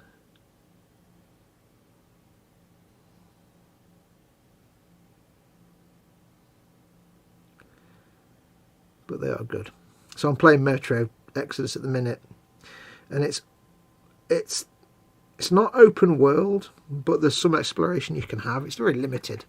Yeah. So I'm kind of enjoying it, but it's not quite open world Fallout style. But it's all right. It's a bit more linear, with a hint of you can wander around the map a little bit, but it's a big map, not an open world. Oh, that's 2 hours, dude. Better stop that before copyright kicks in. Yeah, no worries, mate. I'm just having a breather. Have a breather and a cup of tea. He says, a Fallout 4 made a mode that removes grass and turn Commonwealth to more desert environments. Oh, cool. I got I actually got mods that made it greener. Right, yeah. Because it's kind of parched and half dead when you get there. All the plants are like brown and dead. But you can get a mod that makes all the green grass and trees and overgrown vines rather than parched. But Because yeah, I think it was you as well. that gave me the link, wasn't it, to all the mods? Because I know I downloaded them all, got them all on the big disc on my drive. Gave you a lot of mods. Modularities. Yeah, I think I've got Destiny as well. Sure, I've got Destiny. Oh, yeah, it's on Steam, isn't it? Is it Destiny? Pardon me. What an errors. Let's have a look on Steam drive. Dib. Yeah, Skyrim and Fallout, I discovered the mods to make everything green are great, but on Skyrim, for example, especially with it on Xbox, on Series X now, I got the mod to get more greenness and life and plants and stuff, but then a mod to drop it down to 60% because it was too much and it was stuttering and stalling everywhere on the Series X because of all the transparencies. Same with Fallout. So it's like get a mod, but then get the other mod that restricts it to Fallout 4, Elite Dangerous. Oh yeah. The Elder Scrolls 5, Skyrim. Yep. The Witcher. Which Witcher? The Witcher 3, Wild Hunt. Oh yeah. Pretty good. That's pretty much the ones that. Yeah, I've got the mods somewhere. Yeah.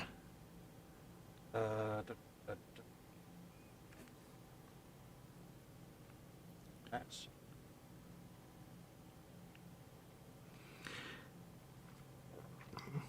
Elite Dangerous is great, but you have to be in a braining mode to learn that game. Especially if you're going to play it with a controller. Oh, there's a challenge. I think I might have already installed all. What, for Fallouts? Yeah. You'll find your own mods anyway that you enjoy. Absolutely. Got to be done, isn't it? I think at least the advantage on PC is you can have 1 billion mods. On Xbox, I can only have about 4 gig, I think, of mods installed. Oh yeah, Skyrim Mega Mods version 1. Which is Skyrim. animal and creature mods, animation, bug fixes, cheats, game saves, gameplay mods, graphics, visuals, miscellaneous performance, sounds and music, user interface.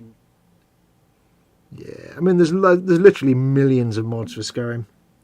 I've got like 7 mods just to make Khajiit look better. Yeah. On mine, and to give him fluffy tails and all kinds of things. Of course, the only mod you really need for Skyrim is Inigo. Yeah. That's the absolute mandatory mod. You must have Inigo. If you've not got Inigo, then there's no point even playing Skyrim. Why are you even playing Skyrim? Have a look now, sir. I suspect I would have nagged you enough for you to have that, I think. It's just called Inigo.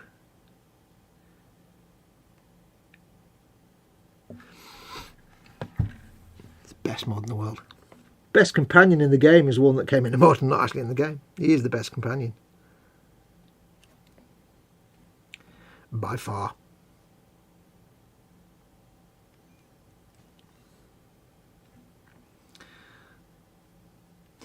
As Inigo would say, I don't like to blow my own trumpet, but I am the best companion. That's not a very good Inigo voice, I know. He's not Mexican for a start.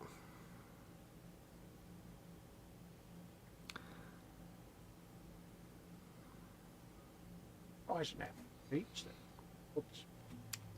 No, you don't want cheats. You don't need cheats for Skyrim, it's not hard.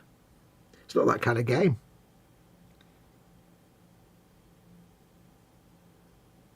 Apart from the cheat room.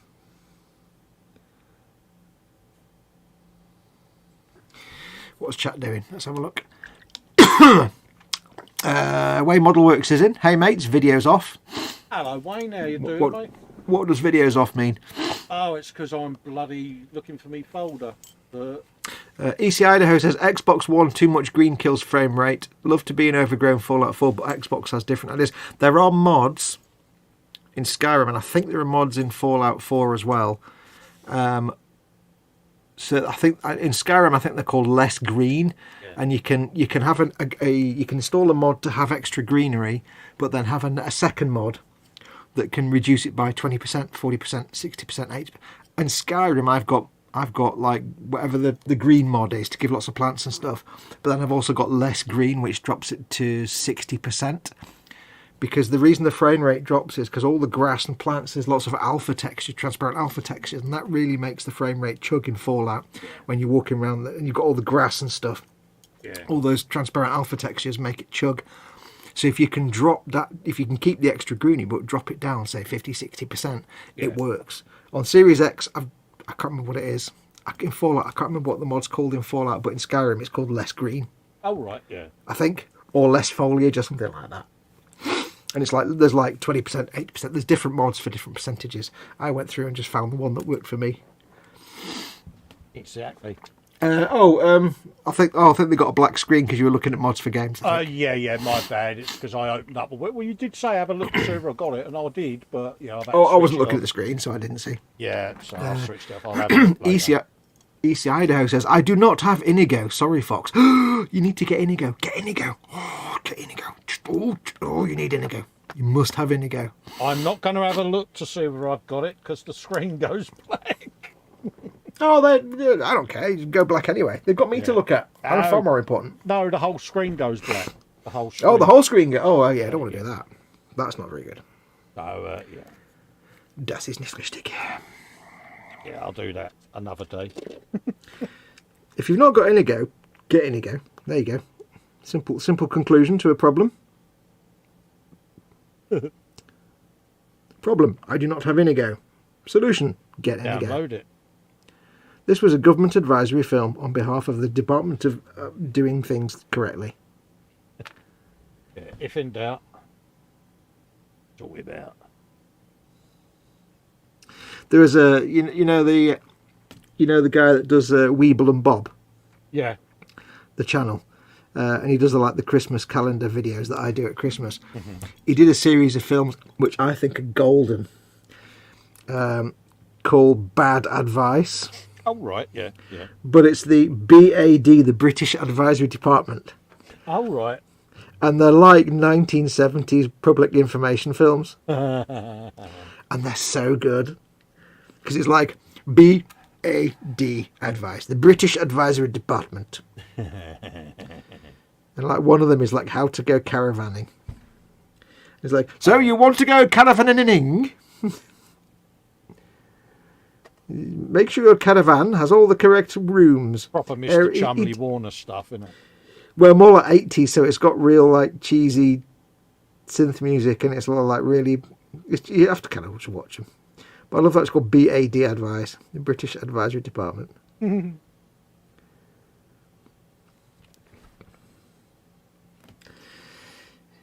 Dee. A bit like the old Protect and Survive videos, but Yeah. in their style. I'm not on camera again, am I? I'm off camera. I can still remember those brilliant 80s nuclear emergency video things that were doing the rounds. This is a public service announcement. Yeah. Protect and Survive. It's If amazing. you hear this siren, I actually used the Protect and Survive music a few times on the E-Models live show just for fun. Yeah. But then I thought I better not do that because it's probably still copyright even though it's government. Yeah. Proper 80s informational adverts, eh? Yeah, because it's like the little music was like wow. It's such a quaint little thing. It was like, I don't know.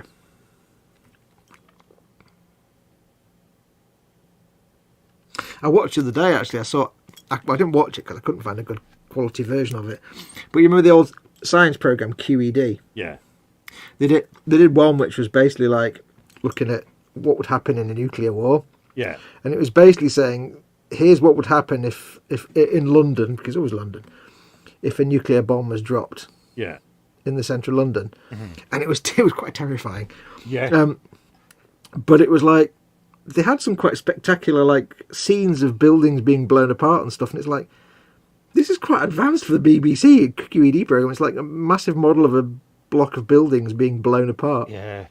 And I tried to find out about it. Yeah, I tried to find out about it, but all I found out was it was done in a warehouse somewhere. But Do you remember film. the infamous nuclear holocaust film, The Morning After, yep, that was put out as a instructional educational video for the population? This is how the UK worked back in the 80s under Maggie Thatcher.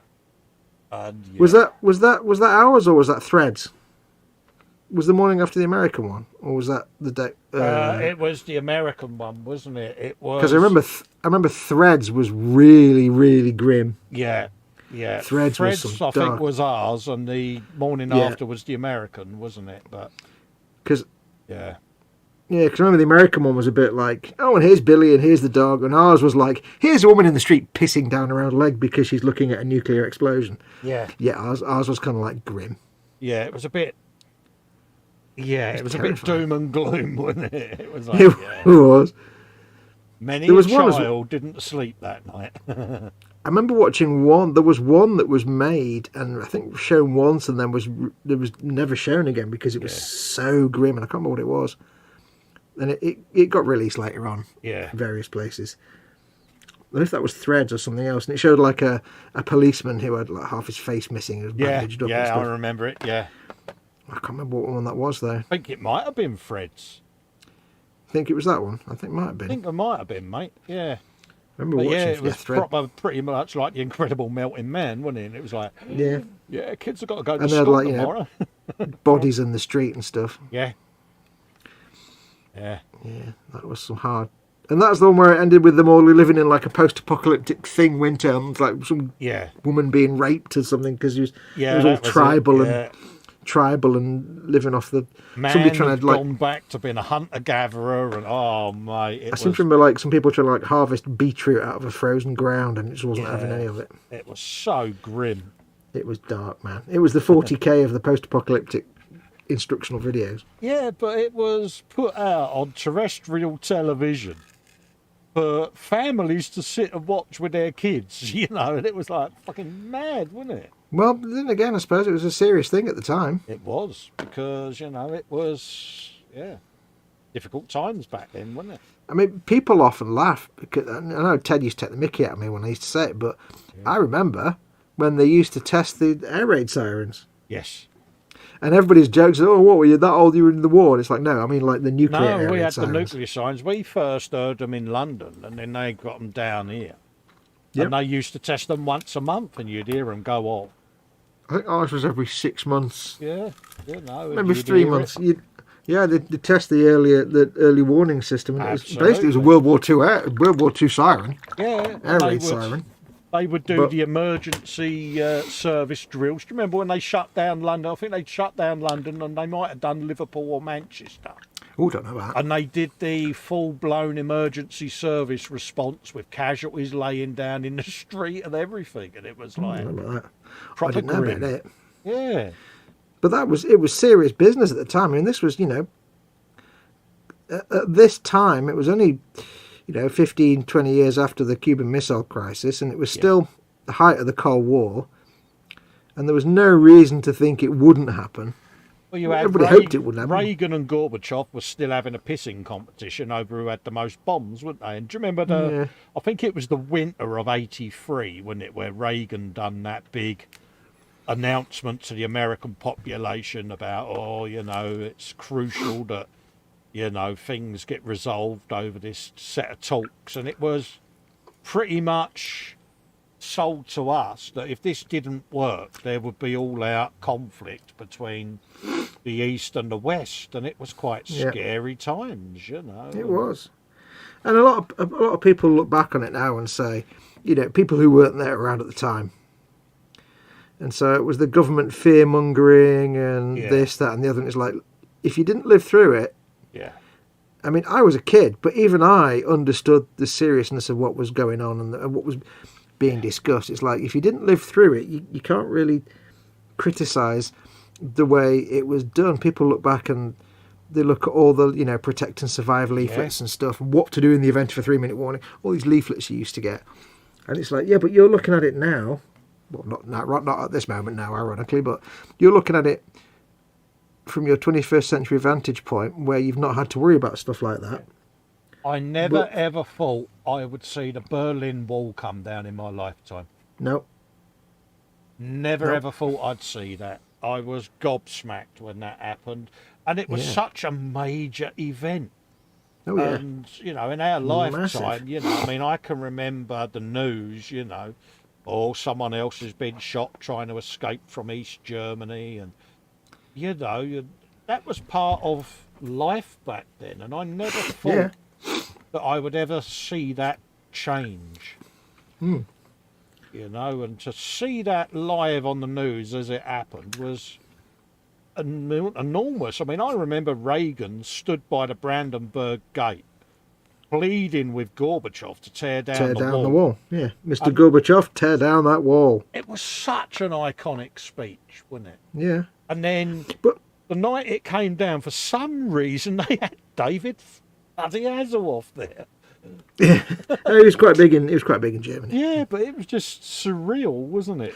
But I suppose the thing that a lot of people now don't quite appreciate, I think, who weren't there at the time, who maybe grew up in the 90s, don't quite appreciate is that if you were born in like the early or mid 90s, you've not known a world with a massive communist dictatorship as an antagonist.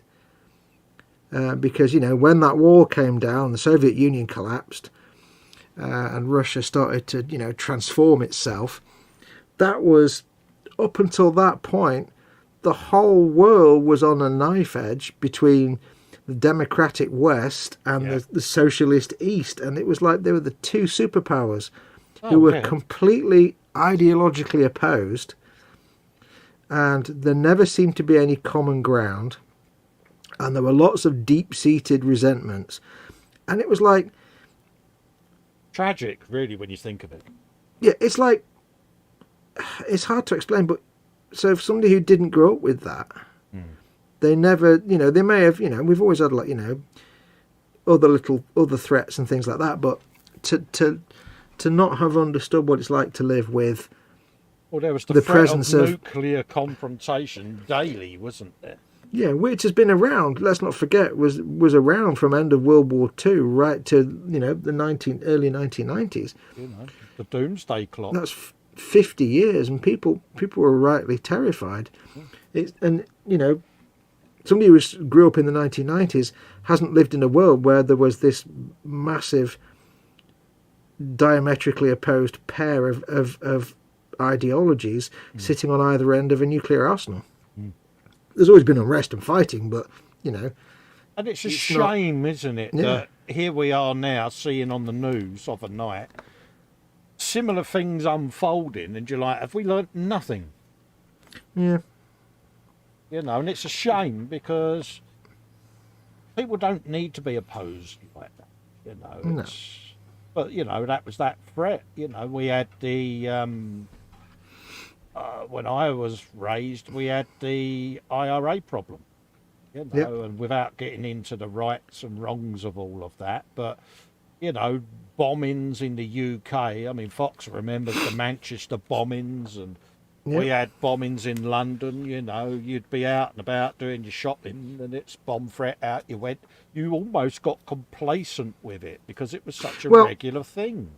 I mean, to be honest, I think for most British, I'm kind of extrapolating from my own viewpoint here, from what I experienced, but I think for most British people at the time, in the 80s, threat of war with Russia was a lot more of a thing than threat of anything from the Troubles. Yes.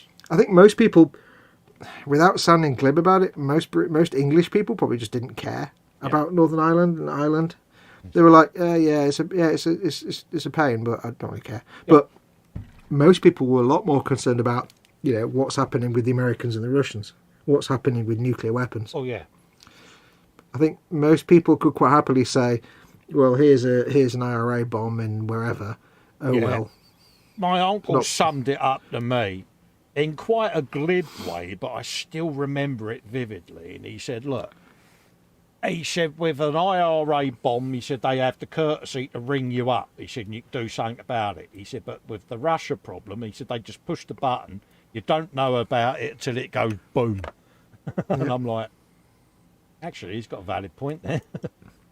I think it's more just the scope of it as well. I think most people in the British mainland probably just didn't really have an opinion on the Troubles because it didn't affect them in any way, shape or form. Whereas, American or democratic versus communist strife affected everybody everywhere. Oh, yeah. And it sounds like Mr. P wants to go back to that Soviet breakup. Well, I don't think there's a place for it in the modern world. I really don't. He does seem to have a fondness for the old days, but yeah. Is that because he's getting older and he knows that at some point power will no longer be his? I don't know. But don't know. It's a very dangerous state of affairs to have someone in that frame of mind. But what can you do? You can't do nothing about it. No. It's just a shame that innocent people get impacted, don't they? We're just the little people. Yeah. Oh, we're having deep conversations again, dude. What always amazes me is there's a very famous story. Now, I can't remember the guy's name. If someone in chat can find out... I try and think of his name, but all I can think of is Dyatlov, but that's the name of the pass where the hikers died. There was an incident, I think, in the 80s where the Russian early warning system detected a missile launch towards the Russian mainland. Yeah. And the process at the time was basically, that's a launch, therefore we have to retaliate. And everybody was obviously just of that mindset, but this one commander in a launch station who was there, who was the one that would launch a retaliated missile from that station. He basically looked at them and was like, something's not right. Yeah. Something doesn't feel right here. And the chain of command was basically, you have to launch. And to not do that was a complete disregard of the protocol and a breach of orders. But he was so adamant that something wasn't right that he disobeyed orders. Yeah. And said, no, this isn't right. If the Americans were going to launch an attack, they wouldn't launch one missile. Didn't they make a film about that? I don't know, but basically Sounds such a familiar story to me. Sorry, mate. it's kind of a well-known story now, but Yeah. basically because he suspected, he said, that's not right. One missile, they wouldn't launch one missile. Yeah, it's That's not just dumb. characteristic, is it? Yeah, and so he basically refused orders and didn't do what he was supposed to do, Yeah. and therefore there was no launch. Turned out it was a flock of birds. Yeah. Sure, there was a movie or something made about it. Yeah, I think there was, but he got a medal in the end for Absolutely. because he said no, it's the Americans aren't going to launch one single missile. That's just stupid. Oh, no. Everybody else just followed the rules blindly. He's like, no, this isn't right. Yeah. You're not thinking straight. Lucky him, mate. Lucky for him. Yeah, if he hasn't been there and done that, then that would have been it. Yeah. There's been a few near misses like that apparently. Just scary, isn't it? But also scares me is the reliance on computerized control systems for all of this. Because if someone was very clever, you could think of the chaos they could cause. Yeah. Oh yeah. It wouldn't take much to have a bit of malicious code or an EMP or something that could trigger all of this. And that's the worrying part about it. As to the human side of it, been taken away too much. Yeah. We've got some updates on chat. Oh, Johnny says, wow, both of my posts disappeared. both of I these don't know. posts. I don't know. Have you got filtering on your chat so certain words aren't allowed? YouTube does have certain words that it won't let you put in chat, so it won't post a comment. I don't know what those words The are. only ones I have are normal swear words and things of that ilk. Yeah. But, There are some phrases that YouTube will just block the comment for a word, but I don't know what the words are. But there are. Yeah. There's a list of words they don't. So maybe you put something in the all I have comment. is the usual Swears. swears. So nothing this Yeah. end, mate. I'm not going to pull your comments, Johnny. I know you, mate. Yeah. So Yeah, you may put something in your comment that maybe YouTube something filtered out. that's triggered the YouTube algorithm or top whatever. chat, what a dick. Yeah. Uh, Seems to be a lot of that recently. I found as well. also, don't forget that YouTube is kind of garbage sometimes anyway. Yeah, sometimes when people talk about the current viral issue, sometimes them comments get pulled. Yeah. Let's have a look. Where are we up to in chat? Let's have a look. The EC Idaho confirms the day after was in the US and Threads was the UK. Yeah. Cheers, mate. Threads was the BBC version of the far better of the two, says Panzercat. Johnny says, question, I've heard different things. Do you need to thin a Vallejo Model Air for an airbrush? No, usually most of them you don't, because they're supposed to be specifically formulated for airbrush. But I think one or two of the thicker colours, you might have like a drop or two of thinner. It depends on your airbrush, and everybody's airbrush is different. Also, Even your down, environment as well, how humid everything is around you.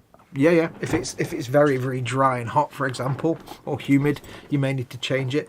Typically, you don't need to thin them, but if you're having any problems, you can add a drop or two of thinner to them. But they're supposed to be straight from the bottle, sprayable. Because, that should be fine. If it's very hot and dry, then you might want to add a retarder in there so they don't dry out on the needle tip as easily. I tend to have to use a bit of retarder because obviously I've got the boiler, 2 servers, the fish tank, and Yeah. Panzercat's gone back to work. Take care, Panzer. see you later, Panzer, mate. Thanks for popping in, mate. EC says, yeah, the day after was grim, but Hollywood grim. Yeah, Threads was just, here's a man with his guts hanging out. It was not right. You might still be able to find it on YouTube. I don't know, but What, Threads? yeah, it's worth having a look for. Yeah, I think it's on YouTube. Worth think it having is. a look for because it is grim. It really is. Yeah.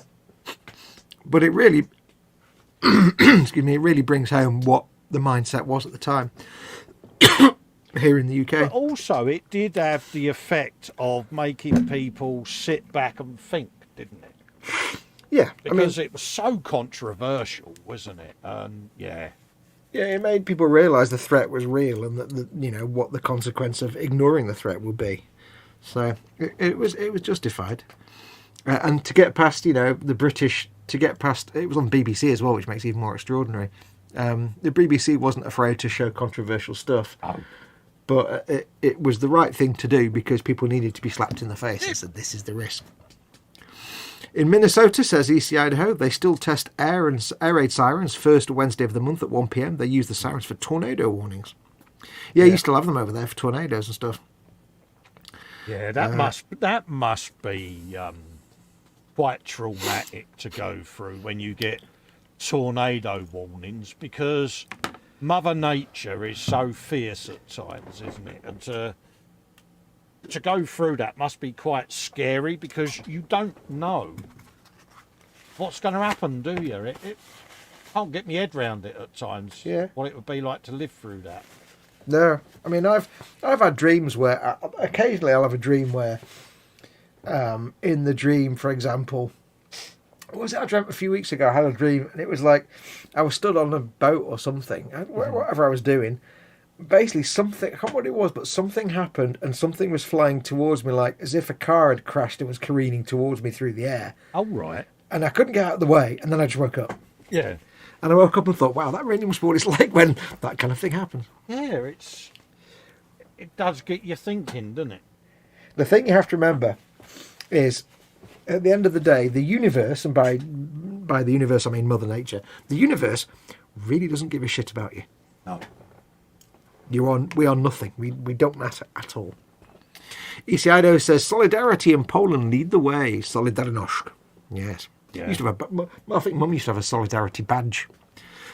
With Lech Walesa was the man. That was him. Like with a big old tash, wasn't it? Yep. Are we heading to a 2-power block world? Maybe, says EC Idaho. You got China in there now, though. Yeah, it seems like, again, they're all trying to have a pissing contest, and it's like, get over yourselves at the end of the day. Yeah. Well, China's doing it more economically now, I suppose. So. Oh, yeah. See, China's moved towards economic Cold War. Russia's just still doing And all the time troops on this the ground. is going on, don't forget, you got that other little git in NK. Oh, nobody cares about him. You know, so yeah, all the time this is distracting people from what he's up to. Yes. Johnny says, I have AK Flow Improver and some other Flow Improver. Mm-hmm. I can't remember what Flow Improver... well, I know, man, it improves flow. It mine's Windsor and Newton, I think. Yeah, I think if it's hot and dry, you want to stop the paint drying out before it hits the model. That's when you want retarder, because that makes it dry slower. Flow Improver, I think... I don't really know what it's for. I mean, I can imagine what it's for, like brush painting, but airbrushing, I don't really... I've never seen the need to use, like, Flow Improver or retarders. Then again, it's never normally hot and dry here, so... But I've never felt the need to use a Flow Improver. I've never figured out what the point of that is, Flow Improver, really. Most acrylic paints are absolutely fine airbrushed. Thin it with a bit of your preferred thinners for that paint. I say if it's dry and hot, add some retarder if you want to make it take longer to dry. Because if you spray paint on a model and it hits the model and it's already dried because it's hot and dry, yeah, and then you're basically powder coating the model, it's not going to stick and it's going to come off. Absolutely. So you want your paint to be reasonably wet when it hits the model and not just a dry particle. I mean, airbrush, when you spray on a model, it is going to be drier than when you brush paint it on, but you still want it to be some moisture. Yeah. I'm talking rubbish now. No, it's pretty much, this is why when you get onto PSIs and things like that, for me, it depends on your environment, because it's quite tropical in this little room, all year round. Yeah. I mean, I've got a 16-inch fan going, my window wide open, my kitchen door open, and I'm still boiling hot in here. Yeah, and it depends on, it does depend on your physical setup. It depends on your airbrush. It depends on the compressor. Yeah. It depends even on, like, the hose that you've got between the airbrush and the compressor. You could have a little thin plastic thing or a big thick braided hose. Yeah. All that can make a difference. So that, I might find spraying at 15 psi. Let's say I've got a bottle of Vallejo, I don't know, French blue. No, that's not okay. Let's Model Air, whatever, Model Air Blue. Let's just say that. Let's say you and I both have a bottle of Model Air, Vallejo Model Air Blue. We both have an airbrush, a compressor, and a hose, and we both spray at 15 psi. because your environment's hot and dry, mine isn't, we'll get different results. Absolutely. So if Colin was to increase his PSI, he'd get a drier spray. If he dropped it down, it might be a bit wetter, but still he's drier. You could have two people with their own airbrush set up in the same room, and they get different results at the same pressure, because so many different things can affect the way that paint comes out. The best way to think of it is, if it's hot and dry, add a retarder, but also try spraying at lower pressures, because the higher pressure, the drier that paint's going to be when it hits the model, and also the more often the paint will dry out on the needle tip, and you have to clean the needle off more. So retarders. So I can see a case for retarders if it's hot and dry, or if you're spraying at high pressures. But yeah, Model A, you don't need anything that much. You shouldn't need to. I've had to add a couple of drops here and there sometimes, but that's usually because I've been spraying for a little while with other colours and it's got a bit clogged up anyway. So you should be all right there. But I've never felt the need for any flow improvers. Have you? I don't even know what they do. No, I've got flow improver here and I've got fluid retarders, but it depends for me, you know. I mean, in the summer, it's a huge problem spraying in here because of them reasons, you know. My biggest nemesis is tip dry, you know. Yeah.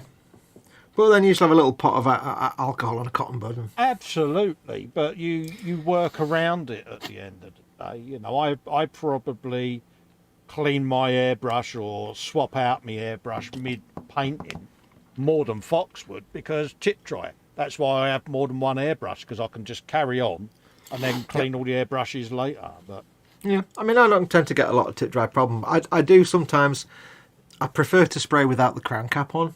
Yeah. Because you get less tip dry, but often it depends on the colour. If you're spraying white, you're going to get tip dry every 5 minutes, every 2 minutes. Of course you are, yeah. Yeah. Where are we up to? Yeah, Eachother says about the Major, the Russian Major decided not to fire to retaliate with the missiles and got sacked for it, but then got a medal and everything afterwards. Most military systems, says Rabbit, still use floppies because those systems are super robust, and who the heck can read a floppy these days? Yeah. Yeah, a lot of the systems are old legacy systems because they're off the grid, and they're in a lot of cases. Old 386s and 486s. Then there's a guy in America that does all the restoration of old PCs because that's what they got out there, and he's pretty much scavenging now for the last remnants of them old systems to keep things going because can't get the parts for them now. Quite scary when you think about it. Yeah. Is that the comment you're asking about, Johnny, by the way? Is that the one that you couldn't see, the one about do you need to dilute the paints or thin the paints? I hope that's answered it. Dan Kramer says, here in South Dakota, or it actually says here in South Dakota, typing, there's a memorial where a tiny town used to be. A tornado wiped it out one night decades ago. Oh, bloody hell, man. I would very much like to be alive long enough to see the AI singularity or an actual extraterrestrial contact, says Rabbit. But at the rate I'm eating burgers, no, I don't think either of those things will happen in our lifetimes anyway. It's one of those where I would love to hear that infamous comment on the news. The question as to whether we are alone in this universe has today been answered. Oh, wow. There's a better chance of us hearing that than there is of us actually experiencing meeting aliens. Oh, yeah. I don't think we're ever going to see little green men because... No. The chance that we might find microbial life forms on a moon of Jupiter or Saturn somewhere is probably not... It's probably possible in our lifetime. I think in our lifetime we'll see exploration to Titan and Enceladus and Europa. So we might see that. We might see that in our lifetime. Be cool, wouldn't it? Yeah. We might see the confirmation of a second evolution of life on a different planet, a second genesis, as they like to call it. Yeah. Evidence that life has existed, emerged somewhere. Emerged somewhere else in a completely separate process to ours, which would tell us that life isn't. At the moment, we've got a sample of one, basically. Yeah.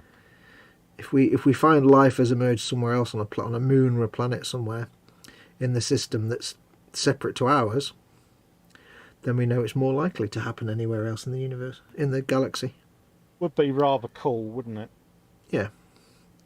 Right now, we only know it exists in one place, or developed in one place. It will also be interesting if we found life on, say, one of the moons of Saturn or Jupiter, Yeah. and found that it was DNA based and based on the same DNA and RNA as us, because then we'd be like, okay, so either we seeded that planet or they seeded us. Absolutely. Either life started there and came here, or life started here and went there on a bit of a debris from an asteroid strike or something. Yeah, it would be cool, wouldn't it? So that wouldn't tell us that life's common, but it would be cool to know. It would confirm panspermia. I said sperm. Dead sperm. Oh dear. Sperm! Sperms. I like that word. It's a good word. You're like, what? Yeah, it's like, you really need to get out more. It's a good word. There's some words in the English language that are just brilliant words. Doesn't, irrespective of their meaning. There are words that are not great words that I don't like, and there are words that are brilliant.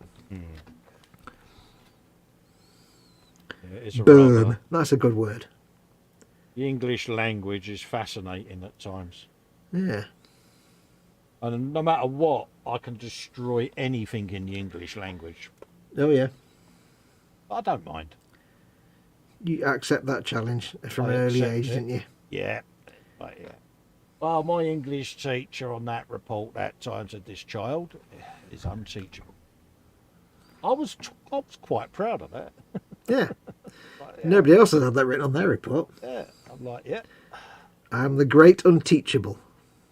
Well, he tried to train your accent out of you. Oh, yeah, that's the old school, yeah. Yeah, you know, and really, no, it is what it is. But That's like Mama Fox when she was a kid at school. Yeah. Catholic school with nuns. And Yeah. Mama Fox is left-handed, so they used to try and beat that out of her and yeah. force her, tie her hand back and force her to write with her other hand. yeah, our Don't do Tony that had anymore. that. Teachers used to say to him to sit on his left hand. You know, he's only a year older than me. Yeah, and don't get that anymore, thankfully. Wouldn't be allowed to do it now. No, which is right. Shouldn't be allowed to do it. That's why when you do grammar police, that's why I say you shut up, bloody grammar police. Because I had that all through me school. You know, so did Tone, me brother. You know, whereas me sisters didn't. They never had that problem. I'm just doing it to mock you mercilessly, as is our way. I love it though, because if I missay something, Fox literally will sit there and say it as he sees it should be said, and I just ignore him. It's like, Yeah. pronunciation is a classic. There you go, because I know that Because gets to right. quote the Mandalorian, I mock you and you mock me. This is the way. Absolutely. Absolutely. But grammar isn't about pronunciation or spelling, just so you know. Absolutely. No. You see what I mean? Yep. He can't help himself. No. No one can help myself. Absolutely. I'd have been better off learning French, mind you. Seeing how I tried to say some of the words on a Monday, no, probably wouldn't. I don't think the French would agree with that particular point of view, but Yeah, I can imagine in Macron's just done the biggest face palm. Plume de maton sacre bleu. Arc de triomphe. Merde. I should have got a job as an English teacher. I thought I'd have been good. Could you imagine that? Oh, yeah. You have to be able to speak it first. Yeah, I know. It's scary, isn't it? See, I was taught French at school, but I wish I'd learnt German, because I always thought German sounded way cooler than French. Yeah. French was poncy romantic nonsense, and German was proper, like, that was a proper shouty language. German always sounded like anyone that spoke it had worked as a welder in a shipyard, because it just seemed quite a very aggressive language, doesn't it? Yeah. German to me is like, it sounds, it's a fun sounding language that's interesting, and it's aggressive, and it's Yeah. it's glottal, and it's clicky and bangy, and it's shouting, whereas French is like Yeah. You French see- is all French is all poncy, girly flowers and romance and stuff, whereas German is like just. You see two Germans having an interesting conversation, it's quite enthralling to watch. You see two French blokes, you think they're trying to set up a date because it's all going, well, second, you know, whereas the Germans are like, in German, they're speaky stuff. Yeah. Yeah, I always found German far more hourly interesting. Mm. It was much more fun to listen to. I wish I'd learned German. Yeah. Also, the fact that if in German you could just make a word out of anything. Yeah. So, you know, if you see something, if you've got a horse and it's a brown horse with a large head and 15 feet. In German, that would its name would translate as the brown horse with the large head and 15 feet. Yeah. Whereas in every other language, you just give it a name like le grand horse or the big horse or. No, it is a large horse with 15 brown feet thing. They just. Yeah. It's descriptive. Yeah. The German name for something is all the words used to describe it, basically clumped into one word, which is great. I like German. I love the sound of it. Yeah. Oh yeah, always sounds a really interesting language, doesn't it? Mm. Oh yeah. But I never learned German, sadly. And I'm too old to learn new things now. Yeah, yeah. Too old, too tired, and too stupid. Too stubborn as well. No, just too stupid and old. Yeah. I've not got my brain plasticity. Yeah, I must admit, I do wish I'd learnt more languages, but oh well. Well, you see, nowadays at school, the kids in primary school learn like French and German and Spanish. They're learning all. I mean, Spanish. Yeah. Like, there's literally no reason at all for anybody in the UK to learn Spanish, but it's good that they are. Yes. Because it's one of the most popular languages anyway. It's the second most popular, isn't it, in the world? Spanish. Yeah, but I think for your average Brit, they're never gonna, unless they go on holiday to Spain, they're never gonna need to speak Spanish. Yeah, but whereas somebody in the US abroad is oit Paco, fishio and chippio, isn't it? It's like it's embarrassing. You sit there, and you're like, really? But that's the thing. I like the fact that teaching Spanish in primary school is great because, like it's not like in the US where if you live in some of the southern states, then you're going to need speaking Spanish will be a really good idea. Yeah. Or some form of Spanish or Puerto Rican. Because you've got a lot of Latin Americans, haven't you? Yeah. Yeah. Over here, it doesn't matter if you learn Spanish in this country, you're never going to speak it unless you go to Spain. So, so it's good that they're teaching it just because it's an extra language. When I was a kid, we didn't learn anything till secondary school, and then it was French or German, also Greek and Latin. Who cares? Yeah. And that was only Greek and Latin to learn the classic and the history and stuff, because they were considered classic languages, because you need the Greek for the Greek nonsense and Latin for obvious reasons. There was no practical reason to learn Greek or Latin. No, it was just that thing, wasn't it, back in that era? Well, it was so you could read the classics in Greek and understand Latin, because Latin, of course. Yeah. But yeah, no, it's good now. They're teaching all kinds of languages. I mean, you don't hear Latin being used much now, do you? You never hear it. Well, no, it's not. It's a dead language. Unless you're talking about plants. Yeah, unless you're a biologist or anything like that. No, the only reason you learn Latin and Greek is because they're classics, and they're tied into learning the classics. Yeah.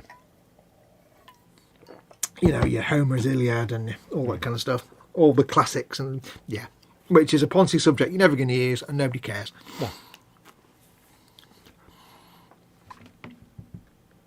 No. We're up to, let's have a look.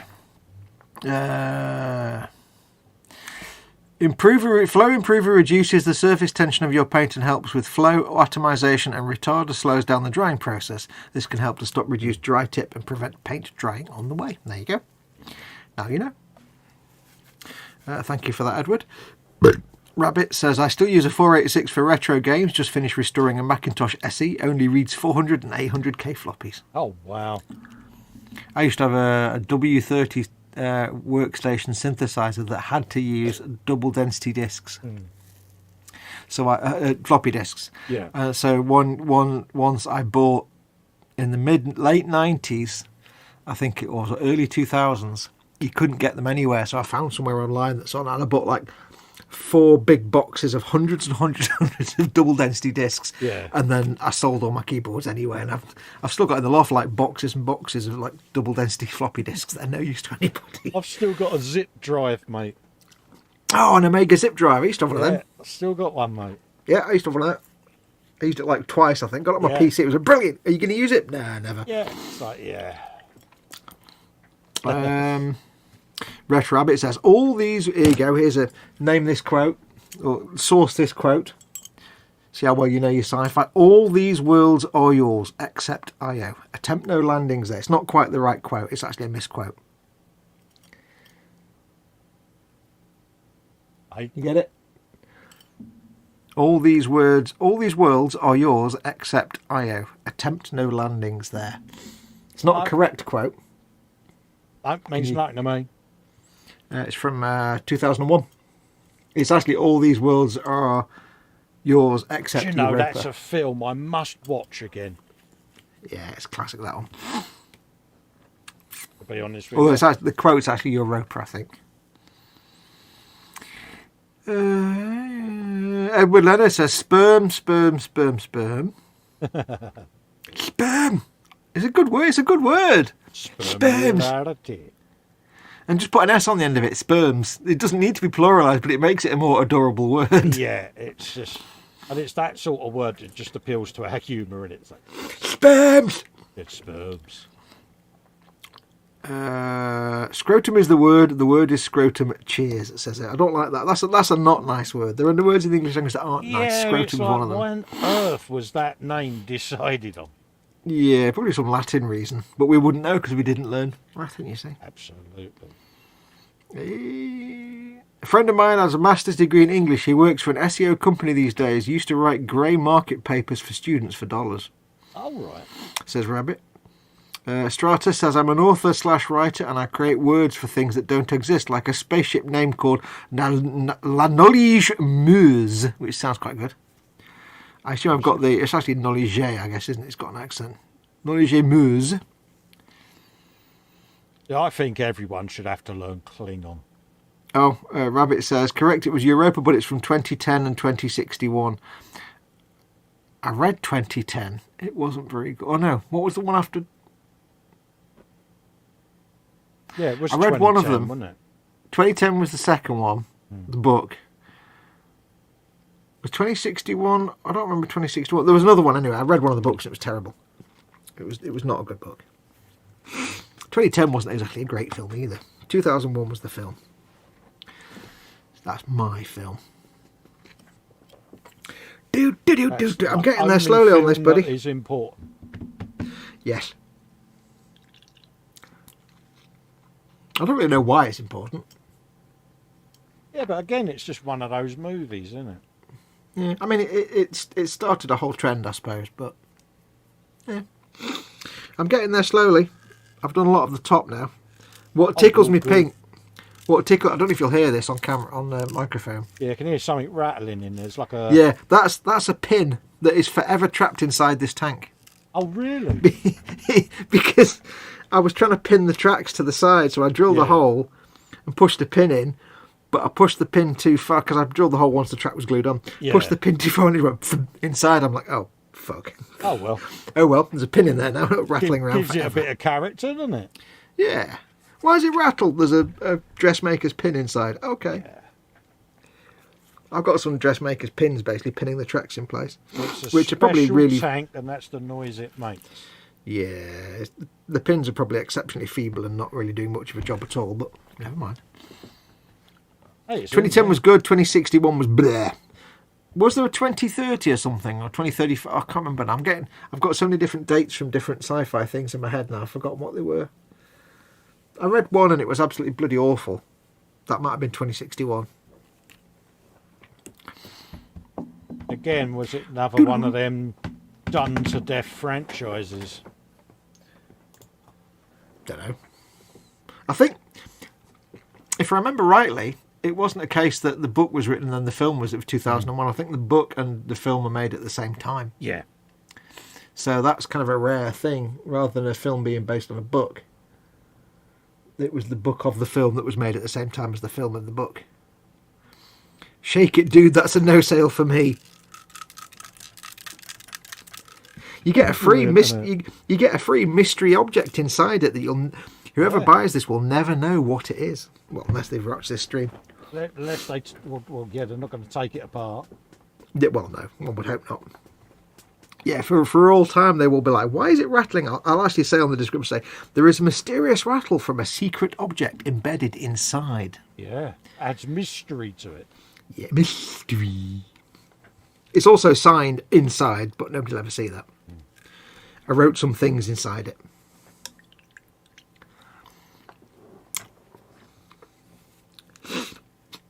I always put a little secret in some of my kits. Sometimes it's a thing written inside.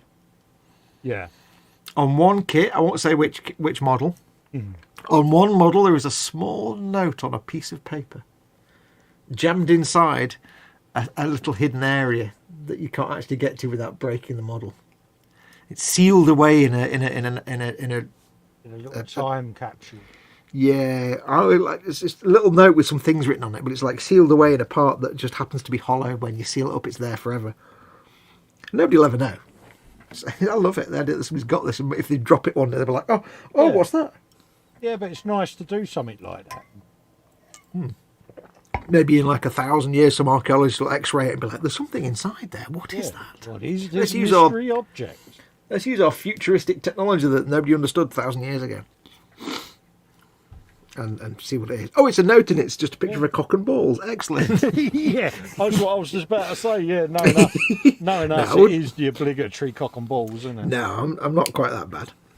I always put interesting little notes or messages and things inside things that nobody will ever see unless they literally smash it open, which you don't want to do. Yeah, but it's always nice to do something like that. It's like little eggs or a little signature somewhere. One of them's got a little note inside. That's the only way you'll ever see it is if you've broken it in half, and it just says, "Well, you buggered that, then, haven't you?" Yeah. Why did you do that?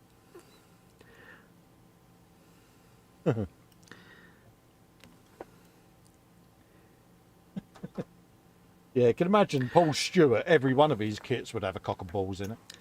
Oh yeah, I mean, there is one model that I made for a commission that it was in the process of being assembled. One of my friends came in and rather helpfully drew an enormous cock and balls on the inside of it. I'm like, oh god! So I sealed it all up, and there's a few bits that weren't glued in. The pieces were removable for transportation. Yeah. And to my horror, you could see straight inside, and if you looked at the right angle, you could see this cock and balls. I don't think the owner ever saw it though. The person that bought it, I shall remain undescriptive at all it is. Yeah. I don't think they ever noticed it because I never got a comment from them. So, because when they got it, they had to assemble it to put it together. And before George asks, no, George, it wasn't yours. No, it wasn't yours. No. No, OCD says it's broken. Think about it. I'm not the only one. Lol. Cheers. Says Edward about the rattling inside. Yeah. No, it's a mystery secret object.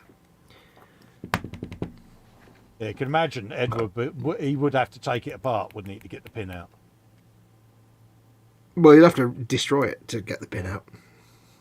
Because you'd have to literally remove the floor pan. Yeah. Which would be irrefixable. Irrefixable. That's not even real English. That's not even I like that word. Yeah. Candygram says, I bought a setting of the table cutlery used on the Discovery 1 in 2001. The best part is that the spoon is strongly right-handed. Attach a magnet under the turret and shake it till it stops rattling. Oh, I see what you mean, yeah, because it'll be there forever. It'll just attach. Oh, that's a good idea. Have I got a magnet spare? Hang on.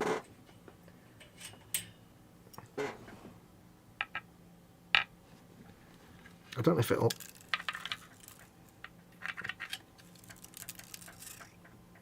Yeah, it worked. Oh, until I've. You haven't dropped the magnet in there as well, have you? No. It's just stuck to the magnet now through the resin. That's quite cool.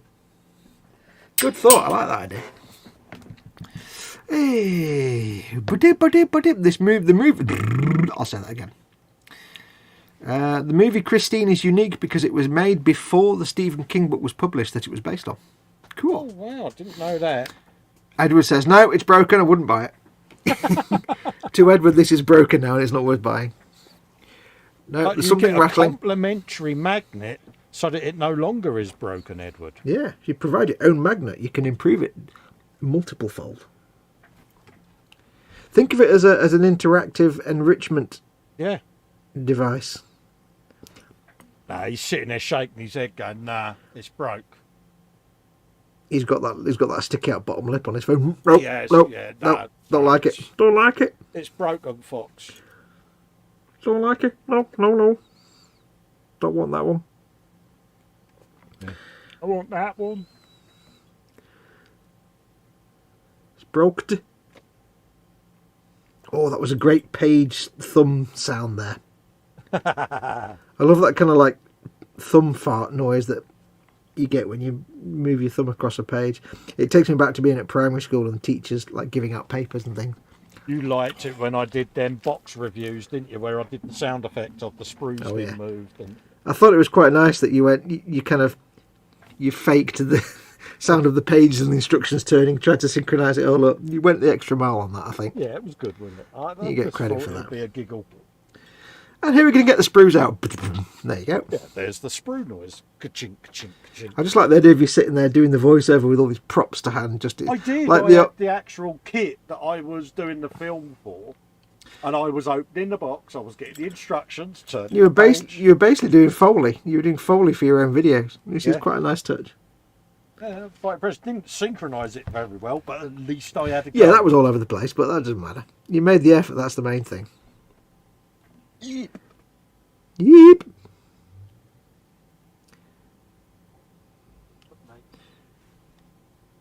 Foley. Doing a bit of Foley.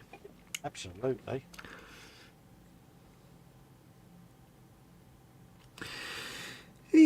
Well, I think I'm about done for tonight. Yeah, I'm getting the sleepy eyes now, but genuine actually need to go to sleep sleepy eyes, which is I'm, quite nice. packing away because I built 15 dudes tonight. Oh dear Lord, really? I built all my boys, and I built 5 of these bad boys, but I do like the moulding on. Before I go, let me go and change my water so I can just clean my brushes. Yeah, no. Give me one sec. I'll leave the microphone on, but I'm just going to go and change some warm water. Hang on. Yeah, not a problem, mate. Edward's saying the magnet is fixed, so you can now sell it to everyone. What he should do, Edward, is he should drill a hole, put the magnet in the hole, and then paint over it, and then the pin will permanently be on the magnet. Then you can't say it's broken then. Same. It's still broken, Edward, isn't it?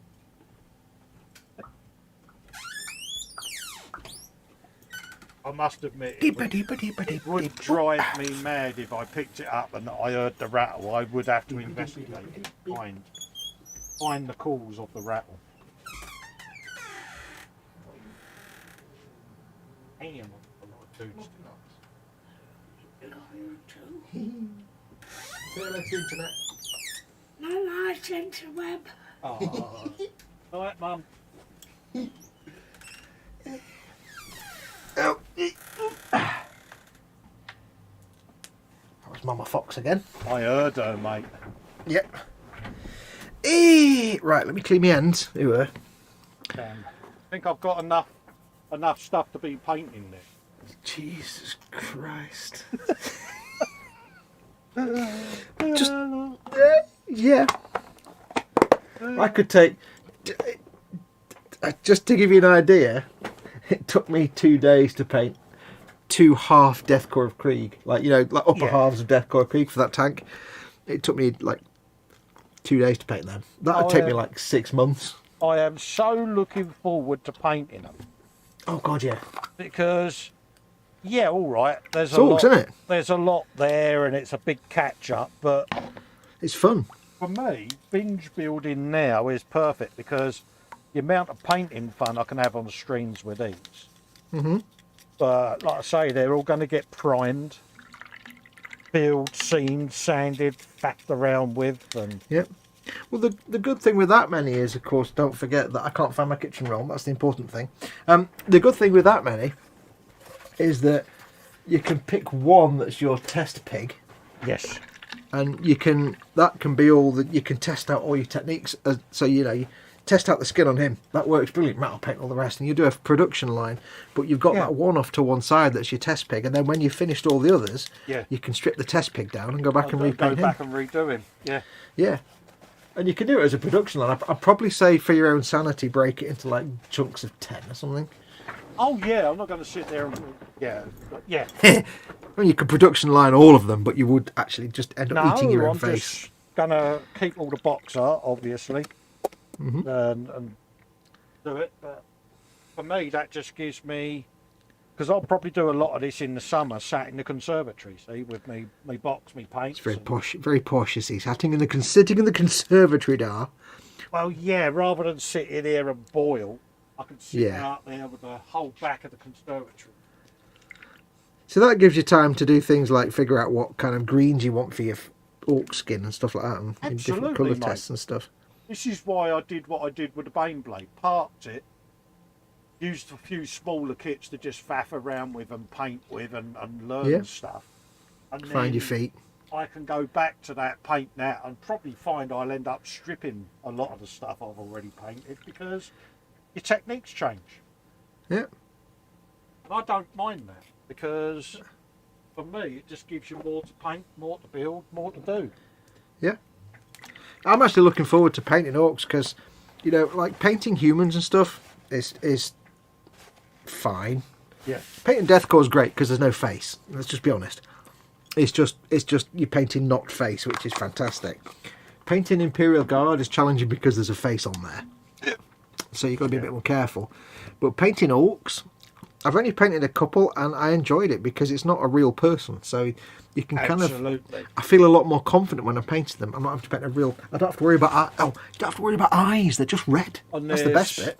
So many good tutorials out there on orcs, painting orc skin. Duncan springs to mind straight away. So for me, it's binge watching. But just the idea of not having to paint eyes other than just colour them red. Yeah. There's no actual eyeball with an iris. No, that's right. Well, I've not done bad tonight. I've got the rust chipping on the front there. So you can show everyone everything. It looks terrible, I know. Look, that's not even straight. Look at that. That's not even straight. Oh well. Got all the rust chipping on the front. I've done a load of the rust chipping on the back. On the top, sorry. Yeah. It looks pretty extreme. It does on this camera because it's quite high contrast. Yeah. But in reality, it's actually really subtle. And once it gets weathered, a lot of that chipping will just disappear and blend away. Yeah, absolutely. So it looks like that bit on the side there looks terrible. Yeah, but once I start adding... do it before you weather because, Yeah, once you get the weathering on here and you'll get some rust streaking and some rusty patches to blend it all together, that will all disappear. Yeah. It looks a lot more contrasting now than it will be at the end. Mate. Yeah, really nice, mate. I've still got to do the sides and I've got to do the turret for the chipping. And you get to make tank track noises all day long, don't you? I've still got to sort the tracks out. That's not even the light grey colour they're going to be yet. That's just Are you going to do that technique you was on about, the one you want to try? Yeah. I've got some. If I can find it, I've got some AK enamel track wash. I did a quick test just using this with the tracks this colour, yeah. And it came, I don't know if it'll come out on camera. It came out like that, which is very subtle. Oh yeah.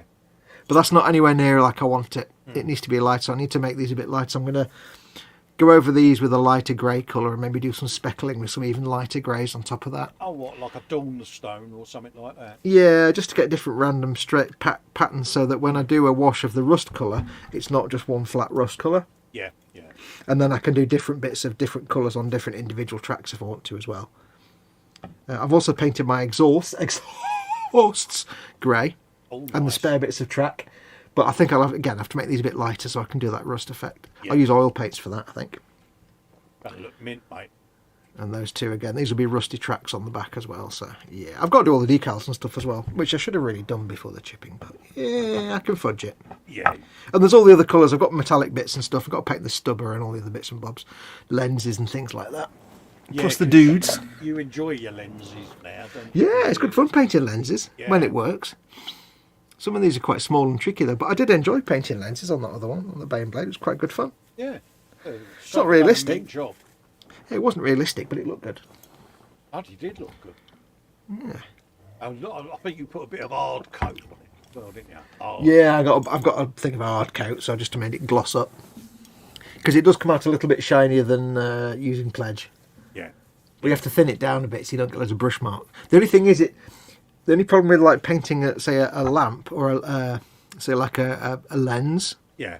like a round lens, I ruined the headlights in a way because I painted them to look like shiny glass, Oh right, yeah. and then I made them shiny, and it ruined it. Yeah. I think so for like headlights and stuff, like round lenses, you just have to not paint them shiny, because it was weird because you had the shine of the gloss varnish, but I'd faked the painted shine. It was like, it doesn't really work, does it? It kind of weird. It just didn't. Yeah, it just didn't. It was weird because you had two different sets of highlights, and it kind of went a bit weird. So I don't know if that was the right thing to do, to give them such a glossy coat. Yeah, but like you say, you've got to try it, haven't you? Oh yeah. You try the technique, and if you like the result, you stick with it. If you don't, you change your technique, don't you? Mat it down a bit, or put a semi-gloss on there. Or it's all a learning experience. Edward Leonard saying thanks, Colin and Fox.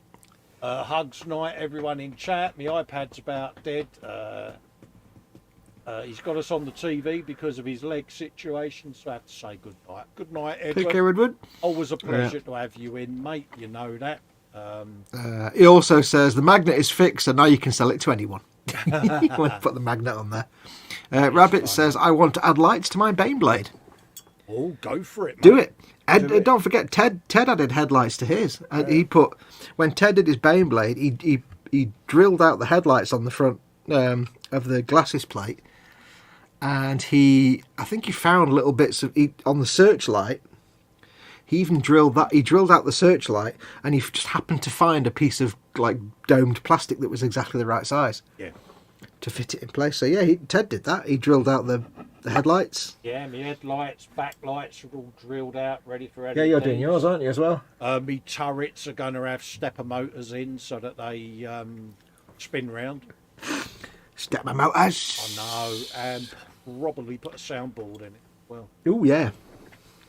What you need to do is you need to get someone to shout, "Drive me closer! I want to hit them with my sword." Well, that's a game. Person that does good voices. That's a Warhammer reference. That's a Warhammer meme. Yeah. It's a picture of a tank commander in a Lehman Russ leaning out the turret with a sword, saying, "Drive me closer! I want to hit them with my sword." So that'll be added to it. But yeah, damn, that's going to be a paint job enough. I'm looking at it now. It's like, oh my god. Yeah, that's the other 6 months of the year. Yeah, but. Well, if you think how much chipping I've done tonight, like that top bit and the front, and that's just the brown chipping. It took me 2 hours to do the green sponge chipping, and that's just that bit. And yours is orc, which will be even worse condition than this. I know. I reckon it's going to be a 12-month paint job. Yeah, per chip. Yeah. You want six colours per paint chip? I think it'd be a 6-month thing just to paint the dudes. Oh, I'd be all over that like a rash. I would. I'd be like, oh. It's And you've got the Waglek as well. Don't forget. Yeah, got the wallet. Yeah. That's a good few months painty. Oh, bloody hell, yeah. That's what I mean. See, it's going to be a painting. Well, yeah, it's just going to be great fun.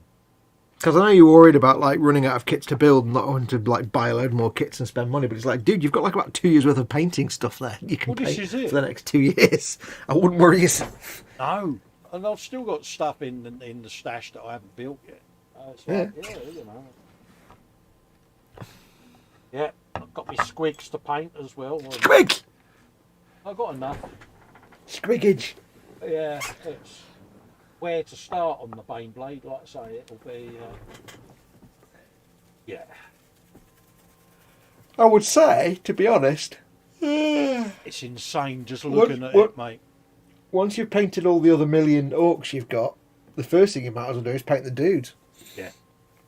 Because once you've painted all those other orcs, Yeah. you'll know what you're doing with orcs. You can get the dudes painted and then leave the tank till whenever you're ready to paint the tank. Yeah, it's just going to be done in tiny little... Tiny sections. Yeah. It's going to take you a long time. But everything that came in the box went on it, plus 2 extra sponsor sets. Yeah, exactly. Because you're an idiot. Yeah. But then, aren't we all? Absolutely, mate. Yeah. Rightio then, gang. I suppose it's that time where me and Fox say our good nights, but don't forget... Good night! If you do want to help support myself and Fox, you can support at both our channels by going over to patreon.com/Festa67's workshop to join That's mine. him. Or you can go over to patreon.com/modelmakingguru to support Fox. That's me! That will give you access to the Zoom 24/7 Hangout. And you can also get that by clicking the join button on either my YouTube channel or Fox's. And just remember, folks, you can do both of those, but mine is vastly more important. Oh, there you go, see. Even though this is my channel, his is more important. I'm so modest. I'm only joking. You really are such a tart. Did you ever read the letter that John Cleese wrote to a fan? No. It basically, somebody wrote to John Cleese once and asked him to just write him asked him a question, and he sent him a letter back saying, "Dear whoever, I would like to respond to your message, but I'm far too important.